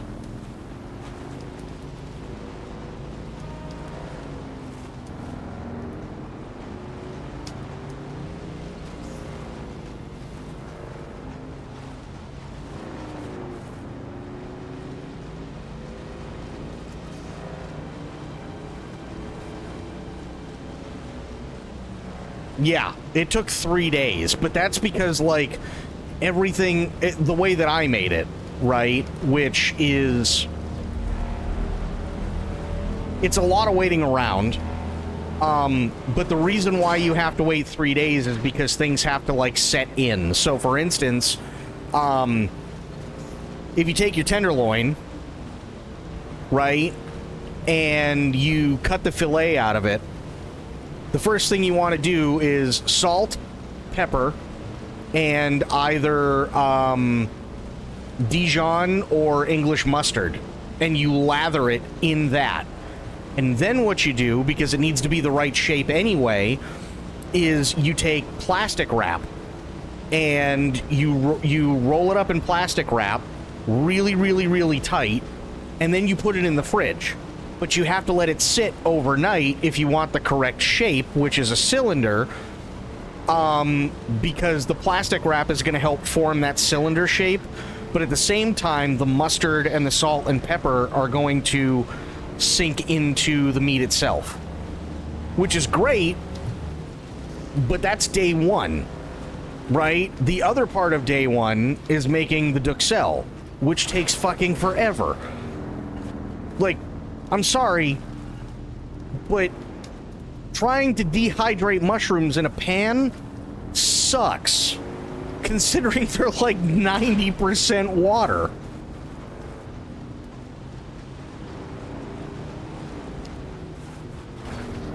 It takes hours to do that. I mean, the end result was fantastic, but it's all these little things, right? So then it was like day 2, I had to take the fillet out and unwrap it, and then once I took the fillet out, I had to sear it and then wrap it back up again and put it in the fridge so that it would set, but it wouldn't lose any of the moisture. And it was only seared. And then I had to make crepes the same day. Had never made crepes before, but they're more like it's not like the stuff that you'd put, like, you know, strawberries and blueberries and whipped cream on, right? But you have to put in herbs and stuff like that, which, cool, but you can't do anything with them hot. So either you let it sit there and you wait, you know, maybe 20 minutes to a half an hour for everything to cool off enough, or you just do what I did and make sure that everything up until that point is finished, and then that's the end of day 2. And then day 3, it's take the fillet out, make sure that it's ready to go, make sure that it's cold, then you take the duxelle and you put it all over the fillet, and then once you do that, then you take the crepes and you put it over the duxelle that is over the fillet, and then you take your puff pastry, and it's like, holy shit, you know what I mean? It's a lot of work. It really, really is. And I loved it. It came out fantastic, but 3 days is a big ask.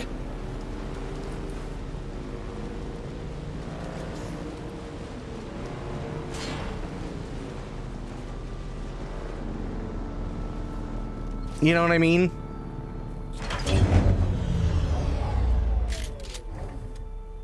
No, not ass.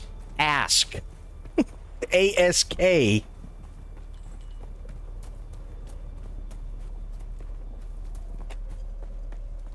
So, I mean, I'm glad I did it. It came out phenomenal. I loved the flavor. It was incredibly tender. I loved everything about how tender it was. I thought it was amazing, but yeah, never again.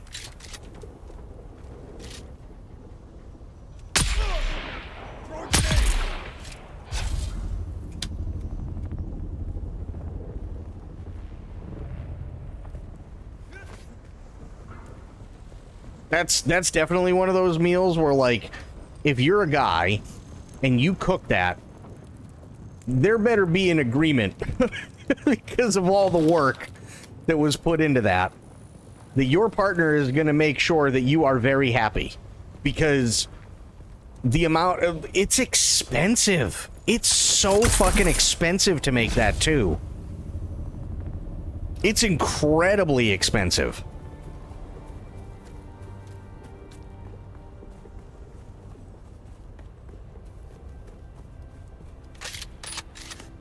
I think it cost me for the tenderloin, it was like $100 for the tenderloin, and then I saved a couple of bucks by just cutting the fillet out myself. I took the two end pieces, put those in the freezer because I wasn't gonna let them go to waste.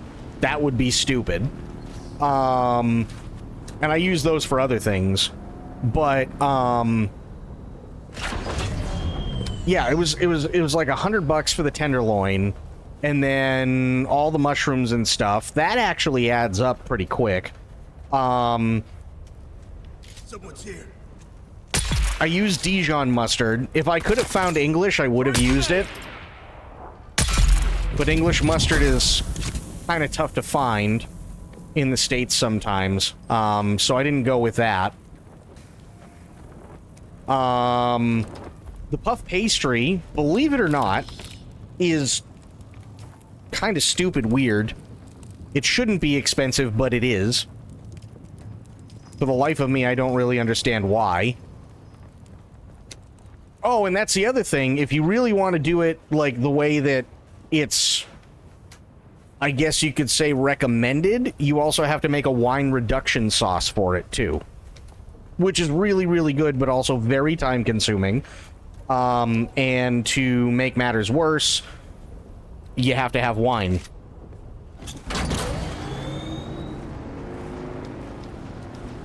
And you don't want the cheap stuff either. Not for what you're going to be doing with it. Because that just wouldn't make any sense, you know what I mean?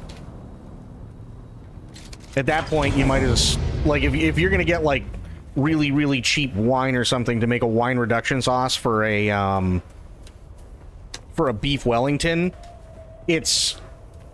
I don't even know if there's even a good comparison. I really don't. Like, that's... Because it's just not something that you do after all that time and effort has been put into making things perfect. Now, shat your eyes, giggle juice, you do.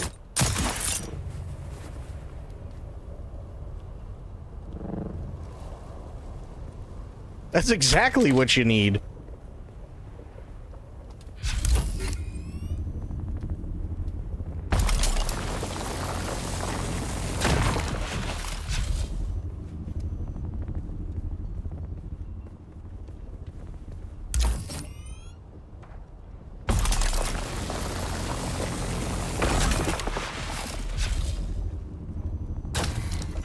That's not what I wanted.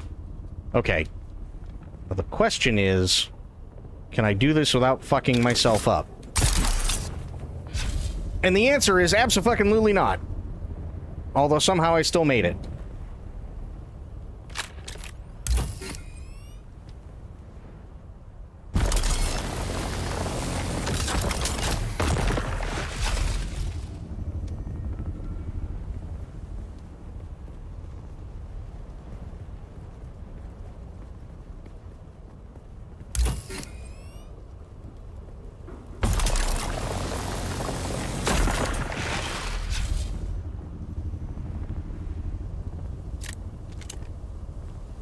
Play Liza P. I've heard really good things about Liza P. I'm not saying I won't ever play it.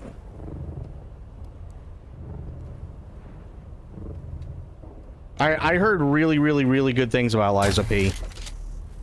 And I really liked the demo, actually. I thought the demo was really good.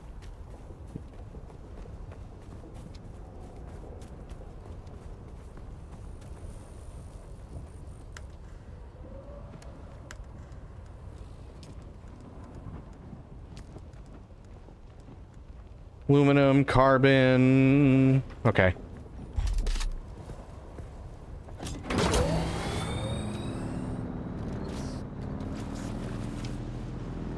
Difficulty settings to it since last you played? I read about that, and I'm not entirely sure how to feel. Like, on one hand, I don't think it's a bad thing. On the other hand, I kind of feel like they're taking away from their own product. Maybe that makes sense, maybe it doesn't. I'm not entirely sure. Like, I mean, it's theirs, right? They can do whatever the fuck they want to it. That I don't have a problem with that. But I kind of feel like okay. I kind of feel like adding difficulty sliders to something that is supposed to be known to be tough kind of defeats the point. And it's okay if they do it. Again, it's their game. They can do it however they want. I'm not really worried about that. It's just more like I really, really hate it when and I don't know if they if this is how they felt, or maybe they were just trying to do something nice, but I really dislike it when I feel like a company has to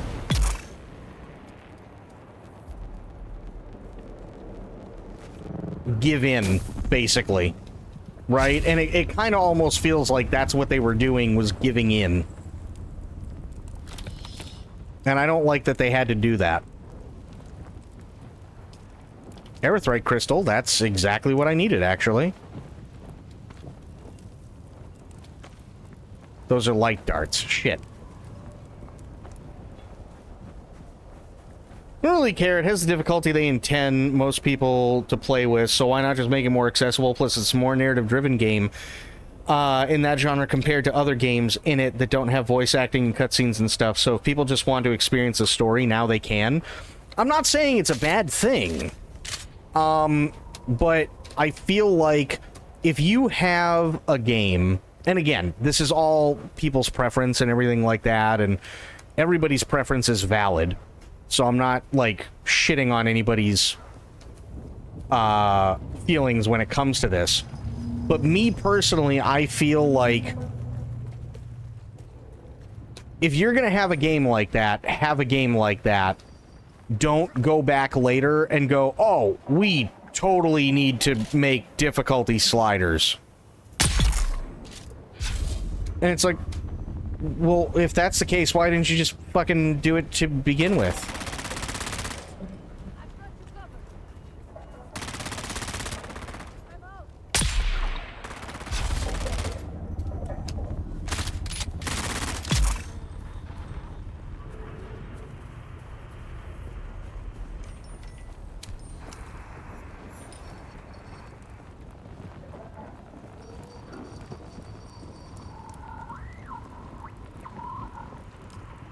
Good, more erythrite. Don't think they ever advertised the game to be challenging or hard. I think people put that on it.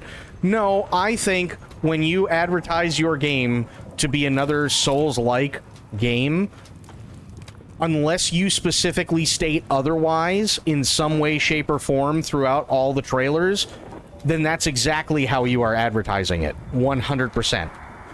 People expect a certain amount of challenge when it comes to those kinds of games. They just do. Whether it's because of all the indie stuff that came after Dark Souls, and Bloodborne, and Sekiro, and Elden Ring, or the stuff that came in between, or, you know, like the mega hits and everything that are, like, constantly challenging, and people, even though it may not necessarily be correct, still absolutely classify it as a Souls-like. All of those games, all of them are advertised in a certain way to go, this is a challenge. And that includes Lies of P. They put out a demo that literally gives you Dark Souls 1 vibes. Hardcore Dark Souls 1 vibes.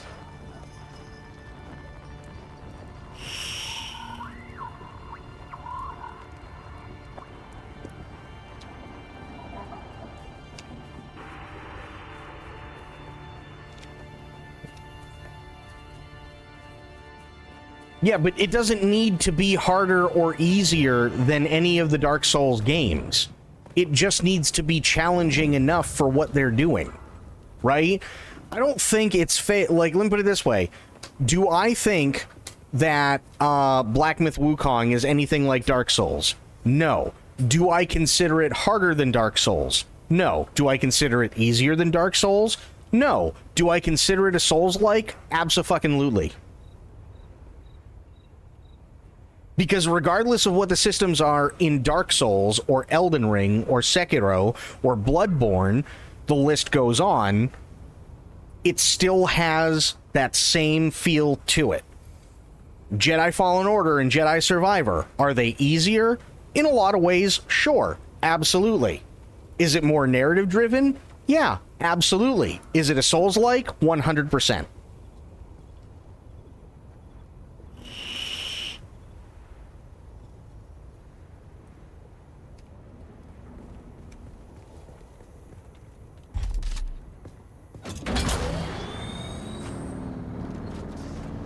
And I think that's kind of where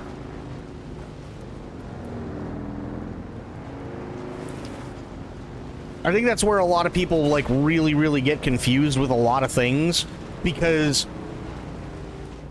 if it wasn't, here's the thing, right? We can sit there and we can say, well, I don't think they ever meant for it to be a Souls-like. And okay, fair. But if you never meant for it to be a Souls-like, then why are you treating it as such for so long before going back and changing it? Why was there no difficulty slider to begin with? Which means that they had no problem with people going, this is a Souls-like. Right? They had zero problem with it up until a certain point. Then all of a sudden they had a problem. Whatever that problem was, I don't know. But then they decided, no, we need difficulty sliders. So they didn't have any issues with it before, but now all of a sudden they do, and it's just weird.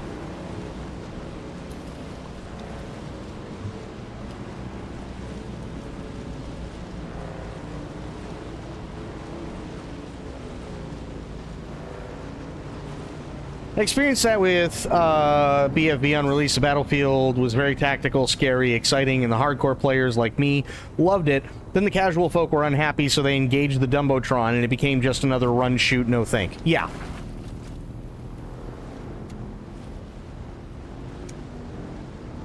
I'm not dodge rolling at all, which is nothing like Dark Souls for me. It's super Bloodborne coded.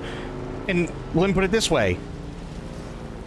Bloodborne is is literally one of, and arguably the toughest of all the different Soulsborne games, to an extent tougher than Sekiro in some areas, specifically because Sekiro is all about timing and precision when it comes to the blocks, and there's nothing wrong with that. But you know as well as I do, when it comes to Bloodborne, they want you to play really aggressive. Like, insanely aggressive. Because that's how you get your health back when you get hit.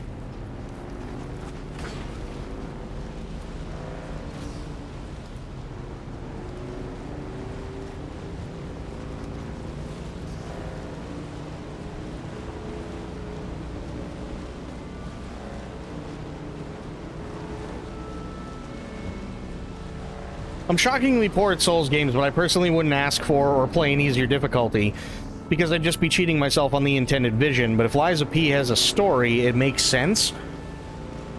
Again, I can see both sides of the argument, right? And that's, for me, that's kind of the issue, is I can see both sides of the argument, and I don't necessarily think either side is wrong.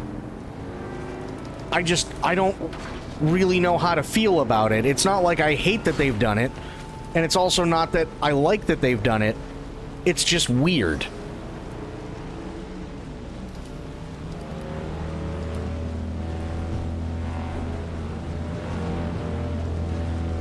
Like, why go through all the trouble now to do something that could have been done a lot sooner and just wasn't? That, to me, doesn't make any sense.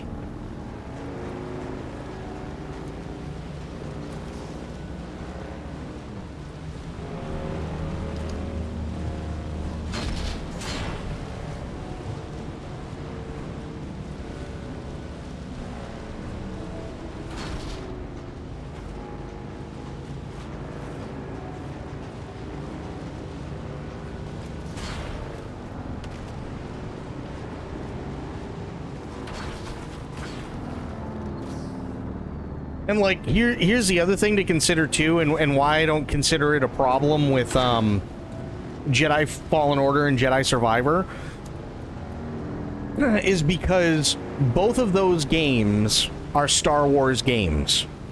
And Star Wars is supposed to appeal to the masses, right? So if the intention is for something to appeal to the masses, then it makes complete sense to me as to why they would have difficulty sliders or something to that extent in those games. Because it's a Star Wars game first and foremost.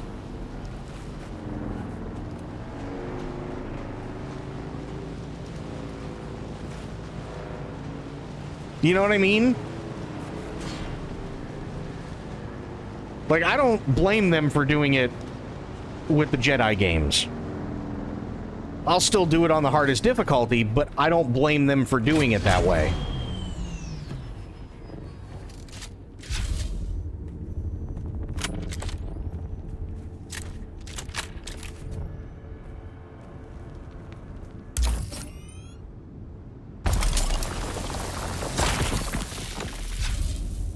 Nice. Now I'm going to have enough erythrite, which is fantastic. That's what I was hoping for.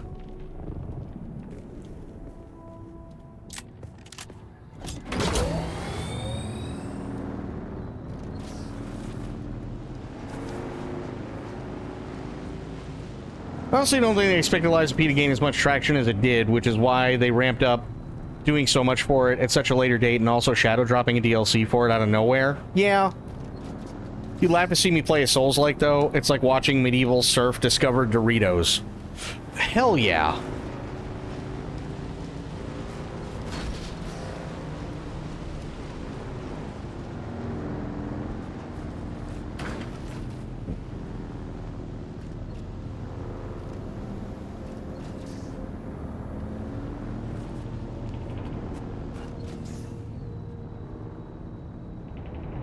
What am I doing?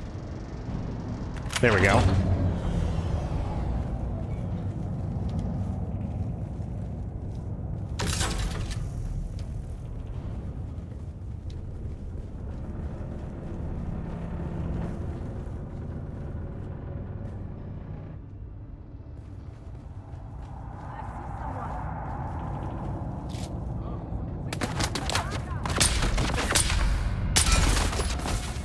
Fuck this. I don't have the ammo. Let's just get the fuck out.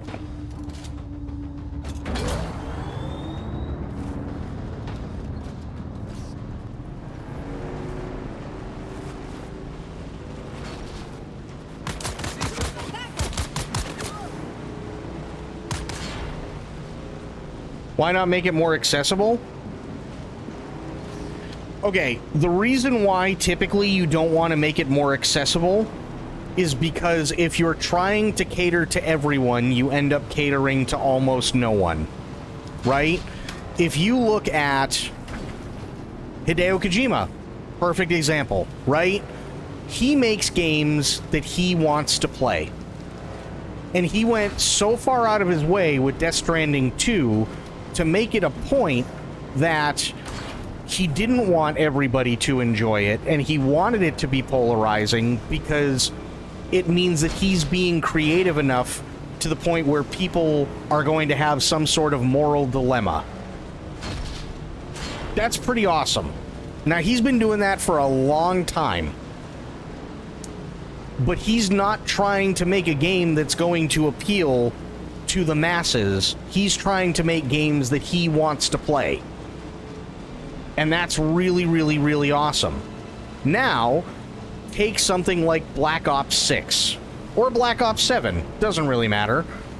They're trying to not only appeal to the masses, but appeal to the younger masses by pulling a Fortnite, and now, generally speaking, a lot of people hate them for doing exactly that.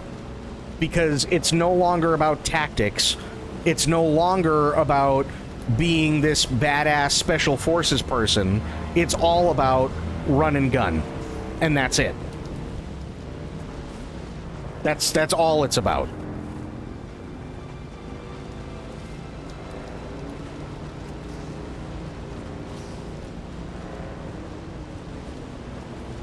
Like, back in the day, you had Battlefield versus Call of Duty, and they did things drastically different from one another, and that's what made them so good.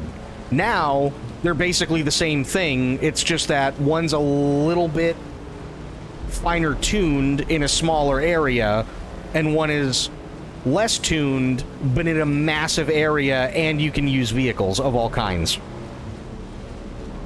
Other than that, it's the same exact game.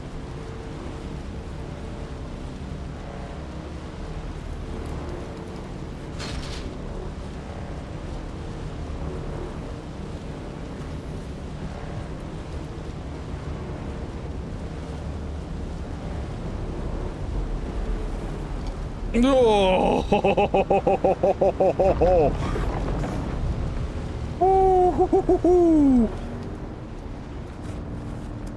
Jesus. I almost ran right over that motherfucker again.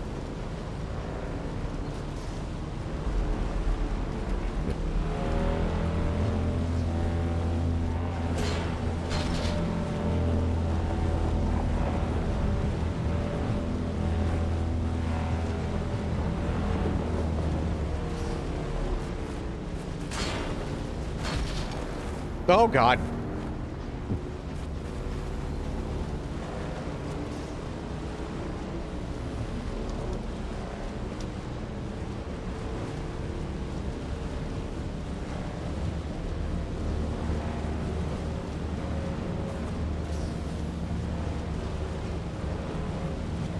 Yeah, it's weird the way that they're doing video games now, and really all you have to do is, like, look. And it kind of sucks too, right? Because you see all these games and almost none of them, like, look at everything that we saw at the Xbox Showcase, look at everything that we saw at the PlayStation State of Play, look at everything that we saw at Summer Game Fest. August 1st, by the way, THQ has something else. THQ Nordic has something else. They have a like, game showcase as well, and we're going to be watching that. But look at all of them and then see how many of them are specifically designed to appeal to as many different types of people as possible, and then all you have to do is go, which ones are trying to do a certain thing and which ones are trying to do everything, and the ones that are trying to do everything are not going to be even half as popular. That's all you have to do.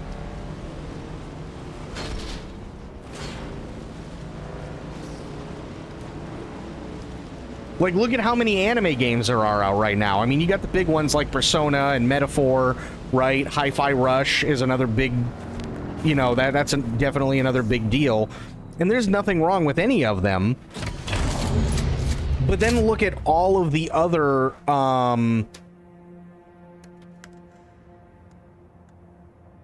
yeah, I'll take the aluminum. Look at all of the other, anime games that they bring out that literally no one's ever heard of before, and see if anybody actually remembers them in 6 months.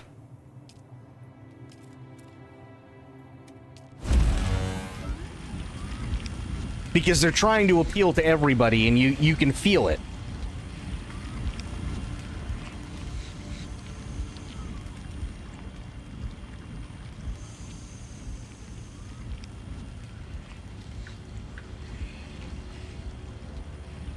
And that's always kind of been like the biggest, like, let me put it this way. Dark Souls 1, right? If tomorrow Miyazaki came out with a if he came out with an announcement that they were putting difficulty sliders into Dark Souls 1, people would still fucking hate it, and even more so.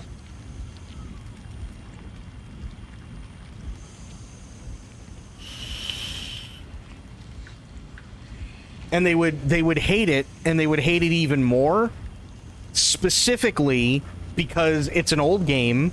It's one of their first few forays into that type of game.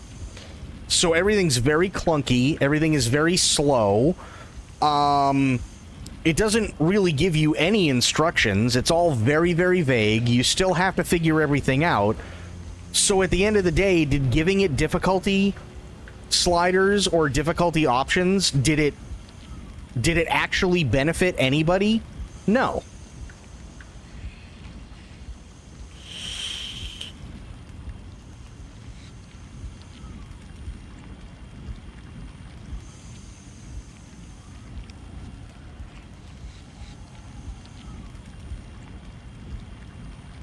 Yeah, but that's what I mean. Just because you don't design a game, right?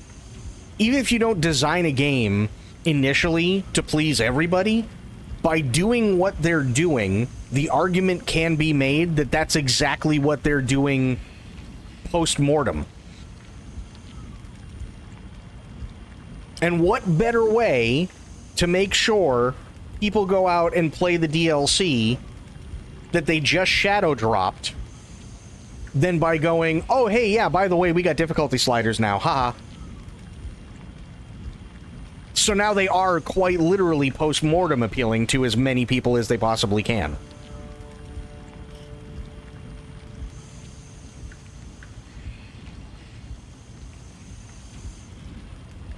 And I'm not saying it's a bad game, and I'm not saying it's the wrong move or the right move. I just find it a really weird move. I could understand it if they were like, hey, we're not Dark Souls, we're not Elden Ring, we're not Sekiro, we're not Armored Core, we're not Bloodborne, we're not insert, you know, Souls-likes here. Think of us more like a fucked up Pinocchio, but it's narrative driven and you've got difficulty sliders because we really, really want you to be able to get through the story and stuff like that. If they did that day one, right? If they did that day one, I don't think there would necessarily be a problem because then they're setting a precedent. But they waited for so long to do it.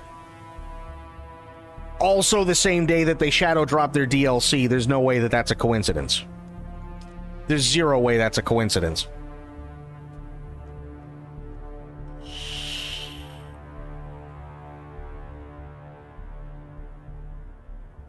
Yes, exactly. But that's still placating to the masses. That's doing it post-mortem, right? I don't think anybody would have had a problem with it. Like, let me put it this way. Jedi Fallen Order and Jedi Survivor. Nobody has a problem with those two having difficulty sliders, right? They have no issue with that. Fine. Now, if they had set it up from the get-go and went, this has difficulty sliders, I don't think anybody would have batted an eyelash. It's the fact that it was done post-mortem, and then the same day they shadow drop a DLC, they're like, oh, by the way, difficulty sliders. So now everybody can play. And it's like, okay, but why didn't you just do that from the beginning? Then nobody would be pissing and moaning at all. Nobody would.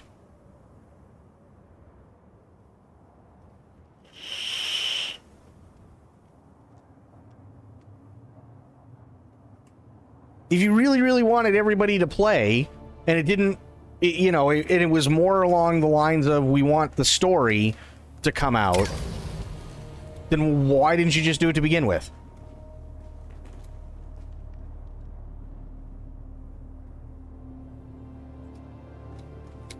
Well, think about it. My question still hasn't been answered, right?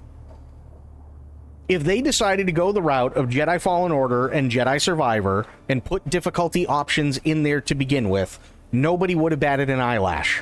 Why didn't they? And there's a very simple answer. Very simple answer. It's because they were trying to ride the coattails of success off of all the other Souls-likes and all the other Soulsborns. And there's nothing wrong with that.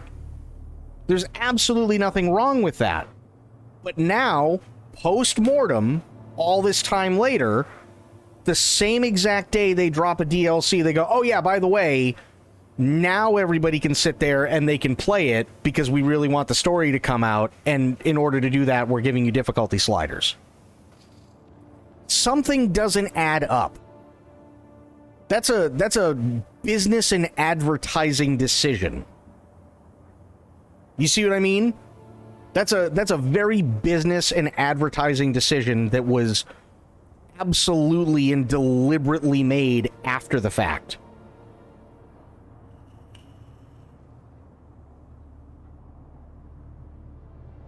And I'm not saying Liza P is bad, and I'm not saying it's a bad decision. Not at all. But I just find it really, really weird. I find it really, really weird that they would go through all of that and nobody has a problem with it. And then the day they shadow drop a DLC, now all of a sudden, oh shit.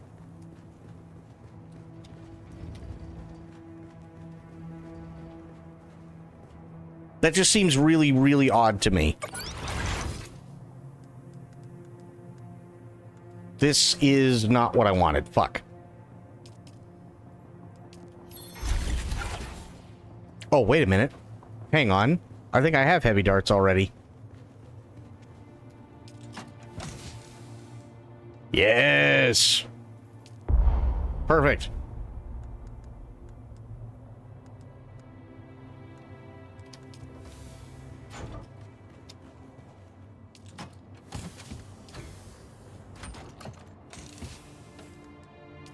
Yeah, dump these in. I don't care.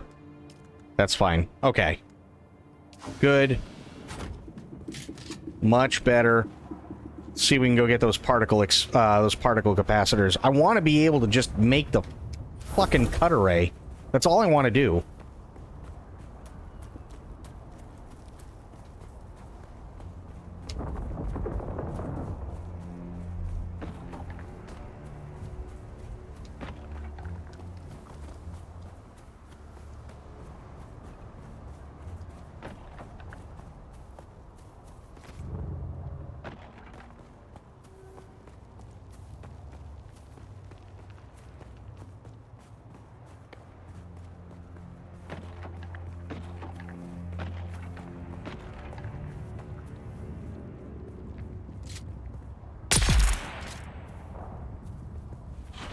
There we go. I don't know about the Liza P situation, but I will say I believe it's okay and good to have games that aren't accessible to everybody. Honestly, I personally feel that if you don't have games that aren't accessible to everybody, you're just going to end up with shit. Sadly.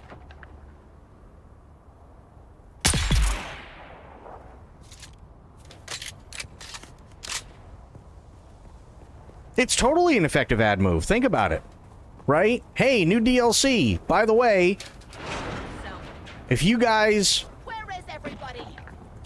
don't want to have to deal with the difficulty, we now have difficulty sliders. And it just so happens to be the same day.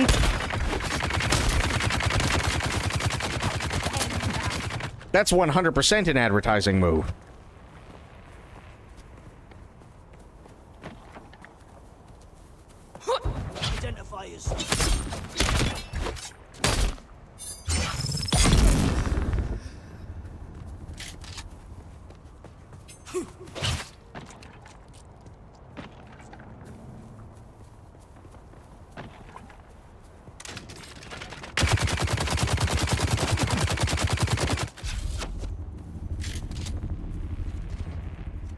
Where is he?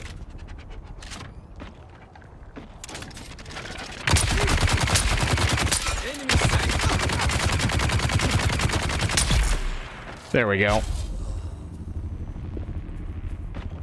There's an issue plaguing creative endeavors lately that appealing to or trying not to offend anyone leads to very vanilla, boring experiences, e.g. Starfield. Yes!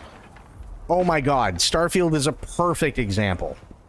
Absolutely perfect example. They don't want to offend anyone. They don't want to do anything that's going to seem like maybe it's a little too much. They want to really play it safe. They want to, like... That's fine. But that is a perfect example of if you're trying to appeal to everyone, you're not going to end up appealing to anyone. That's an absolutely perfect example.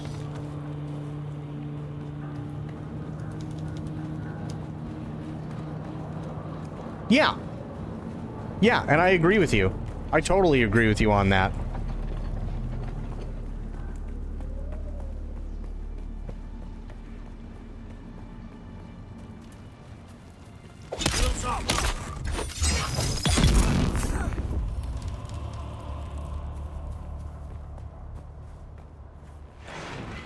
That should be everything I need.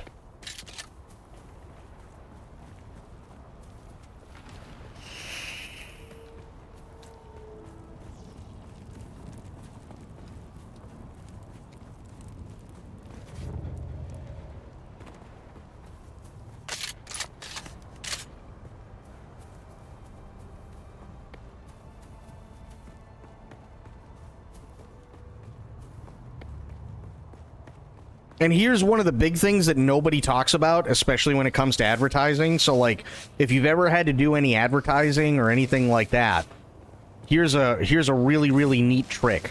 And it doesn't end up looking like you've actually, like, put an earwig in someone's ear to try and force their hand. If you sit there and you do something like a DLC and then go, oh, by the way, difficulty sliders, all it looks like is you have improved on a thing, when in actuality, you're releasing a brand new feature and a DLC, encouraging more people to now, at the very least, try it out, which equals more sales, because now you've got difficulty sliders. And it doesn't really look like you've done much. If they didn't care and they just put difficulty sliders in and told no one, and then somebody was like, hey, they put difficulty sliders in, what the fuck? When did this happen? Seriously, everybody would have laughed at it like somebody just farted in church for about a day, and then they would have moved on.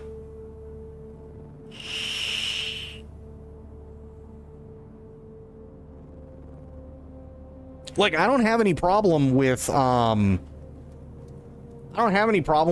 like, going out of their way to, like, fine-tune a thing. I really don't. I think it's great. And I also feel like something that really needs to stop, in my opinion, finally, is it a really big deal if, like, in, say, Elden Ring, you beat Radahn the first time in just base game before he gets nerfed? Yes. Is it a really big deal that you were able to beat Melania before she got nerfed? Yeah, sure, I can go with that. Absolutely. Those are insanely tough fights as they are right now. So there's nothing wrong with saying, hey, you know, I did this and so on. But my biggest issue is that they wear it like a badge of honor, to the point where if you don't do it the same way, you suck. And that to me is really fucking sad. Like, really sad.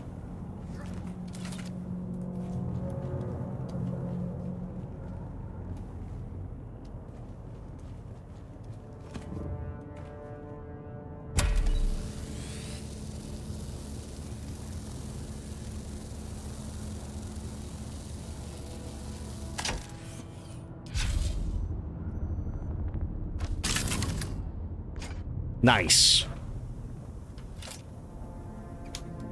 New cut array. Hell yeah. What cracks me up is the nerfs barely even did anything. I mean, I'm sure that they did do some stuff that was noticeable to people who played, say, like Elden Ring at the very, very beginning, day one. Or even the Dark Souls nerfs and stuff like that they've done over the years, too. I'm sure that they have done some things, sure, but they're trying to fine-tune stuff to make sure that people still have enough of a challenge, but they're not just constantly getting fucking curb stomped. And I think that's okay, because let's face it, games like that are really, really tough. So I think the problem ends up being that you need in-world feedback. or not in world, but you need like real world feedback from actual players who own the game, right? You can do as much as you want in beta, and there's nothing wrong with that, but you're also not going to allow people to sit there and fight somebody like Melania in the beta, right? That would just be stupid, because that's a massive surprise. Same thing with Radon, same thing with Moog. So you have to have that real world customer experience to go off of, and I don't see any issue with that whatsoever. I just really don't like it when there's a big difference between people who are like, hey, I'm really excited you're liking Elden Ring, and you know it's really fun to watch new people go through it, stuff like that. And then you know they're willing to share their stories as to like they were here during day one, and hey, Melania, you know, before the patch, oh my god, Melania was like super tough, and you know, like there was a point where she just wouldn't stop doing the waterfowl dance and like all this stuff, and you're like, wow, that's holy shit, that's insane, right? And then there are other people that are just like, so I spent fucking 84 hours fighting Melania, pussy. You know what I mean?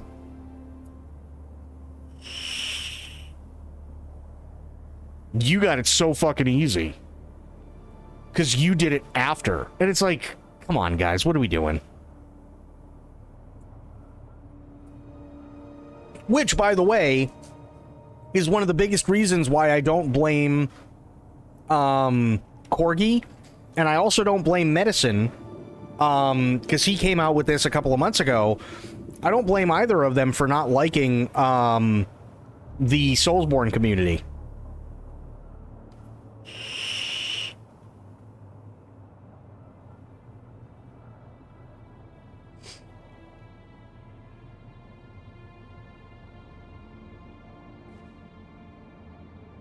No, I agree, but again, you still need real world experiences, right? Like, think about it this way. The way that Elden Ring is set up is it's open world. Now, you have three choices when you come out of the mausoleum. You can go left, you can go right, or you can go straight ahead. If you go straight ahead, you got the Tree Sentinel, right? And you're thinking, oh, it's a starter area. Like, especially if you have Dark Souls and Sekiro and Bloodborne experience, you're thinking, oh, it's gonna be nothing. It's a mini boss fight. Who gives a shit? And then you're there for 7 hours, right? Because he's literally right there in front of you. He's like maybe 70 yards in front of you. So whether you decide to beat him or not, or whether you can or not, you're like, okay, well, fuck it. I'm already going in this direction. And this is just human nature, by the way. I'm already going in this direction. I might as well just keep going in this direction. And if you do, and you just follow everything, you're going straight to Margit. But I think they did that on purpose.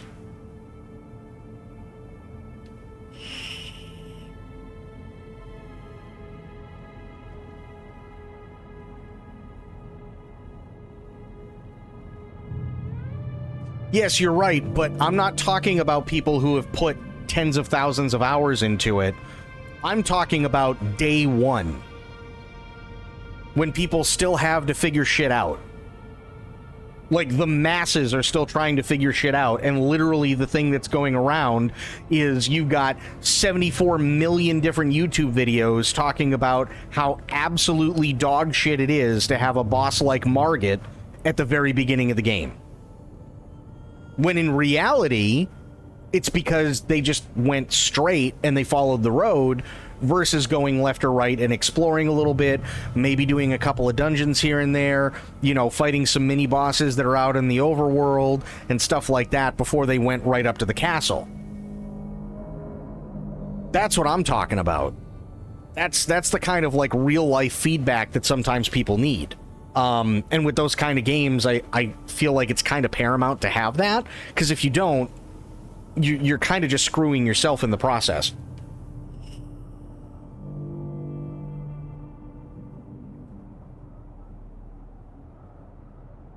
You know, they could have easily left Radahn unnerfed, quote unquote. And from what I've seen and from what everybody's told me, Radahn was really, really, really, really bad on the 1.0 build. And some people took their time. Like, there was one guy, if I remember correctly, somebody spent like 96 hours going up against Radahn before they finally beat him, which is insane. And then it's like, okay, fine, but now, fast forward a year. Sector weather alert. Right? A large sandstorm is approaching. Fast forward a year from the time it came out to the time I played it. Now everybody knows everything. Miyazaki and co. have put out a couple of different patches that have quote-unquote nerfed some stuff. I've played Dark Souls 1, 2, and 3. I played Bloodborne. Played Sekiro. I'm thinking, okay, you know what? People are saying this is easier. That's not necessarily a bad thing. But I think I'm going to have fun with it, because I like the formula anyway. And then I went in and I beat Radahn in like 2.5 hours. And it took me less than, I think it took me just over 2 hours to beat Margit. Meanwhile, day one, people are spending like 13, 14 hours on Margit.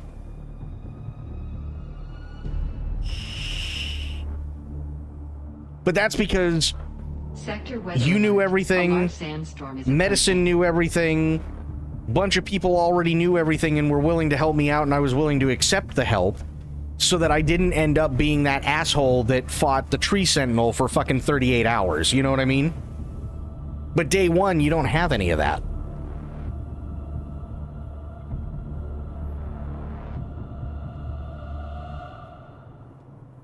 And I do have to say, that was something that always kind of drove me nuts when Elden Ring first came out. There were so many people that were playing Elden Ring, understandably, by the way, and they would sit there and they'd be on the Tree Sentinel, and you look at the timer on their stream, and it's like hour 30, and you're like, dude, just fucking give it up. Just come back to it later when you're a higher level. You don't have to prove anything to everybody, right? That's why I literally said when I first fought the Tree Sentinel, I'm gonna do the streamer thing. Sector weather alert. A large sandstorm is approaching. Because that's the streamer thing to do, is sit there and suffer, and everybody gets to laugh at you as you just get your ass handed to you.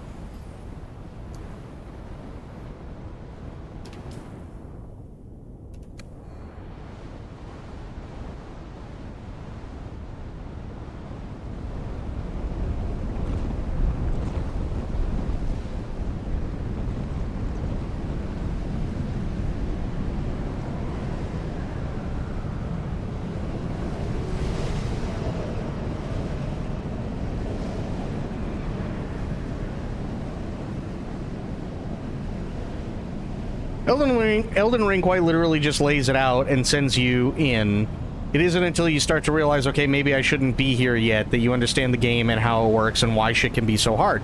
I agree. One of the things that I actually really, really like, too, about Elden Ring is, although I still feel like people are getting shafted, people who really like playing magic users weren't getting shafted as bad as they have been in the past in FromSoft games.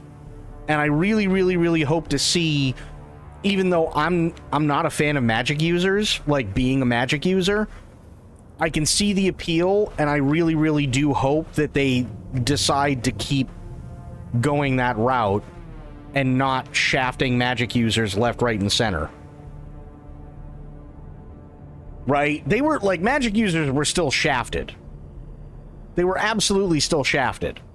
But not as badly as they are typically in Dark Souls 1, 2, and 3. Sekiro didn't have any. Because you were quite literally Sekiro. That was it. Right? Bloodborne, same thing. You were the hunter. you had a very limited way of doing things, so you didn't have it in there. Armored Core is all about stompy robots with missiles and lasers and machine guns, so who cares? But, like, all the actual Demon Souls, Dark Souls, Elden Ring stuff, Magic users always get shafted.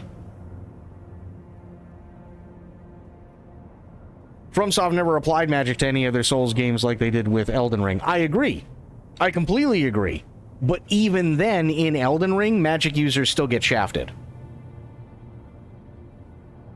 And I think they really need to... I'm hoping, especially now that it's been out for a few years, and Night Rain, although it's not my cup of tea, a lot of people do seem to actually genuinely like Night Rain. Maybe not as well as, like, the base game and Shadow of the Erd Tree, but there needs to be more of a balance when it comes to Magic users. Magic in Elden Ring is not always the easy route. No, it isn't. And here's why. The reason why is because, again, if it is your first time being a Magic user, you have to figure out what you're going to do beforehand for a build, and then you have to figure out what kind of Magic you want to use, because that determines the type of abilities, even if you're a Magic user, that you're going to use. And then, on top of it, you're lucky if you're not stuck there for fucking 8 days using, like, glintstone pebble. Because the other really good glintstone shit doesn't come till later. So you're still using a sword. So you walk into a boss arena, and you go, ding, ding, ding, ding, ding. Meanwhile, they're still a ways away, so you're like, oh shit, okay, blue. And then you drink your blue, ding, ding, ding, ding, ding. Okay, shit, I'm out. Blue. Do it one more time. Ding, ding, ding, ding. And you're just doing chip damage, and then you have to sit there and use your fucking sword.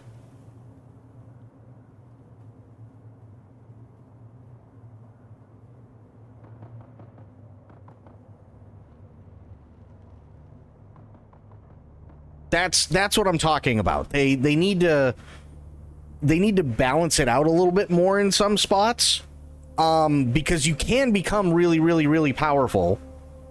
Absolutely, you can. And Magic users are some of the most OP characters by the end of it. I wholeheartedly agree. But generally speaking, Magic users don't even get to that point until about 2/3 of the way through the game.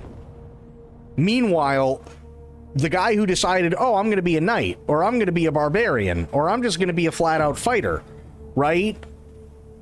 They've already been through like 39 different swords.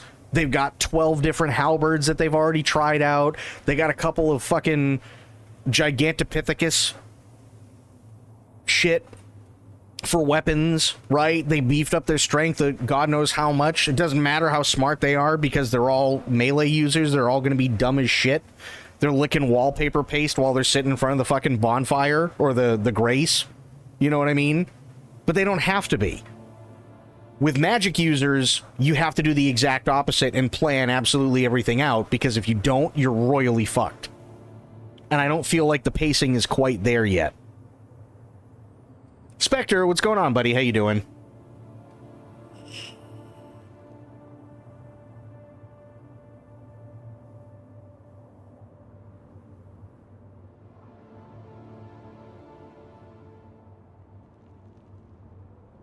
It's like if you've ever played D&D, and even D&D sometimes does it, right? D&D sometimes does it to where it's like, I'm gonna cast Magic Missile.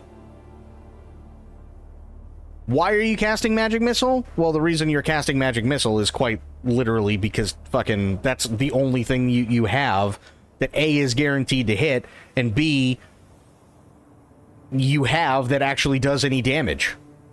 And you could be like that for 4 levels before you do anything. You know what I mean?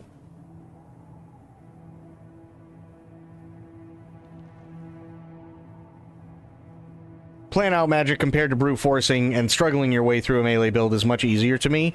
I mean, to you, sure. Absolutely. But not to most people. And that's kind of the problem. I think the pacing is what's shafting people. Like, hard.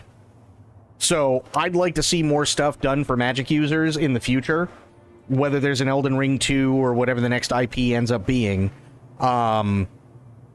I'd like to see a lot more stuff added to benefit magic users, because they've already got the melee builds down.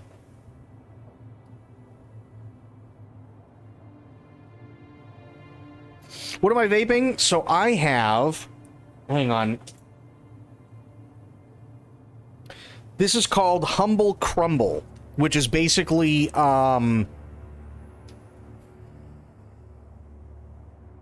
think Honey Bunches of Oats, but the milk left over.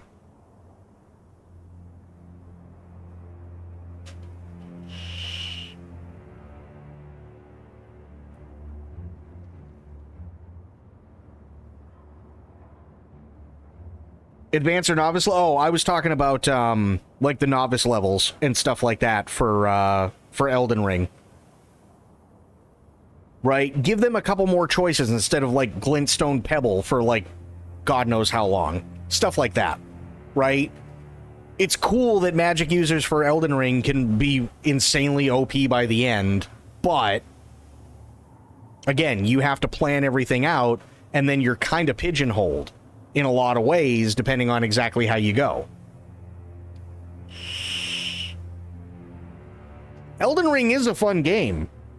Elden Ring is a very fun game. I beat the base game twice, and I beat Shadow of the Erd Tree, the DLC, once. I probably won't touch Night Rain, only because the style of game isn't really my thing. But I can understand why people really, really like it, for sure.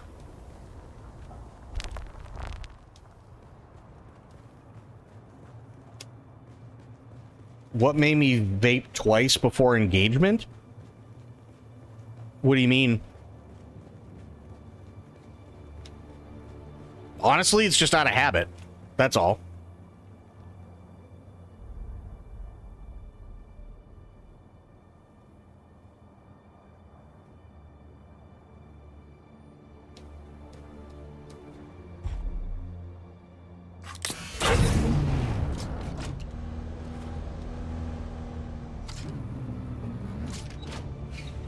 Come on.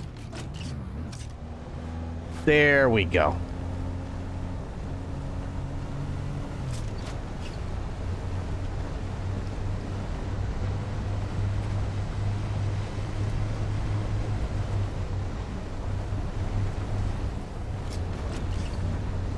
God, this thing is like... This is literally driving a school bus.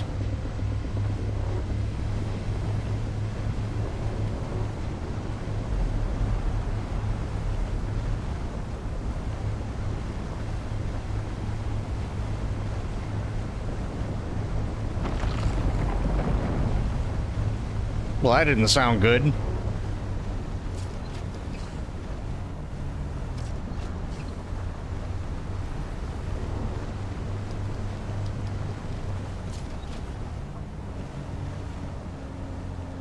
That's iron. I don't care about the iron. That's not what I'm looking for.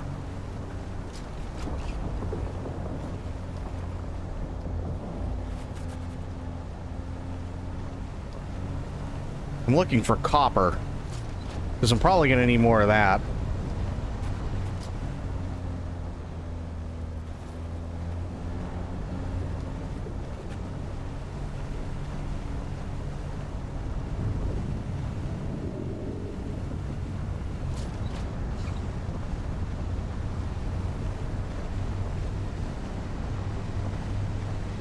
Because looking for aluminum now, when I've got 20 minutes left.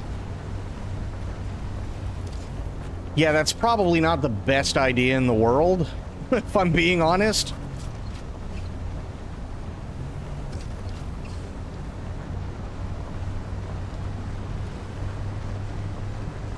Oh. Holy lag.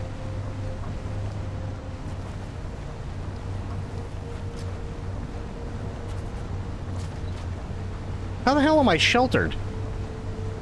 Interesting. Or enclosed, for that matter. What? Okay. Sure.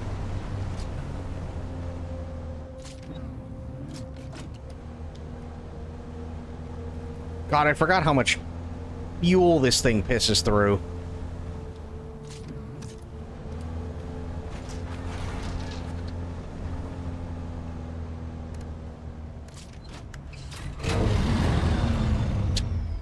Really?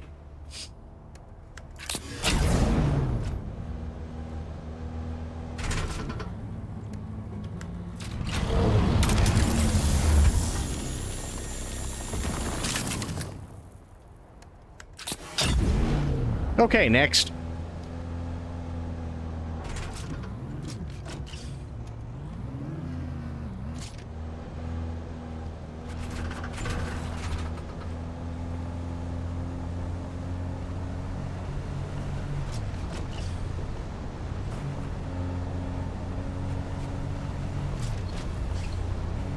That's somebody's base. Don't go there.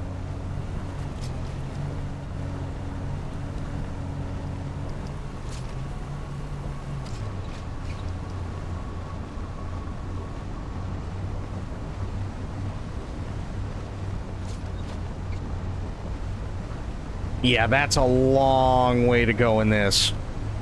That's a really long way to go. I'll have to bring this out tomorrow. Now that I have the Mark IV, I'll have to bring this out tomorrow and, really start fucking up that aluminum. That's what I'm gonna have to do.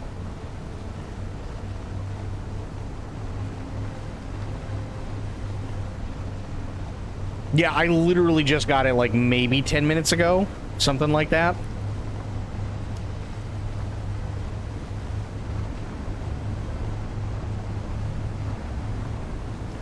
But, at the same time, I not only got the Mark IV cut array, I upgraded to a Mark III bike.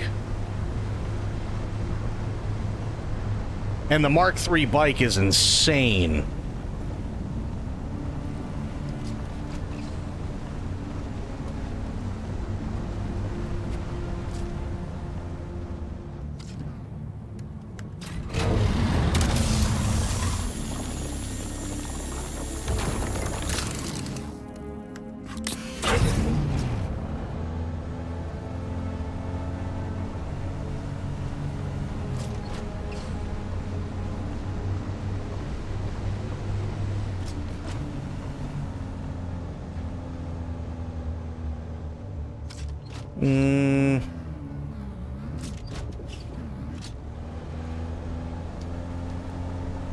That's somebody's base, so don't go there.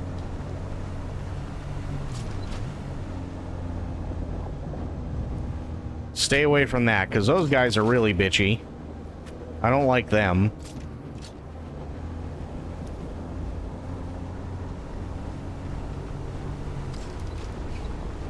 Yeah, so I got the Mark IV cut array and I got the Mark III bike. Have you done anything with the, do you have a Mark III or Mark IV bike, Spectre?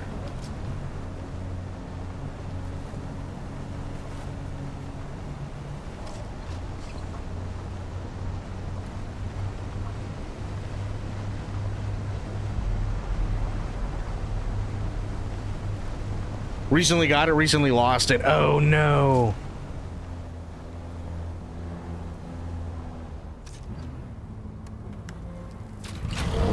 Nope, too close.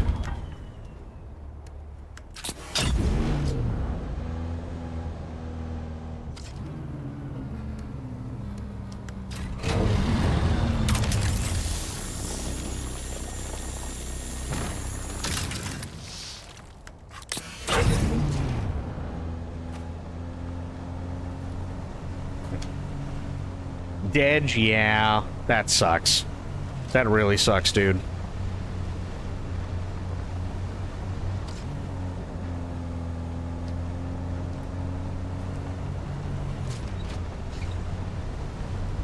I love the Mark III. I was going 10...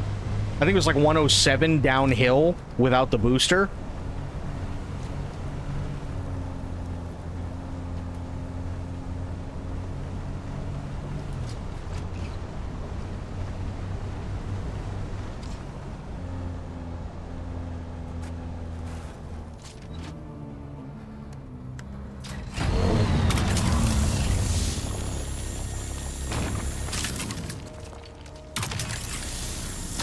Ah, just out of range.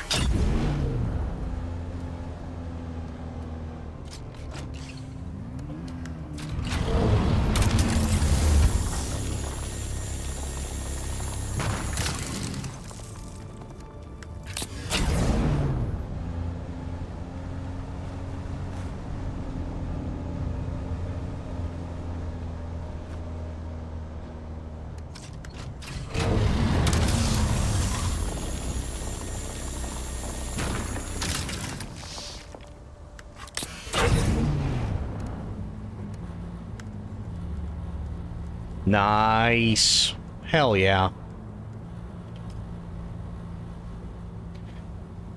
Palace set looks so good, but I get why people are angry at it since it's missing pieces. What pieces is it missing?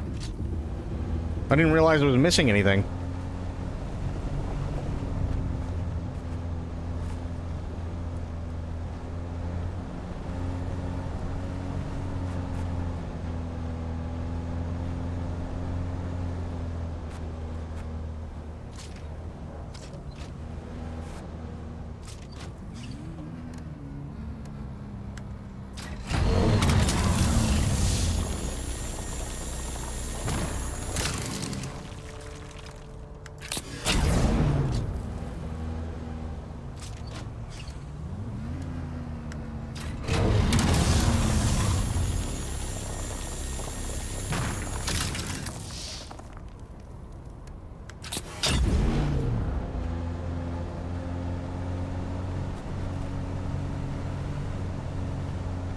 We got like 3 different walls, 2 ceilings, and a bunch of deco, huh? That's a bummer.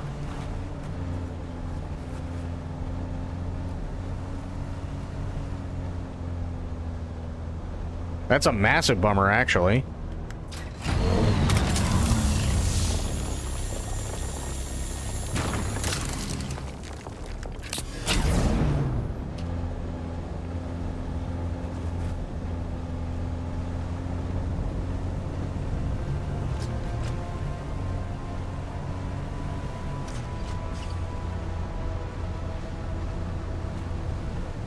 Go over here, because I got a wee bit of time to get this one.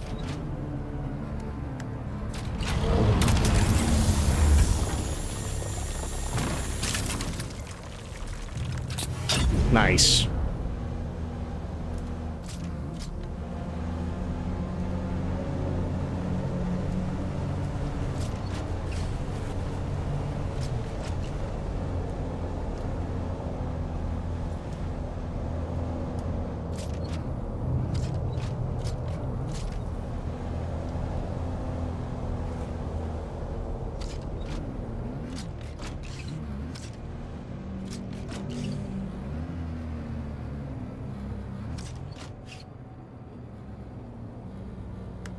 Yeah, this isn't perfect, but I also know it's not perfect.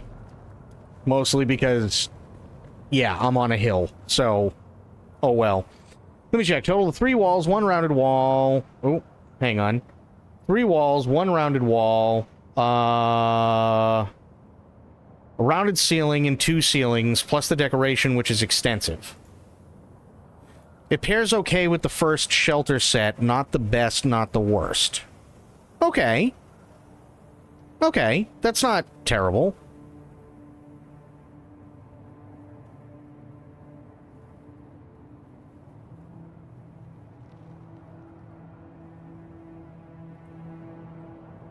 Okay.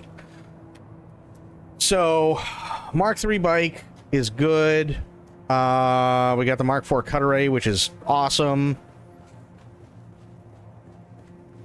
I've only got about 10 minutes. So let me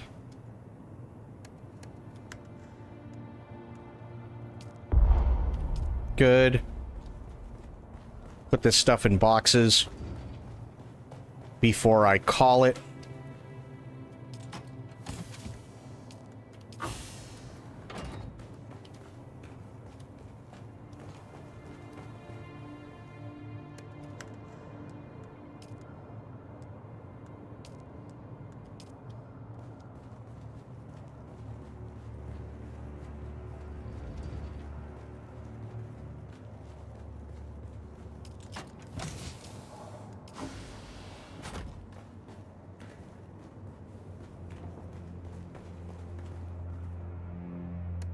I'm gonna have to check that other base that we saw. I'm gonna have to check that tomorrow. Because I'm really, really curious about that base. Creamy, spicy tom yum noodles at almost 7 a.m. That's the Badger. Fuck yeah, it is. Yeah, I'm gonna have to check out that other base tomorrow. See exactly, what's going on with it.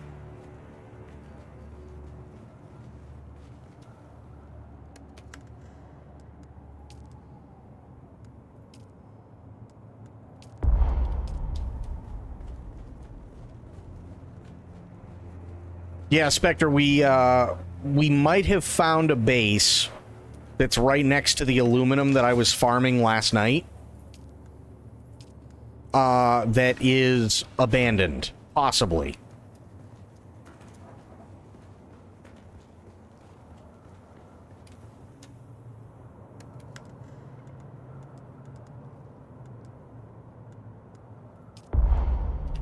We're not entirely sure. It looks like it is, but who knows? So I want to see if tomorrow I can find out for sure if it is or not. Because that would be awesome. You mean to say you're getting a second base? No, I'd move everything. And just take that base.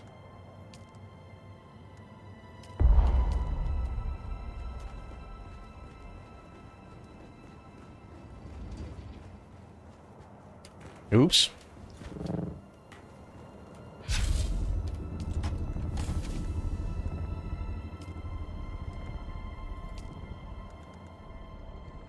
was thinking about that word recently. Don't tell the rest of the island I said this, but aluminum makes a lot more sense than aluminium.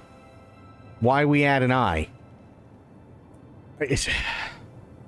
I'm gonna be honest with you, I think we've been wondering that too for a very long time.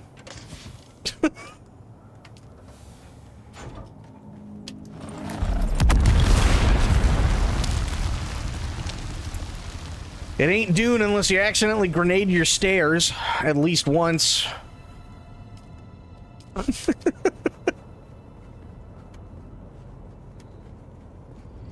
Just keeping my staircase on its toes, I guess.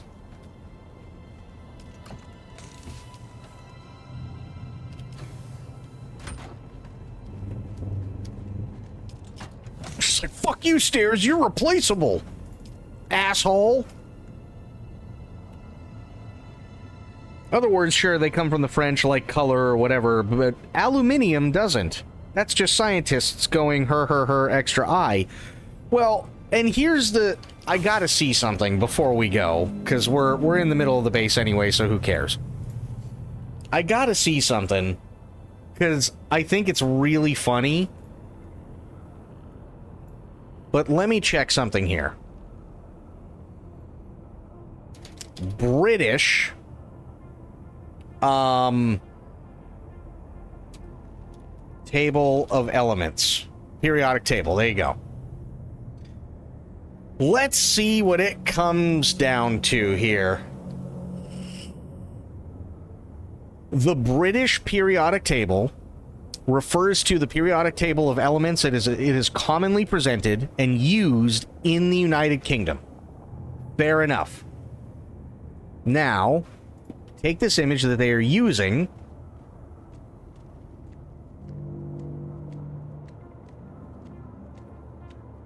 Oh god, these are all way too fucking blurry. Where is aluminum?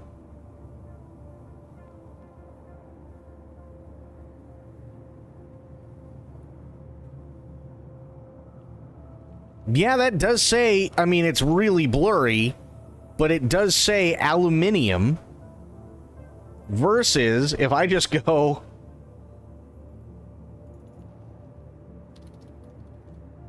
periodic table of elements,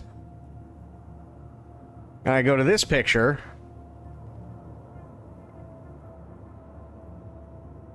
well, that's not what I wanted, but sure. No, it's not what I wanted. Damn it! Here. There. See, look, yeah, it says aluminium. I don't understand why aluminium. It's just aluminum. That's it. We don't need the extra I.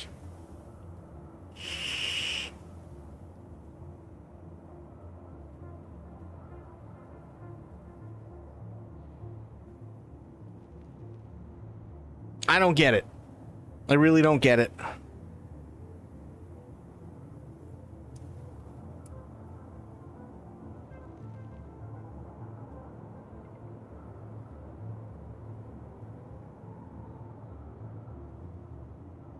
Also, maybe it's just me, but I really hated learning this table. I really, really, really hated it. It sucked. Did you guys ever experience that shit?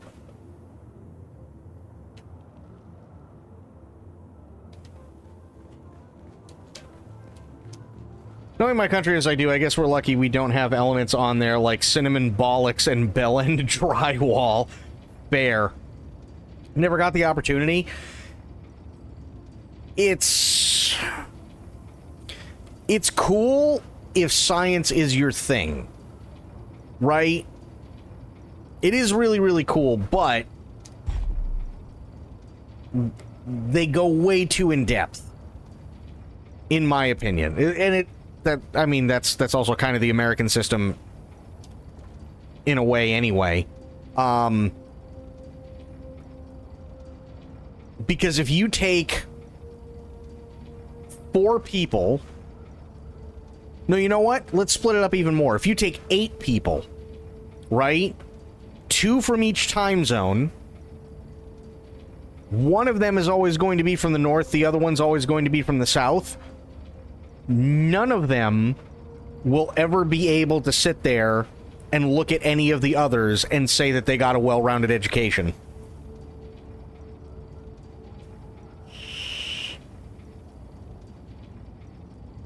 So, for instance, people who live in Texas, right? They're going to know all the Texas history. They're going to know all the major dates. They're going to know all the major players. They're going to know all that good stuff. Right? Makes sense, because that's the state that they live in. There is also a lot of history that is connected to Texas and so on. Now compare them to somebody who grew up in New England. Guarantee they've probably only... The people from Texas probably only vaguely heard of the Battle of Bunker Hill in the Revolutionary War. Right? Guarantee that chances are they might have heard Boston Tea Party at one point, but don't exactly remember why. And so on. Conversely, I know that Texas used to be part of Mexico, and people from the States came in. They wanted to take it over. Massive war, right? You had the Spanish-American War, and then you had the Alamo. Ta-da, Texas.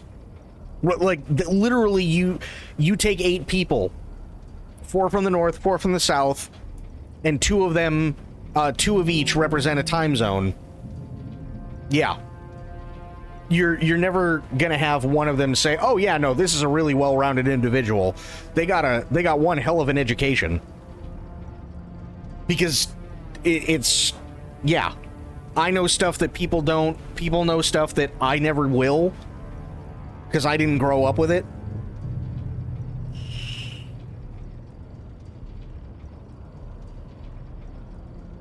I know reasonable American history, but largely from my own study. We learned some of the Revolutionary War, but most of our history was Black Death, Victorians, Romans, Egyptians, some dinosaur stuff. Yeah. Yeah, and the way that it works, at least it worked for me, and this will be like the last thing I really talk about, and then I'm gonna skedaddle off. But the way that it worked for me is I'm trying to think, what did we cover? We covered dinosaurs, covered cavemen, skipped ahead for a while because nothing happened, right? And then we made it to the Industrial Revolution. World War I was, had it not been for the fact that I had a really, really good history teacher, World War I was basically, yeah, a bunch of shit happened and a guy got assassinated and no one really knew why, but the next thing everybody knew is that all of Europe was fighting each other and it really, really sucked. And then people from the United States decided to volunteer to go over there and kick everybody's ass. And it kind of worked, but it was mostly the fact that everybody just really got sick and tired of war and gave up.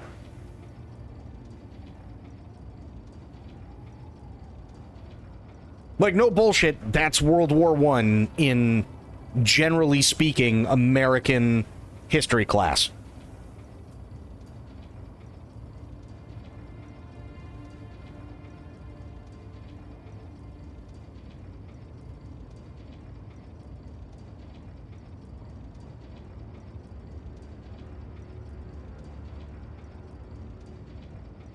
And it's really, really, really weird. And then, like, World War II, again, if you're in something like high school and you don't take, like, a specialized history class, World War II generally ends up being, yeah, we were kind of isolationist. We didn't really want to be in the war, but we were allied with the UK, and they really needed shit, so we sold them tanks, bullets, and bombs. And then that didn't really work. And Hitler came to power, and yeah, so he came to power, and then he invaded Poland, and he also invaded France, and England got really, really mad, and then England started fighting openly with Germany, and then eventually we decided we had to be in the war, and we did, but it wasn't until after the Japanese decided that they were going to fuck with us. So then we ended up on both sides of the war when we didn't want to be on any side of the war, and then we fucking kicked the shit out of them and killed everyone. The end.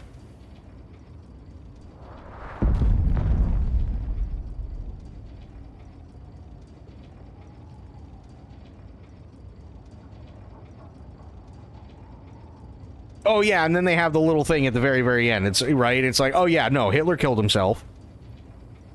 So, and we, end there. D-Day was pretty awesome, but Hitler killed himself, so we couldn't kill him. And then Japanese, the war in the Pacific was still going on, and we nuked those fuckers twice. That's, generally speaking, in American education on World War II, unless you take specialized classes for it.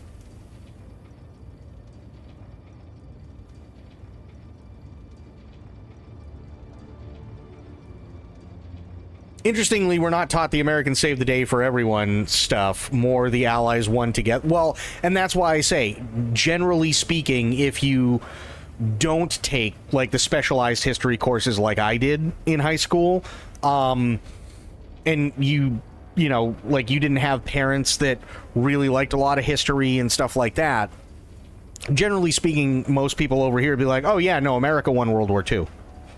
When that's not even remotely close. It's definitely the Allies won, for sure. 1,000,000%. I mean, you've got everybody in the Royal Air Force, Royal Navy. You've got literally Canadian forces over there. Canada helped the Allies storm Normandy Beach and Omaha Beach, right? You had the U.S. Army Air Corps, you had the United States Navy, you had the U.S. Army, you had the U.S. Marines, you had the French Underground and the OSS.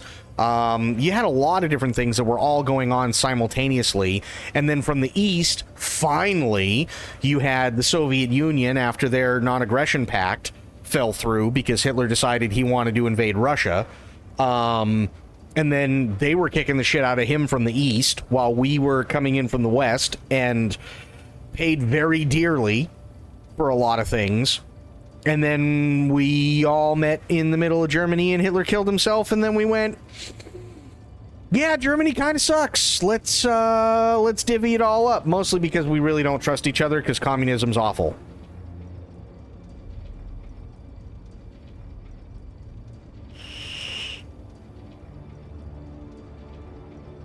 We're like, there were a lot of things going on in World War II. Lots and lots and lots of things.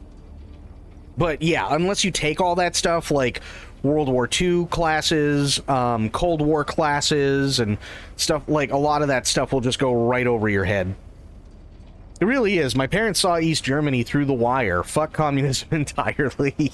I mean, and this is a thing, right? And I know a lot of people love calling people Nazis and stuff like that nowadays. And I understand the meaning behind it. I get it. But there's one thing that drives me nuts a lot of the time, and it's like, okay, but people do understand that they're overreaching and that they're using it just as a catch-all term. And me personally, I don't think that's right. Only because if somebody calls somebody part of the Gestapo, they better have really good reasons to show that that person or people are making other people disappear after being interrogated and nobody ever hears or sees them again. Right? They better be able to show that. Because there's kind of a reason why when you look at the SS, the SA, the Gestapo, hell, even the Stasi from East Germany, right? There's a reason why we can't account for how many people were actually killed. And it's not, oh, Bob forgot the paperwork that day. It's, no, they burned everything because there were too many bodies in the pyre versus how many that they had accounted for officially.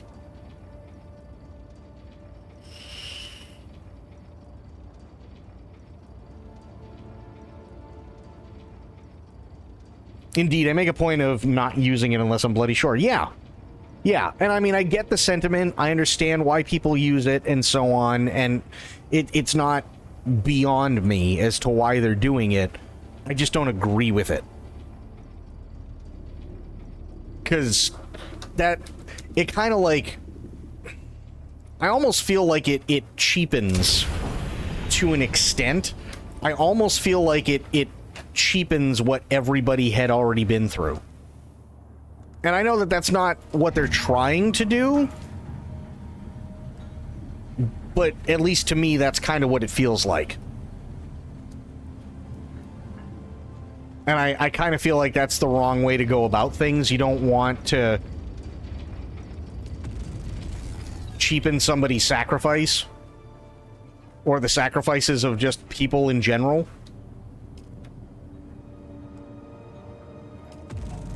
Oh, that's right on the line. Jesus.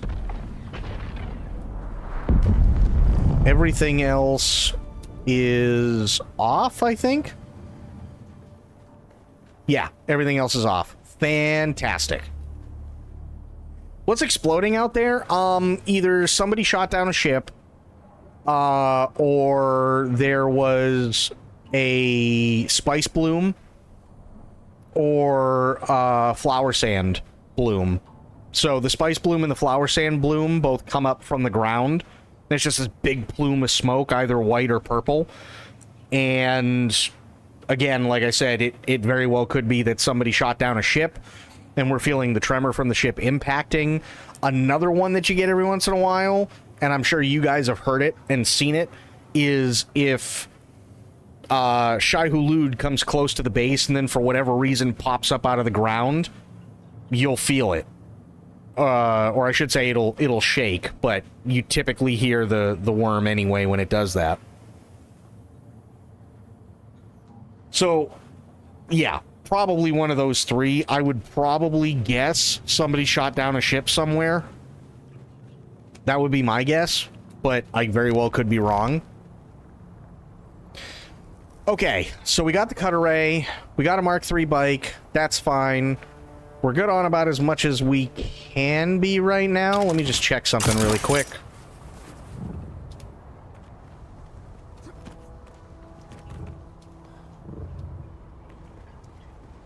What do we got left here? Okay. There we go. And that's 3 hours per. That's fine. And we got over 1,100 hours with lubricant, so we're good there. Cool. Well, I think we are ready to call it there for tonight. Sweet, sweet, sweet. Okay. I do want to thank everybody for hanging out, and I want to thank everybody for watching. You guys were awesome. We had Sober coming in and gifting a sub to Potato Chan. Thank you so much, Sober. I really, really, really appreciate that. We also had Gina coming in with a raid. Thank you so much, Gina, and it's always good to see you. And glad you're still around and still having fun. We had Sober, we had Spectre, we had Myth, we had Potato Chan, we had Crit, we had Corgi for a little bit, we had True, we had... I'm probably pronouncing it wrong, but I want to say it's either Rokai or Rochi. I don't know. But please correct me where I'm wrong so that I don't screw it up again. But we had a lot of awesome people tonight. We really, really did. It is now Friday. How cool is that? It is now Friday. And I will be back later on today. But until I see all of you then, have yourselves a great day, great night, wherever you are. Be good to yourselves, be good to one another, stay safe, stay frosty, and of course, the #1 golden rule around here, try to remember some of the basics of CQC. And I'll be seeing you guys later on. Thanks so much, everybody. Have yourselves a good night. Take care. I'm out. Bye now.